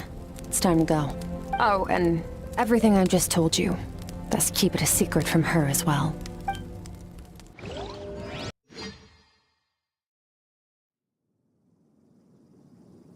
Time to go. Oh, finally. Where are we headed?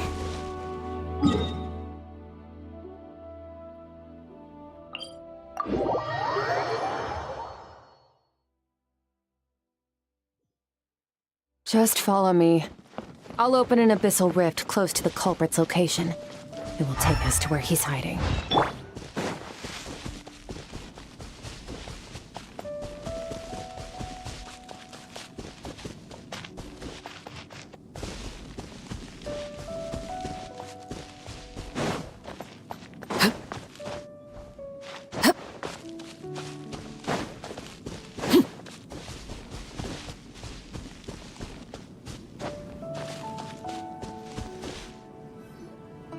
Wait, this is near the chasm, right?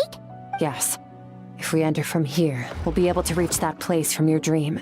You have some experience with abyssal domains by now, but still, this is someone else's territory. Best to proceed with caution. Don't worry, Paimon's an expert at hiding behind other people for safety. Oh, but, that means you need to stay safe, traveler. All right. Remember your training. Time to put it to use.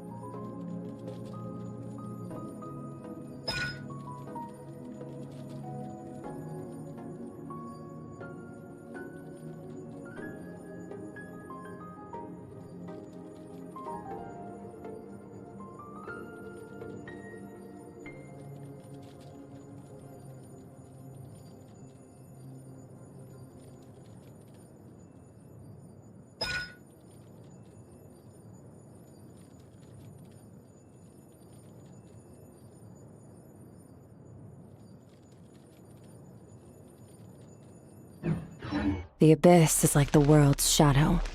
It's always there, and it will never perish.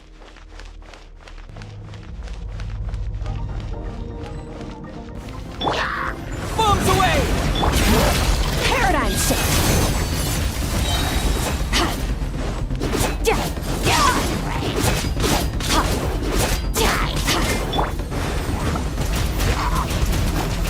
Water jet!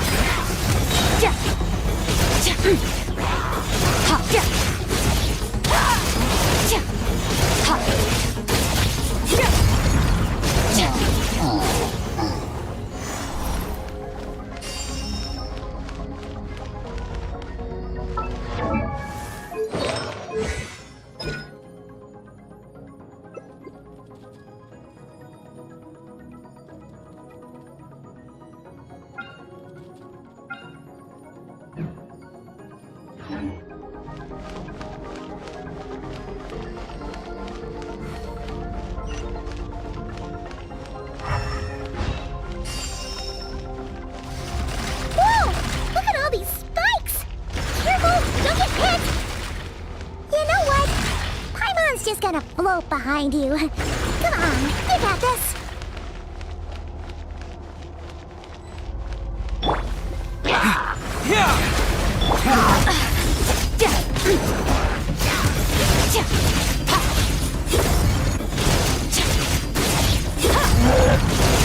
Hey, what are you two doing here?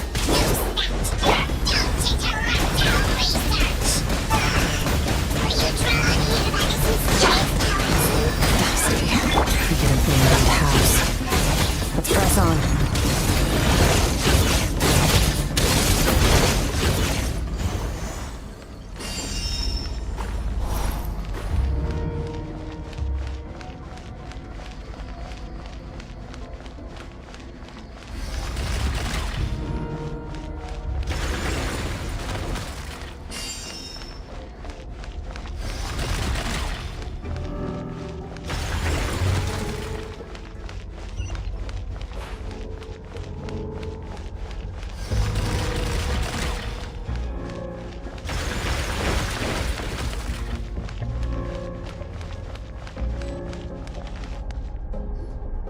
Oh, looks like this is a dead end.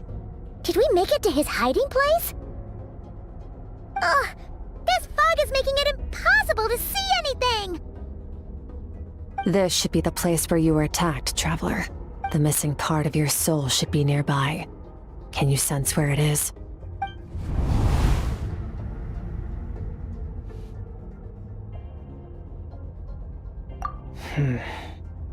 Our opponent must have covered his tracks just in case. Otherwise, you should have sensed it much more strongly. Hold on! Look! The spikes are back! Stay calm. Let's hold back a little. Give our enemy some wiggle room so we can see what we're dealing with. If you're too reckless, we might be playing right into his hands. Our enemy took part of your soul for a reason. It's likely he integrated it into his attack somehow. If we're smart about this, we can track it down.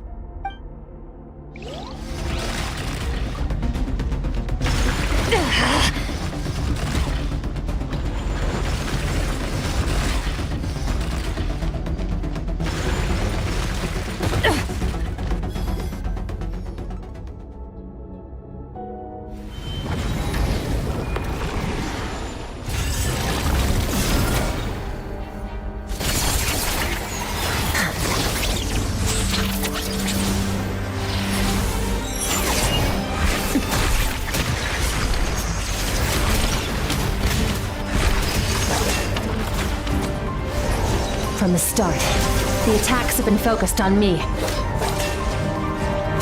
Trying to break through my defenses? I see.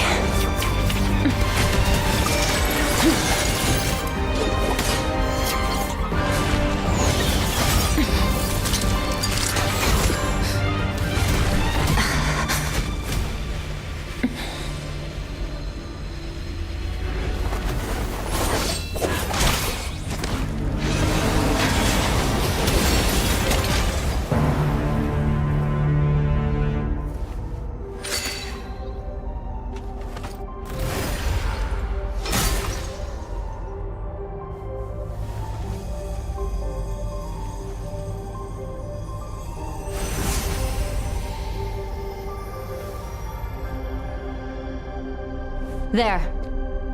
I got it back. Traveler! Skirk! What happened? It looked like Skirk just got... In the Guili Plains, you asked me why this enemy chose you as his target. Now, the answer is clear. It's not just the fact that your strength is impressive. It's also because of your ability to, as you put it, purify abyssal power, whatever that actually means. The fact is, that ability allowed him to do something that should have been completely impossible, namely, break through my defenses and steal my power. No, he couldn't have known I'd come to his domain. He only stole your soul fragment because he knew the value of its power. I doubt he expected it to come in handy so soon. Call it fate, if you want. I believe that's the term they use in this world for arbitrary coincidences like this. In any case, it works to our advantage. Once I realized what he was using that power for, it gave me the chance to get back what you lost. I'll cope. Well, done gorging? Good. Time to answer some questions. How did you get the power of the all-devouring narwhal? The all-devouring narwhal? Oh, of course! Paimon knew that spike thing looked familiar.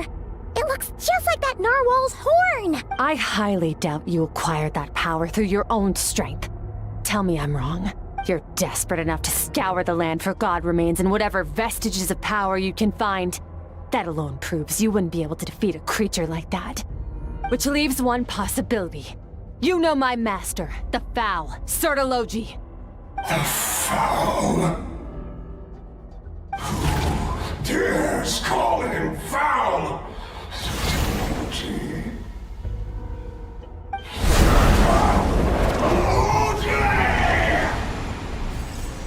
What's wrong? Bit off more power than you can chew? You're struggling to hold a basic conversation. Just a little longer. I'm still...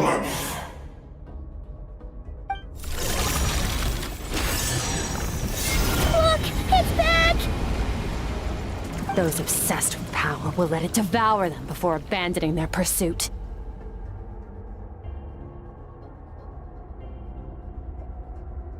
Keep calm and use reason to decide the best course of action.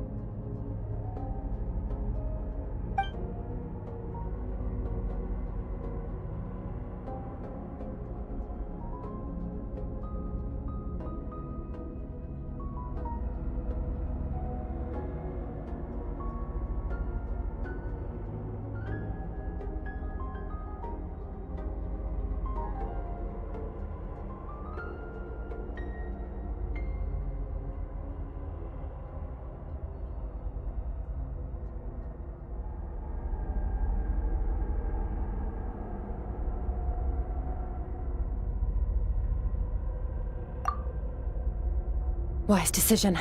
Final victory doesn't always come after a single battle. You've got your soul fragment back, so we both got what we came for. Let the enemy draw breath while he can. It won't be for long.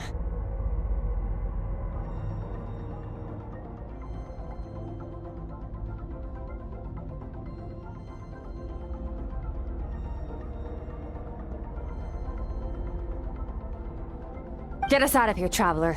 You'll need to lead the way this time.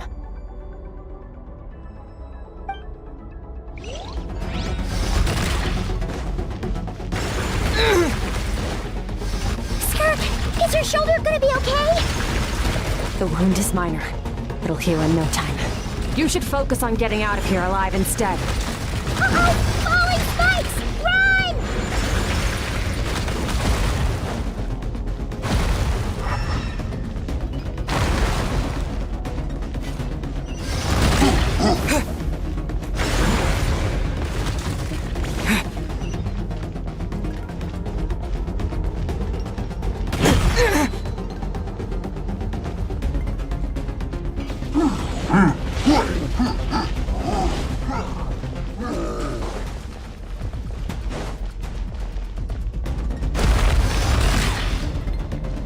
Watch out!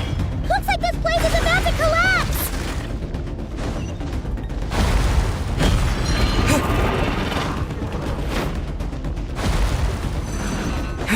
So, this guy's power has something to do with the all-devouring narwhal. Did you know that all along, Skirk? I had my suspicions. That's why I decided to investigate in the first place. But suspicions...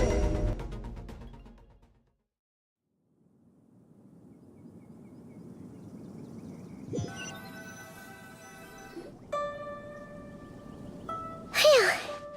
Oh, we should be safe here, right?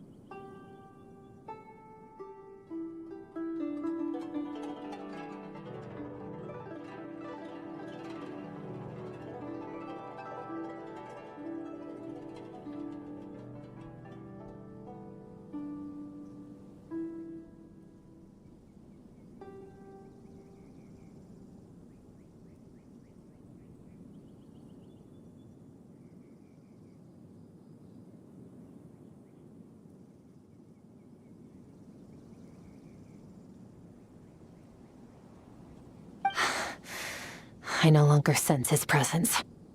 Can't have followed us out of that abyssal domain. Weaklings like him will find that my power is not so easily controlled. He won't be leaving that place until he's managed to digest it.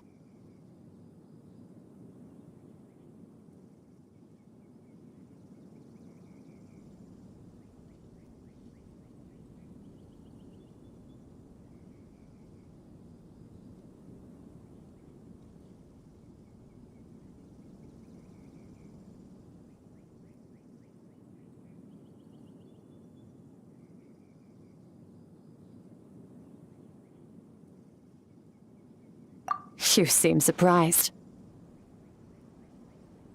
I suppose that's fair. You've seen but a fraction of what that whale is capable of. That gaping maw could swallow a planet whole. It's called the all-devouring narwhal for a reason. Devouring is what it does best. It can extract power from anything, dead or alive, as long as it manages to make physical contact.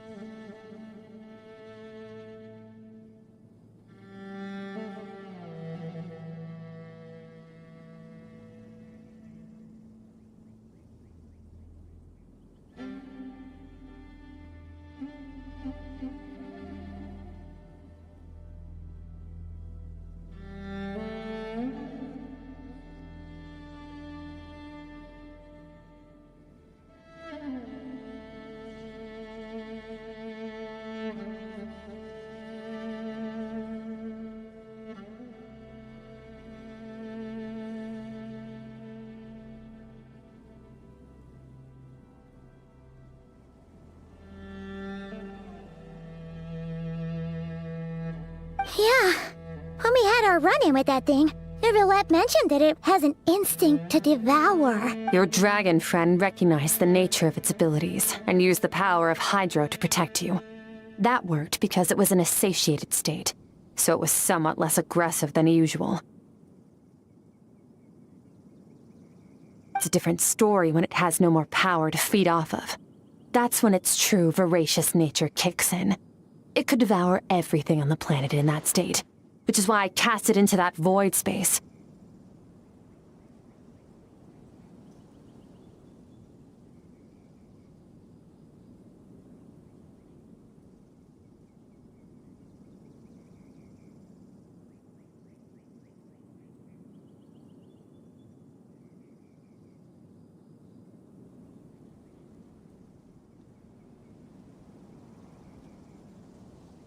But I hadn't counted on there being anyone left on this planet capable of wielding its power. To me, that says he must have encountered the whale a long time ago. Meaning, he must have known my master.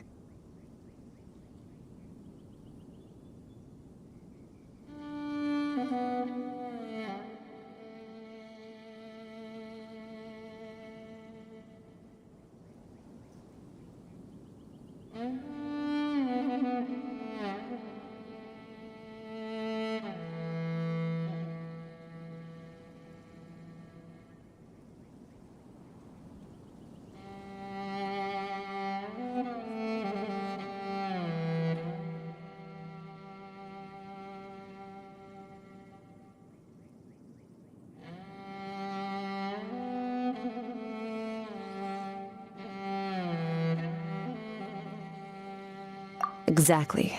It told me everything I needed to know. Hence why I said we both got what we came for.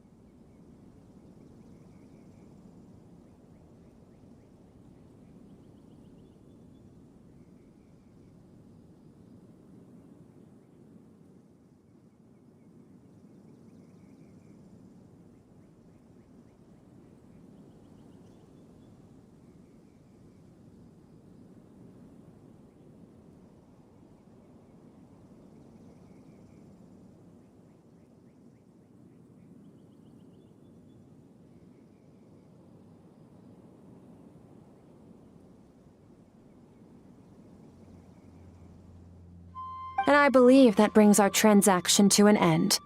Now that you're whole again, you can get back to your own journey. I'll handle the rest of this situation myself.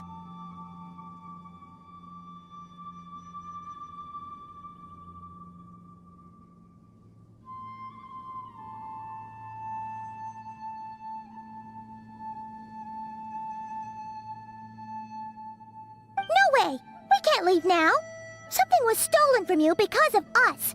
We have to help you get it back! This isn't my first taste of failure or losing power. When you fall, you get back up again and become stronger. That's how it is.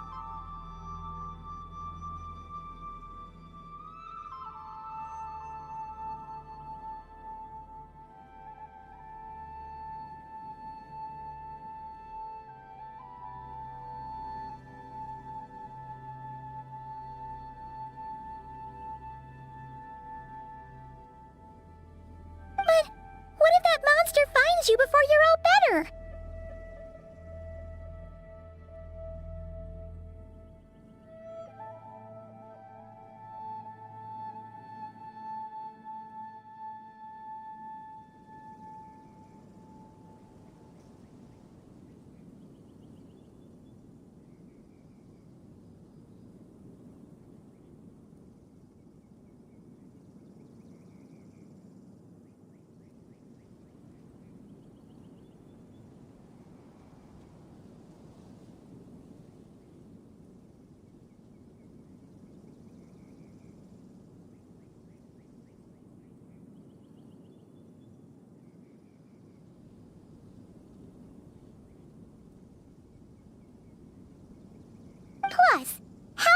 get home. It's not like you can just go swoosh and open a door to the abyss again. Not without your full strength.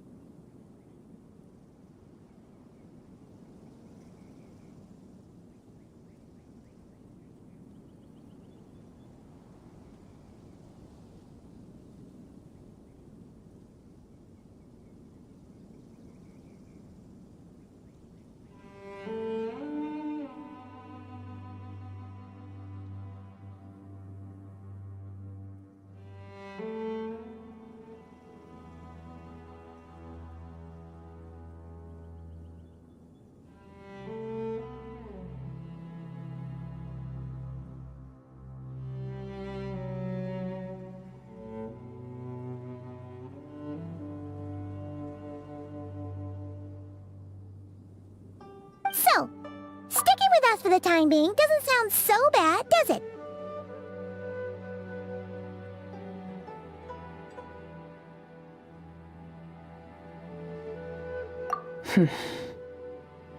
Fair enough. Then take this. What is it? The Bag of Mora. Nothing in this world is free. I know that much. I'll leave the planning to you.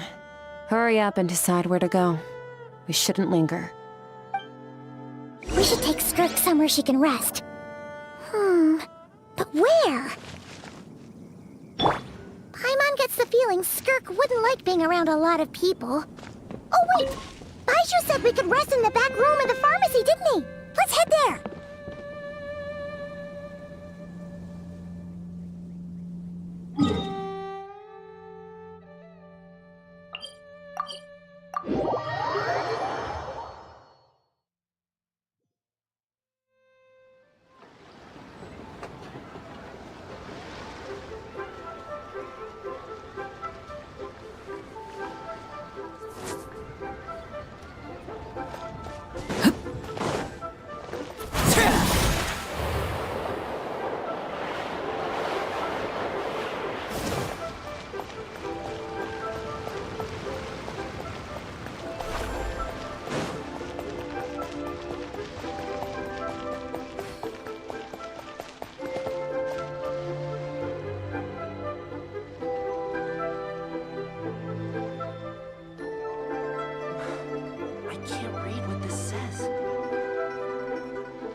Something you wish to report? Go on. You have my undivided attention.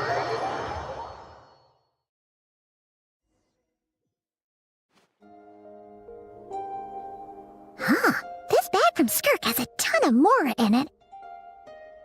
Does she have a job or something? Wait, no. After what we saw at Wamin Restaurant, that seems impossible. Can you imagine? It would go something like... I'll be collecting my paycheck now, boss. Oh, sure thing. Wait, who are you? Have we met? Can't hold a job if you make everyone forget about you. So, what did you do to get all this Mora? Claimed some buried treasure, took care of a few monsters that were causing trouble. Nothing untoward. It's safe to use. Ah! You heard all that? A sonorous voice like yours is hard to miss.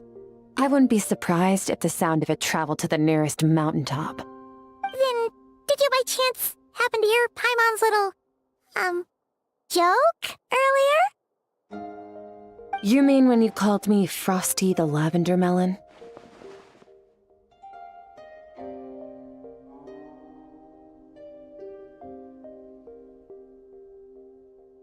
No, sorry. Paimon totally misspoke just now. She didn't say that at all. It was, a Paimon lookalike. Yeah, she's a piece of work, that one. Always impersonating Paimon and giving people weird nicknames. Okay, fine. The truth is, Paimon didn't like you all that much at the start. But things are different now. You helped the Traveler in a big way, so... What do you say? Friends? Ugh. I noticed there was only one bed. Go ahead and get some rest. Wait, what about you? I don't get tired, and I don't need rest. I'm going to practice my sword work. That should help me regain some strength. But your shoulder... Hey, don't just just leave? Ah, whatever. Let her tire herself out. She'll come back eventually. Let's get some sleep, Traveler. That comfy bed is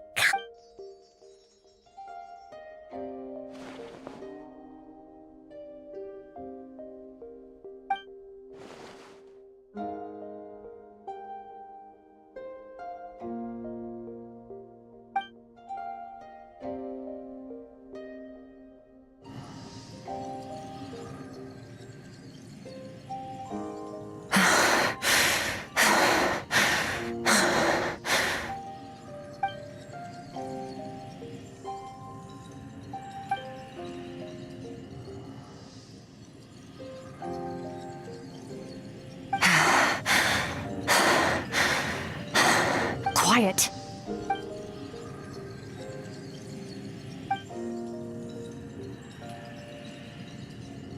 Do you even remember how many of us perished in that fire? How many bodies were left to rot on the scorched earth? Yet you alone live on. Keep your gaze fixed on your blade. You don't deserve to rest. Run, Skirk. Run! Only death awaits us here. Keep running, and don't ever look back.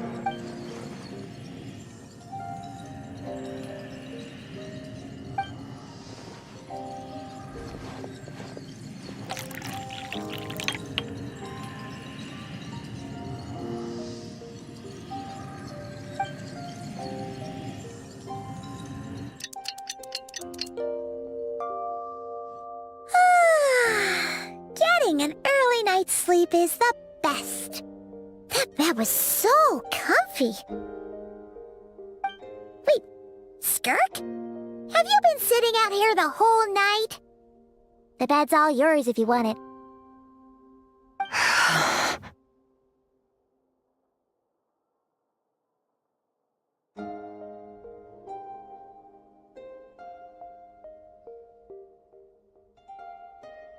About 60%. Maybe 70. Whew! Paimon thought it would take at least a couple of days. That was fast. No, not fast enough. That's 20% less than last time. Same training regimen, same intensity. Nothing felt different, but somehow the outcome fell short. No, I think the problem's with me. I need to meditate for the next 2 days. Deep introspection should help me find the issue. Ooh, sounds intense. We'll watch over you in the meantime, then. Thanks. See you in 2 days.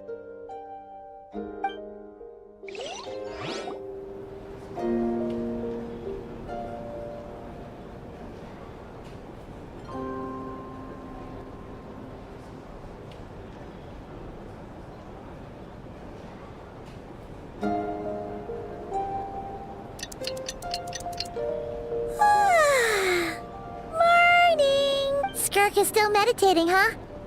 It's been 2 days already. Shouldn't she be awake by now? Paimon can't think of anything we can do to help. Oh, wait! Breakfast! That's it! Paimon will go get breakfast! Skirk is gonna be starving when she wakes up. Be right back.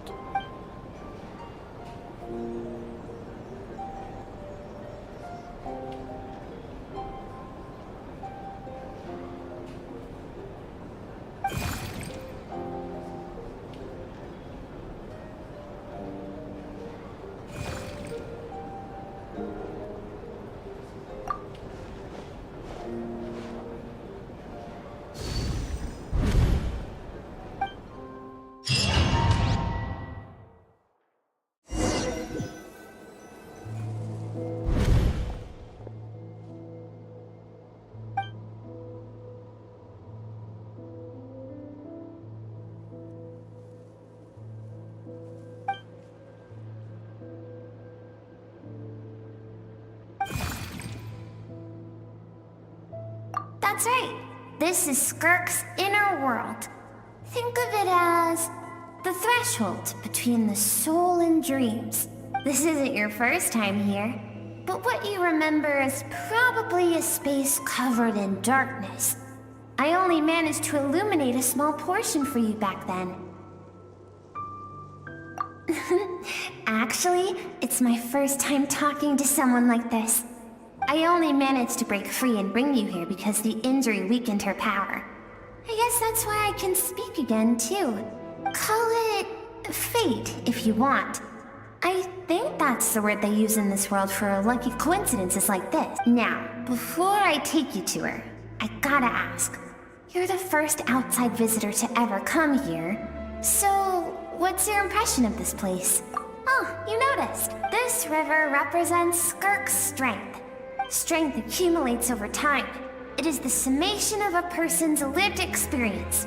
So this river is where all the fragments of Skirk's life should converge into a single stream of memories and emotions, flowing forward as one. But as you can see, this river has been severed numerous times. It's because Skirk doesn't like who she was in the past, and all she sees reflected in the river is a disgraceful shadow of who she was. She cuts through water and rock with the sword of reason, severs her connection with the past, and begins anew. You must learn to shut out all the pointless emotion. Crush the self that makes you weak. And this isn't my first taste of failure or losing power. When you fall, you get back up again and become stronger. That's how it is.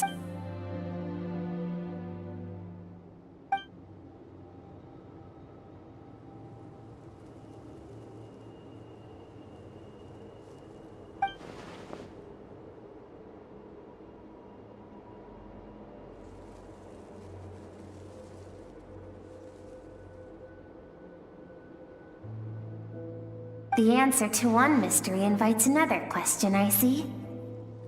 Let's follow the river upstream. There among the cliffs, among the memories etched into her heart, lies the truth of it all. Soon, you'll understand everything.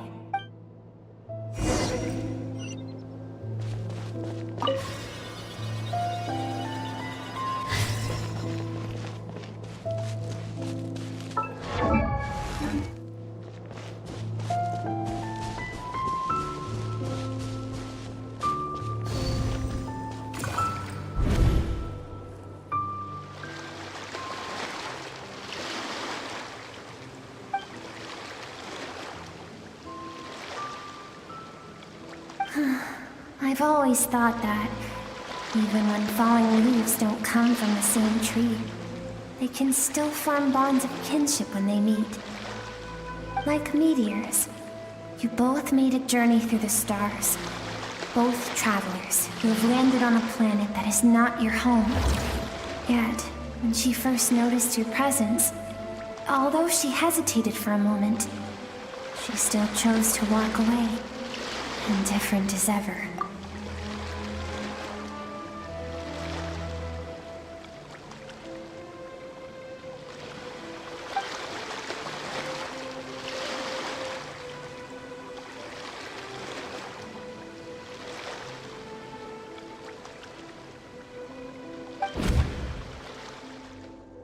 Seems like you've answered your own question.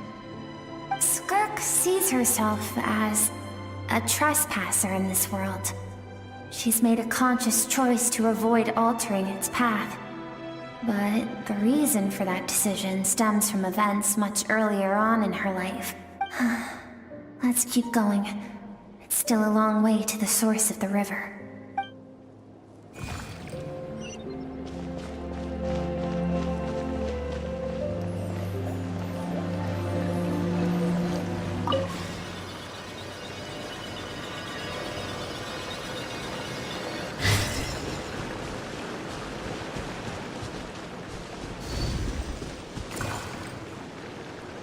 You now have what it takes to wield immense power. From this day forth, I shall teach you no more. No one can become a worthy warrior through imitation alone. I have given you fangs and claws. Now, you must learn to hunt. You wish me to travel the world beyond on my own, Master? Indeed. Make new friends. Embark on your own journey and piece together a new future from the shattered remnants of your past. We will still have contact through the Abyss. But know this. One day, I will take the life you worked so hard to rebuild and reduce it to ashes. Just like the fire that haunts your mind. Why would you do that? I have told you before, fear is the catalyst for human evolution. You have tasted loss. You have known fear, so deep it can be felt in the bones. But as living beings, we all have an instinct to detach from that which harms us. And thus pain dampens over time, and the acrid taste of fear becomes but a distant memory. Yet now, I have bestowed upon you the gift of fear eternal. It will drown you in the nightmare of your childhood, or it shall drive you to defeat me, whatever the cost.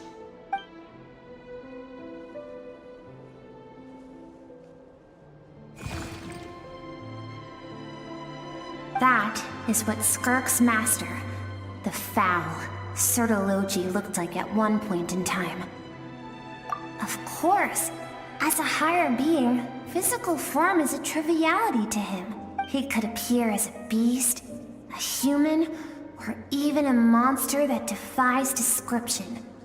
The form you see him in here, clad in abyssal armor, is the one he usually wears when traveling through the stars.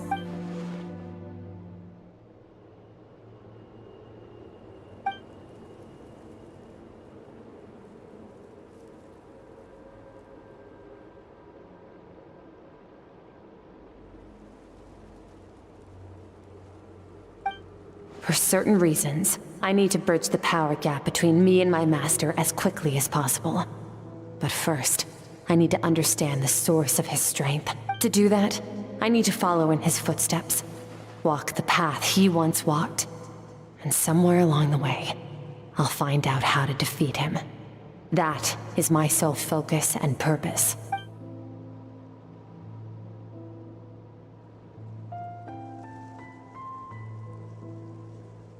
I'll let you in on a little secret. The real Sertology is terrifying. The scope of his power is impossible to understand until you experience it firsthand. It is absolute. The power to crush all things. Shall we keep going? Let's see. We're about halfway there.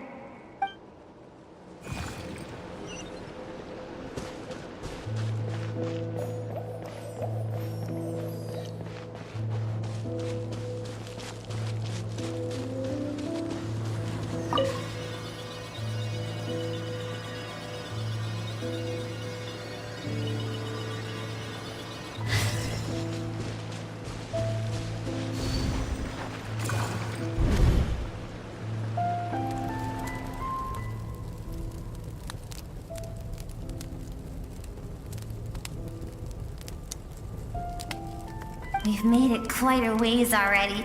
This is Skirk, when she first began training under Sertology.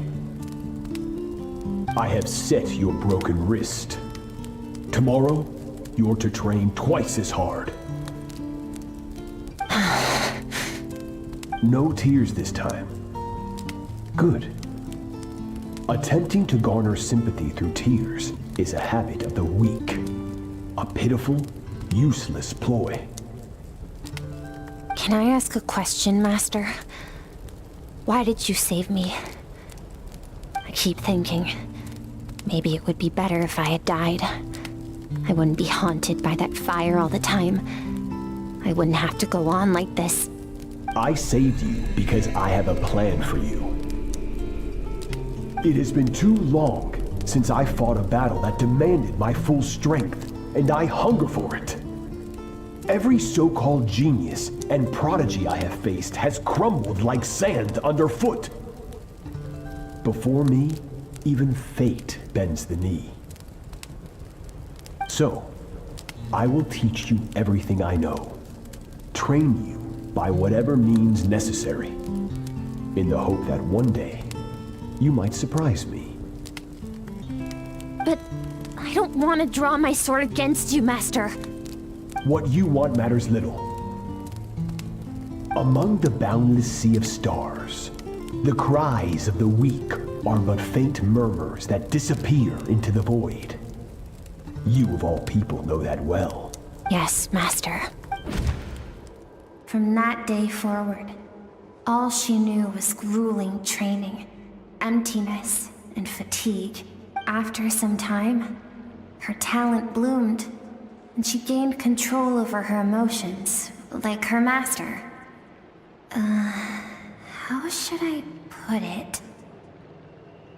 It was not that human emotion disappeared from her heart, but that reason came to dictate all she was allowed to feel. I suppose it was at this point that she became the Skirk you know today.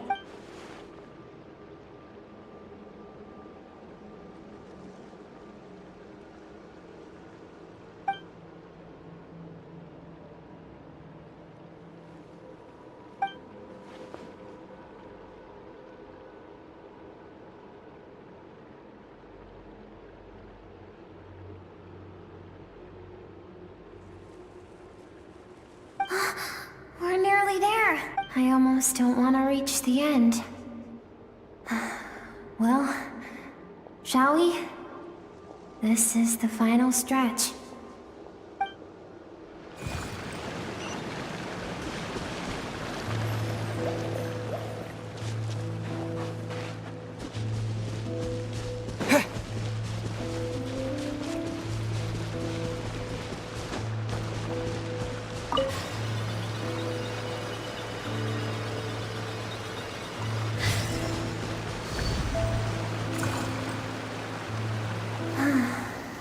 These are Skirk's happiest memories. What a simple and carefree time it was. Wisps of clouds dotted the sky. The sun bathed everything in golden light. And when song filled the air, not even the shyest of flowers could resist swaying along. This is Skirk's homeland. She was so curious about everything as a child. Always skipping school to go exploring instead. There was so much to discover. The treasures at the bottom of the sea. The secrets beyond the stars. And that merchant ship packed with adults wearing those strange clothes.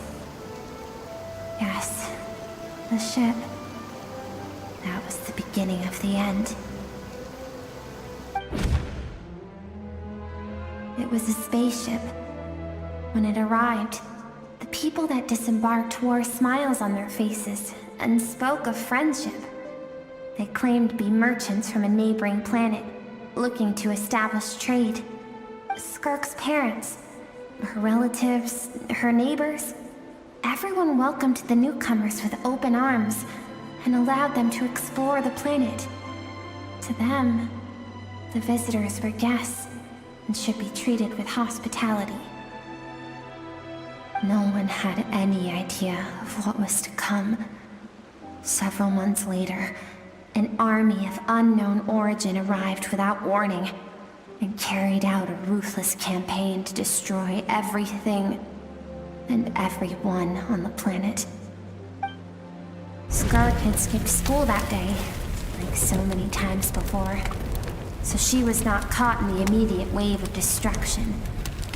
But when she came home that day, only fire and ruin awaited her. Countless people cried out to her for help. People she knew and loved. Friends and relatives. The little girl who lived next door. The shop owner with the bad leg. The bad-tempered teacher she had made fun of just that morning. Their lives were discarded like worthless trash as the fire consumed one life after another. Skirk was helpless. All she could do was run. And so she did. She kept running, until an unexpected figure crossed her path. If Sertology hadn't been there in that moment, the fire would have claimed her life too. And there she would have remained, left to rot in the scorched earth, with no answer as to why any of this was happening. Because she and her people were seen as a threat. As the initial merchant ship explored the planet, they discovered that it hadn't always had the condition to support life. Yet there was evidence of human activity, even during the periods of extreme heat or cold in the past. Further research revealed that, over time, the people of this planet had evolved the ability to adapt to any type of environment or energy source. For that reason, the outsiders viewed them as a potential threat, and decided to eliminate them before the threat could rear its head. And so, the army was called, and the so-called danger was wiped from the face of the planet. Senseless, isn't it? Deemed a threat because of a gift they didn't even know they had. Perhaps it was their own innocence and kindness that doomed them. But in the end, that was lost to the blaze as well. If those with power get to decide good and evil, then all you can trust in is the sword in your hand. And so, before death could claim her, she ran. She ran and never stopped. No one wants to relive their most painful moments. Well, that brings us to the end of the story. This is as far as we can go. Skirka is waiting over there. For both of us. Let's go to her. It's time to fulfill my purpose. And my greatest wish over all these years.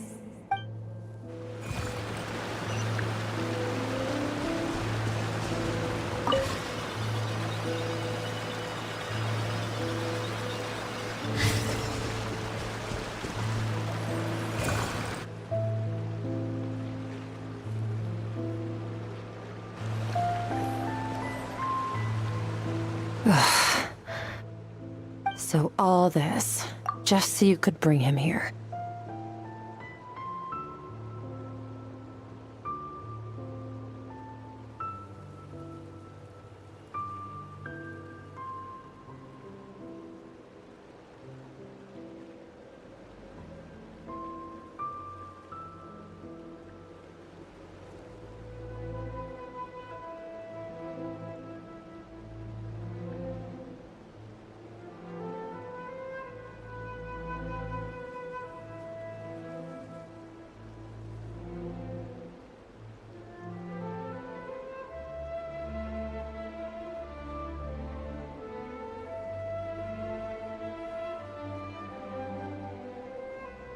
I have things to say to you. Well, to me. I want someone to witness our reconciliation, even if it takes an argument to get there. And he is the best choice in this moment. Her suppressed emotional self. The version of herself she keeps locked in the recesses of her mind, stifled by reason. All those rejected impulses. Those discarded aspects of your past selves, they are a part of me now. I am who you used to be. Someone you have refused to face for too long. So, I came to face you instead.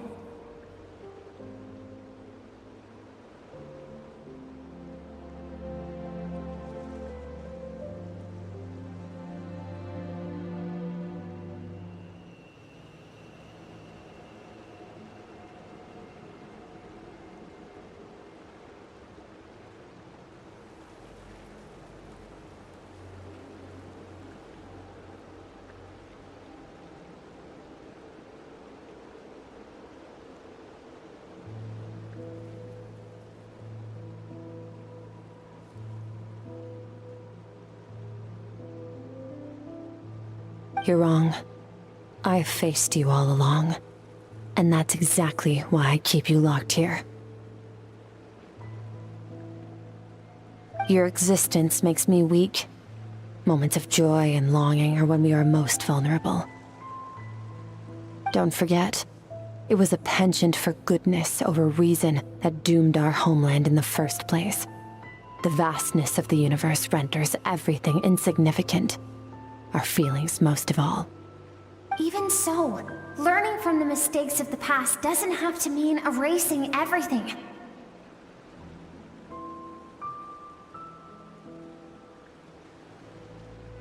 Strip yourself of your so-called weaknesses, emotions like kindness and empathy, and what makes you any different from the ruthless soldiers who slaughtered our people? The difference is that I'm doing what is right, what is necessary. I allow you to exist, but with limited freedom. That is the greatest kindness I can offer. I have shouldered everything you couldn't carry. I rose above the numbness and emptiness, and it was cold, unfeeling reason that brought me this far. It made me who I am. It made me strong. That is the problem. I want to shoulder those things together. On the grand scale of the entire universe, maybe our feelings are vanishingly small, but why should that mean they don't matter? Emotion gives warmth to the cold expanse of space. It gives meaning to the world around us. Think back to those nights of gazing at the stars, those afternoons of exploring the unknown. Think back, and let them grant you peace. A brief respite from the pressure you put on yourself.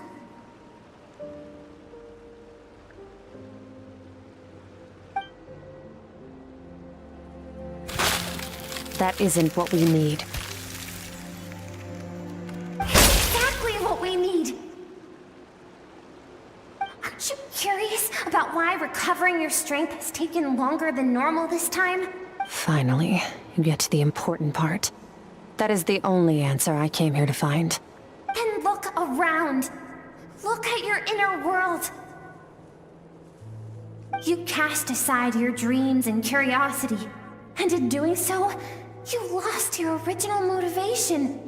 You severed all connection to who you used to be, so you can no longer draw strength from your past. Now, the only things driving you forward are fear and survivor's guilt. But these cannot take you far enough. And so, this river, the source of your strength, grows more polluted by the day. And you think that means I should seek help from a weak little thing like you?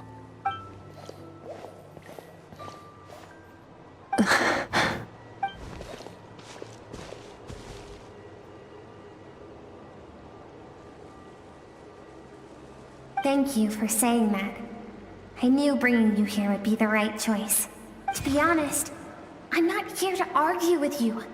This isn't about who's right or wrong. And in fact, I agree that in order to make it through the wake of that tragedy, we had to distance ourselves from the pain through reason over emotion.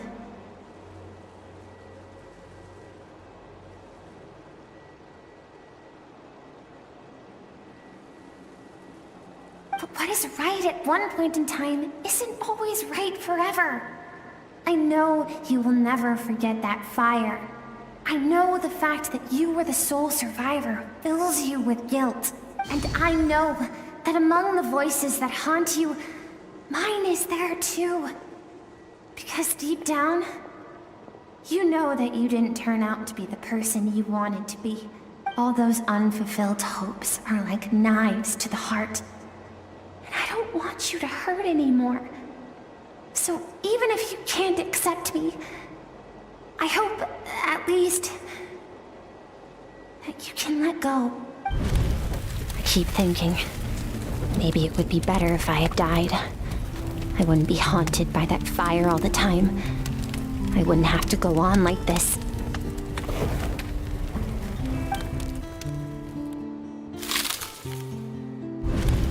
Your dad and I, we're not afraid to stare death in the face, but we need you to survive.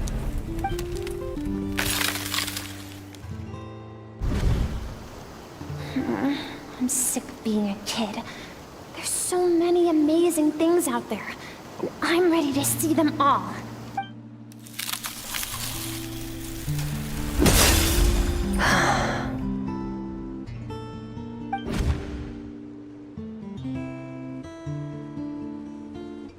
I remember.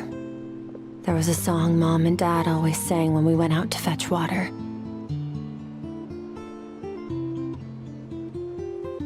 Dancing water. The sand along your path is begging for your song and movement. Will you carry this burden with you on your journey? I am not the dancing water, and you are not the burdensome sand. But if this is your wish, then I will carry you with me until the end.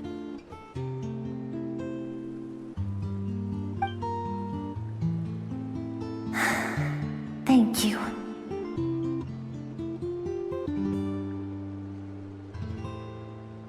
I should be thanking you.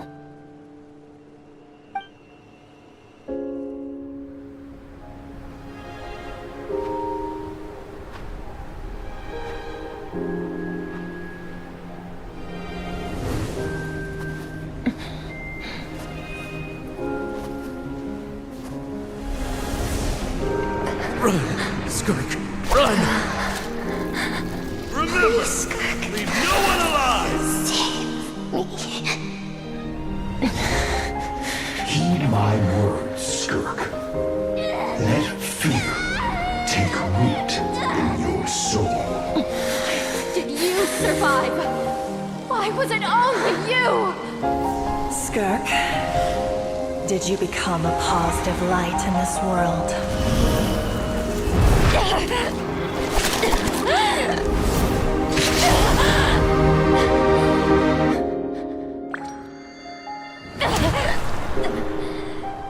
Hey, this doesn't have to be the end.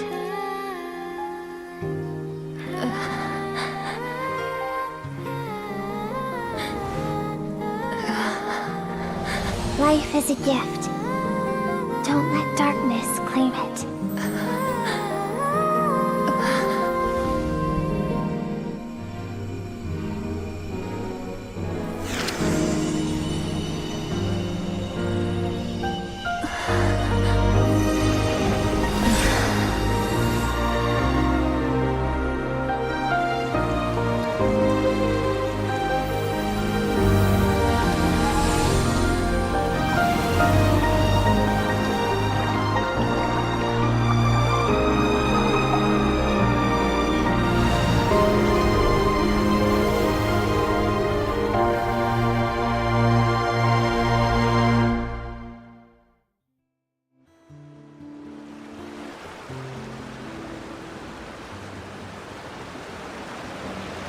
So, you saw my memories then. I once asked my master if survival of the strongest was the law of the universe. He said no. But in a world without order, those with no moral boundaries tend to be the ones who survive. That's why, after hearing his answer, an idea came to mind. An idea that, one day, I would create a new world order. One in which there would never be another tragedy like that fire. One in which power was not the law of the land. But that means I must defeat him. Because my master, Surtologhi, is, at the core, a defier of all rules and order. Yes, and not just because of the gap in our abilities, but also because I have no reason to see him as an enemy. Although his decision to train me was not made out of kindness, he did everything a master should. He saved my life, taught me the sword and the principles of strength. And for that, I respect him. I know, and it's not something I want. But Master never goes back on his word. I have to treat everything he says as a promise. He's no longer into that, but he sends me messages through the Abyss every now and then. Most of them are simple greetings, or an answer to one of my questions. Every time I hear from him, my heart skips a beat. And I wonder if this is the moment where he'll finally appear before me and tear down everything I've built to pieces.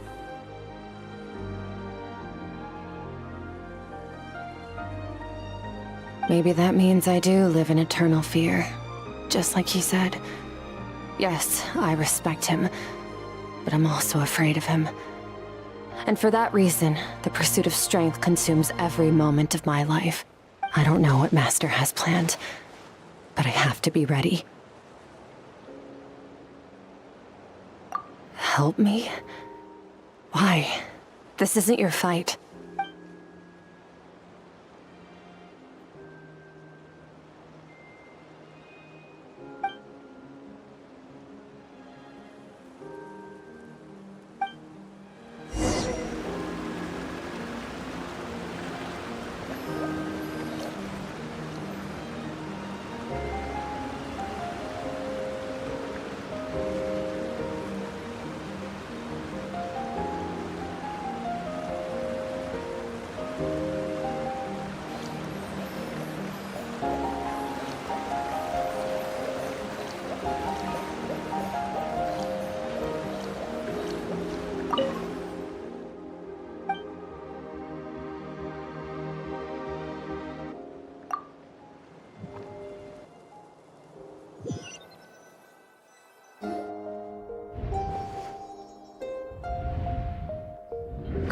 You're finally awake! Honestly, Paimon was gone for like 2 seconds and then she comes back and finds you both unconscious? Oh, you scared Paimon half to death! You're both okay, right? What does it look like?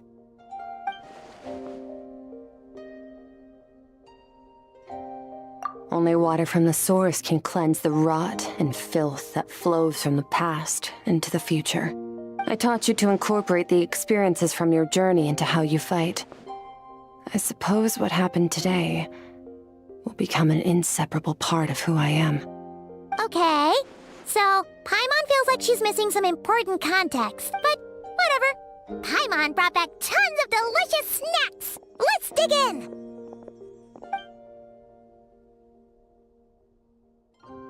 All right, it's about time we finished what we started. We're gonna deal with this thief for good, right? This time, I'm not going to tell you to hold back. But having digested even more power in the meantime, he's going to be tougher than before. The good news is, we have no reason to pull our punches this time. So, let's go. Same place as last time.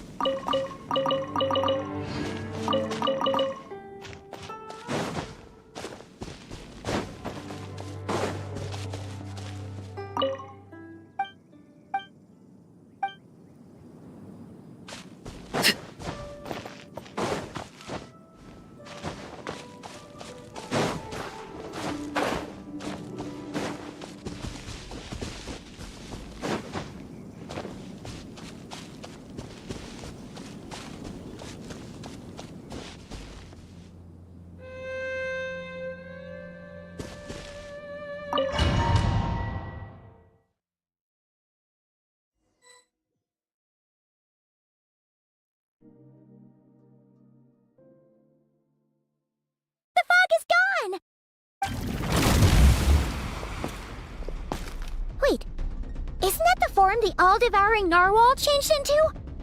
How come he knows that, too? Really? So, you're telling Paimon that giant whale and this guy can both turn into the fowl? How does that work? It's a subconscious instinct. Any intelligent being who longs for his level of strength is bound to mimic his appearance. It's a natural response after encountering someone as powerful as Master.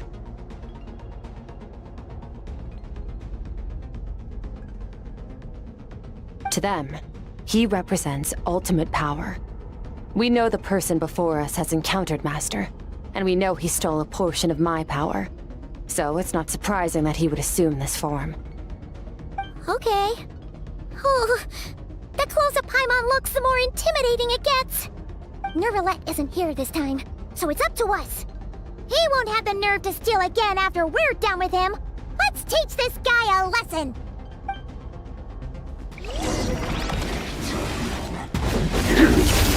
Into the void! Wipe out! Annihilate!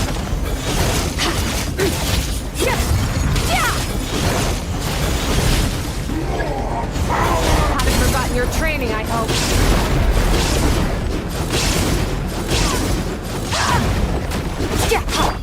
Go! Surge!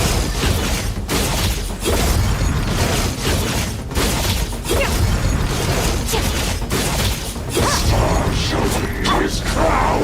Water jet!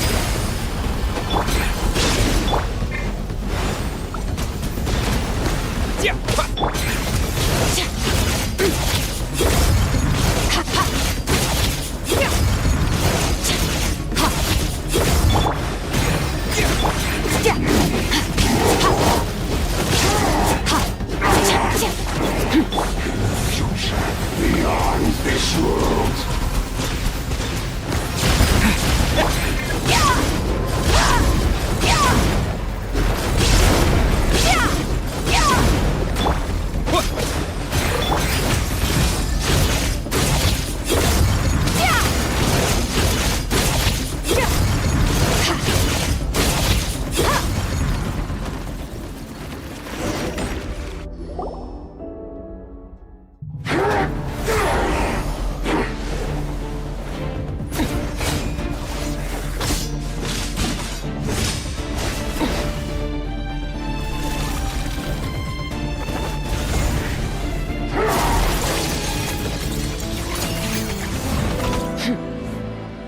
Haven't had enough of my power.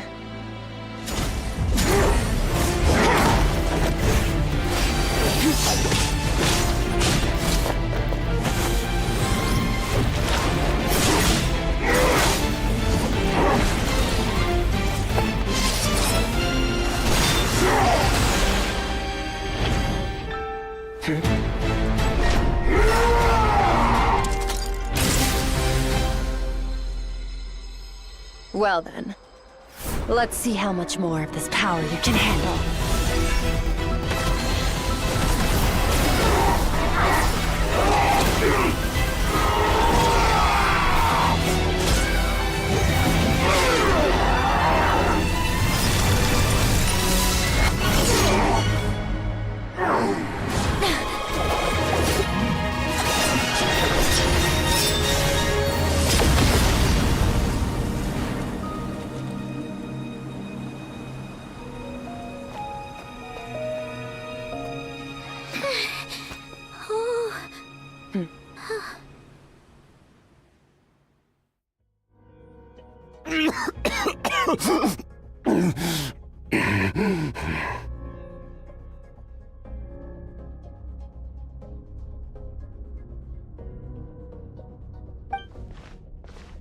Well, have you come to your senses?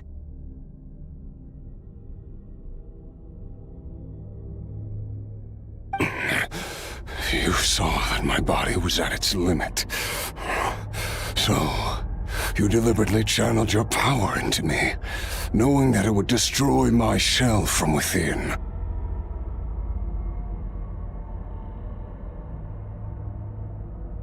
Such power, such keen battle instincts. So you must be. Skirk, Sertologi's disciple. How long has it been? How long has he been away from Teyvat? Hundreds of years. Hundreds? Sorry, it's a lot to take in. I should introduce myself. I am Skofnungar, a friend of your master and one of his followers. This is the first time I've heard your name, Skirk. But hundreds of years ago, I knew you existed. And I knew you would come here. Hundreds of years? Sounds like you and Master have quite the history. Care to tell us about it? Of course. Might as well take advantage of a clear head while I can. The story starts a long, long time. I was born into a noble family in Conria. As the eldest son, I was set to inherit our title. But I contracted an incurable illness as a child, and everyone gave up on me. I trained the sword harder than anyone else, defeated all of my peers. But it was all in vain. When other people looked at me, all I saw in their eyes was pity or a strange glee in my misfortune. Even my parents were just waiting for me to die. Over time, my heart hardened, and I became aimless. That was the point where I met your master, Sir Taloji. We were similar in age, but different in background. He was born in prison, the son of criminals who had been sentenced to death. He spent his childhood wandering the streets, facing more criticism than the literary works in the Universitas Magistrorum. Yet, he always wore a smile on his face, as if kindness and malice were one and the same, and he could not see the difference. I still remember what he said to me when we first met. You need to fight to survive. Even if it's a losing battle, it should light a fire under you.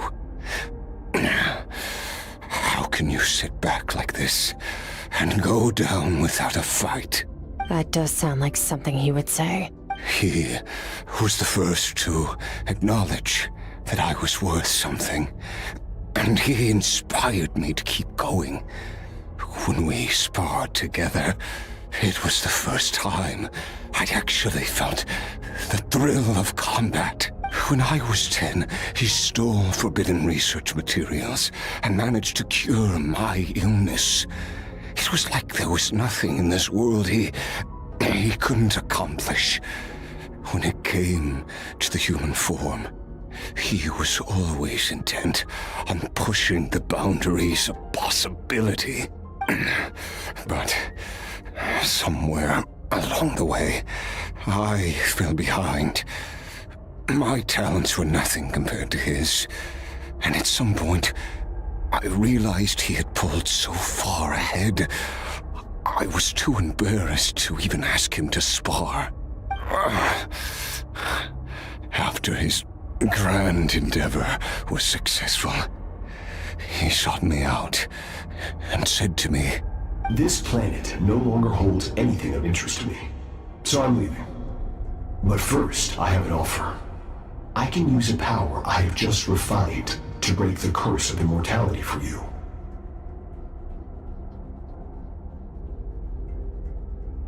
Your death was once what we worked so hard to prevent. But the immortality you now face is a different kind of pain altogether. I'll pass. Immortality doesn't sound so bad to me. Since I can't die, it means I have an infinite amount of time to get stronger. Maybe I'll finally catch up to you one day, and we can spar like we used to. Are you sure? I cannot say when I will return. Your body, or rather, your soul, might not be able to withstand this curse. All I can do is try. After all, a wise man once told me, people need to fight for their own survival. Wise indeed.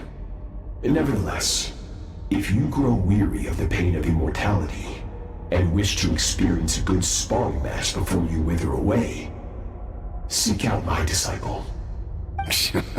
Disciple? Never thought I'd hear that word coming from you. Nor I.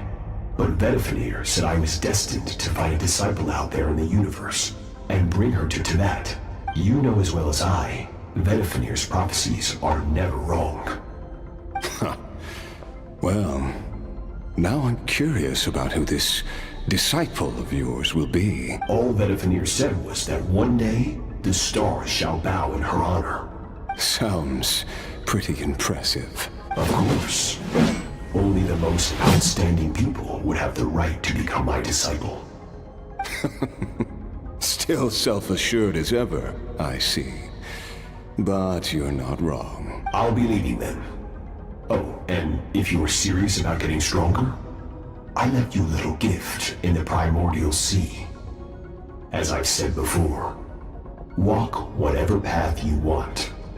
Freedom means even the wicked get to make their own choices. Waiting for me in the primordial sea was the all-devouring narwhal, already beaten into submission by Sertologi.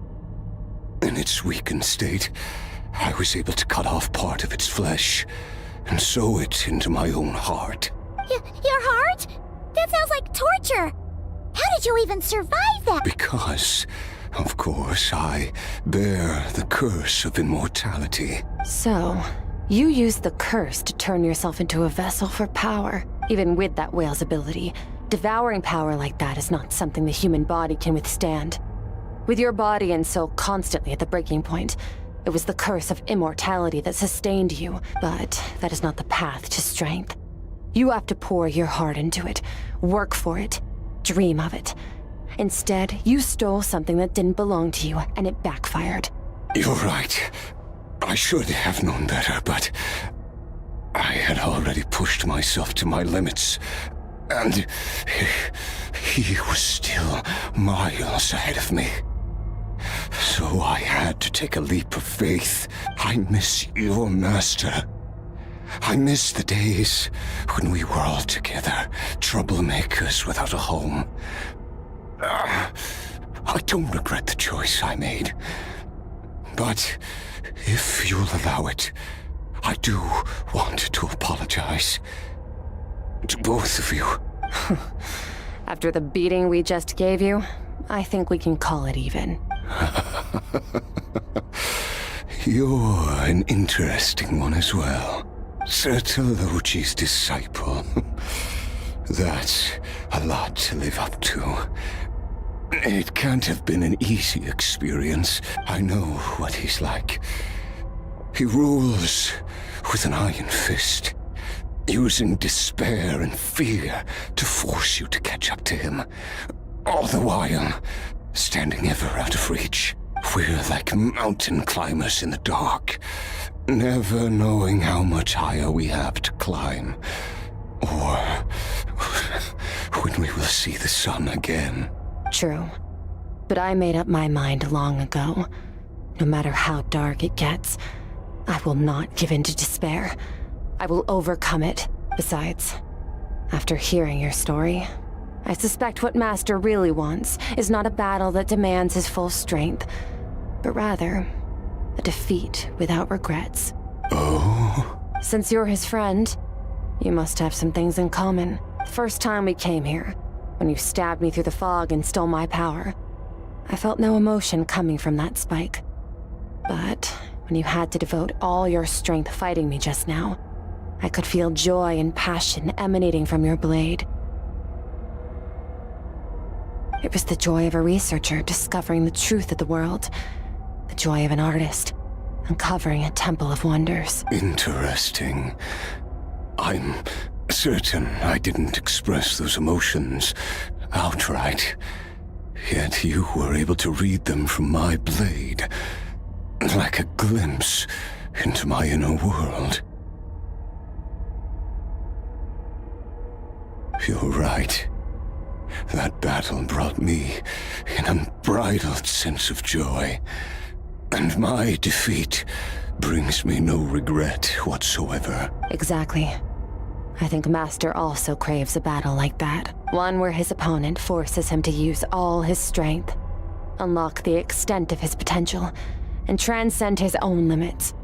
A battle to end all battles, after which all can come to an end, including, perhaps, his life. For that very reason, good and evil are meaningless to him. He has one purpose, one goal: to complete himself. It's one of the secrets to his strength. Perhaps you're right. Perhaps that is his goal. What a battle that would be. Oh, to witness such a... Are you okay? Too many different kinds of power are surging through my body. The curse of immortality allows it all to coexist, but it does not remove the pain. I won't be able to hold on to my sanity for much longer. What a shame. I would have loved to witness that battle. Sertologi once offered to free me from this curse. Now, I must ask that of you, Skirk. Can you release me from the pain? I can, but not through death, if that's what you are hoping for. It's not a suitable punishment for your crime. As an alternative, I can take your consciousness, along with all the power you've consumed, and smash it to pieces. The impurities will dissipate, and under the curse of immortality, your mind and body will regenerate. When that process is complete, you will be back to who you were before, no longer tortured by powers you can't control, but it will be a time-consuming and painful process. The decision is yours to make. I accept. And who knows? Perhaps I'll wake up in time to witness your great battle with Sertologi. I have faith that you'll be able to stand against him one day. Though I know it'll be a long and arduous road if we are climbers in the dark.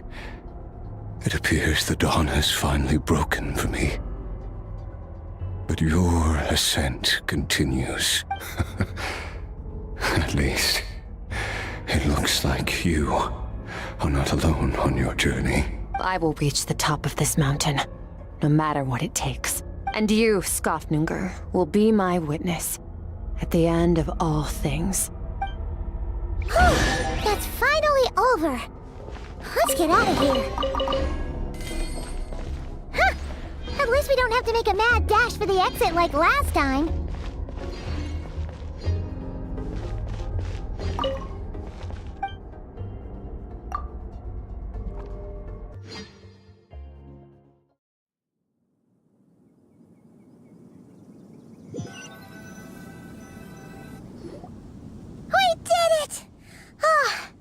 It's only been a few days, but it feels like forever. Once again, we've proved there's nothing we can't overcome. We're just that awesome. Wow, you sound even more confident than usual. Guess you really have become... Today sure went by fast. It's night already. Oh wait, that reminds Paimon. The stars you mentioned. Yes. The power Skofnungr stole has been returned. So, the stars have regained their light. Great! Huh, it's crazy that you even noticed their light was gone. I suppose it's because I have gazed upon this sky for centuries.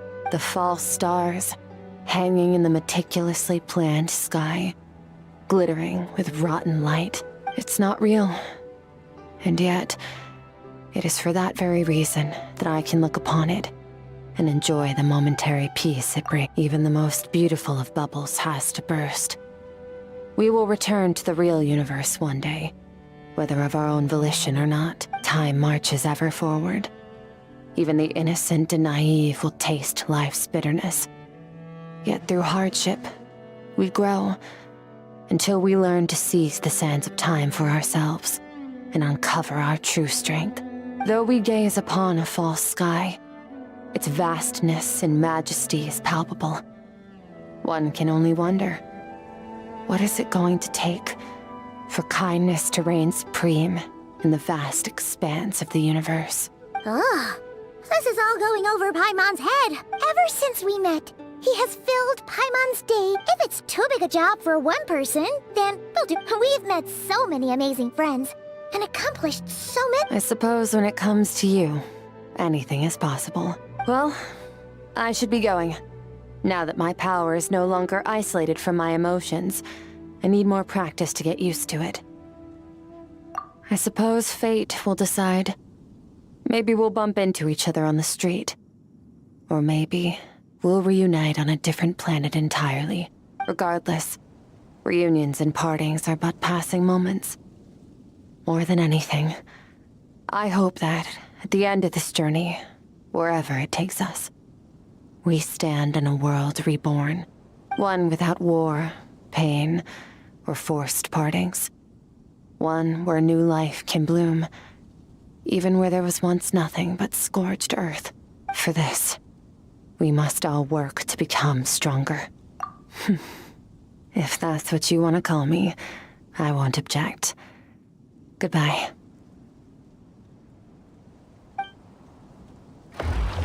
Bye!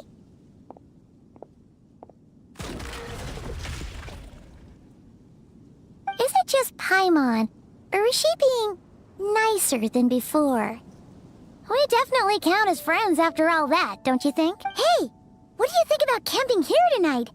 There's nothing quite like sleeping under the stars. Come tomorrow, we can continue our journey.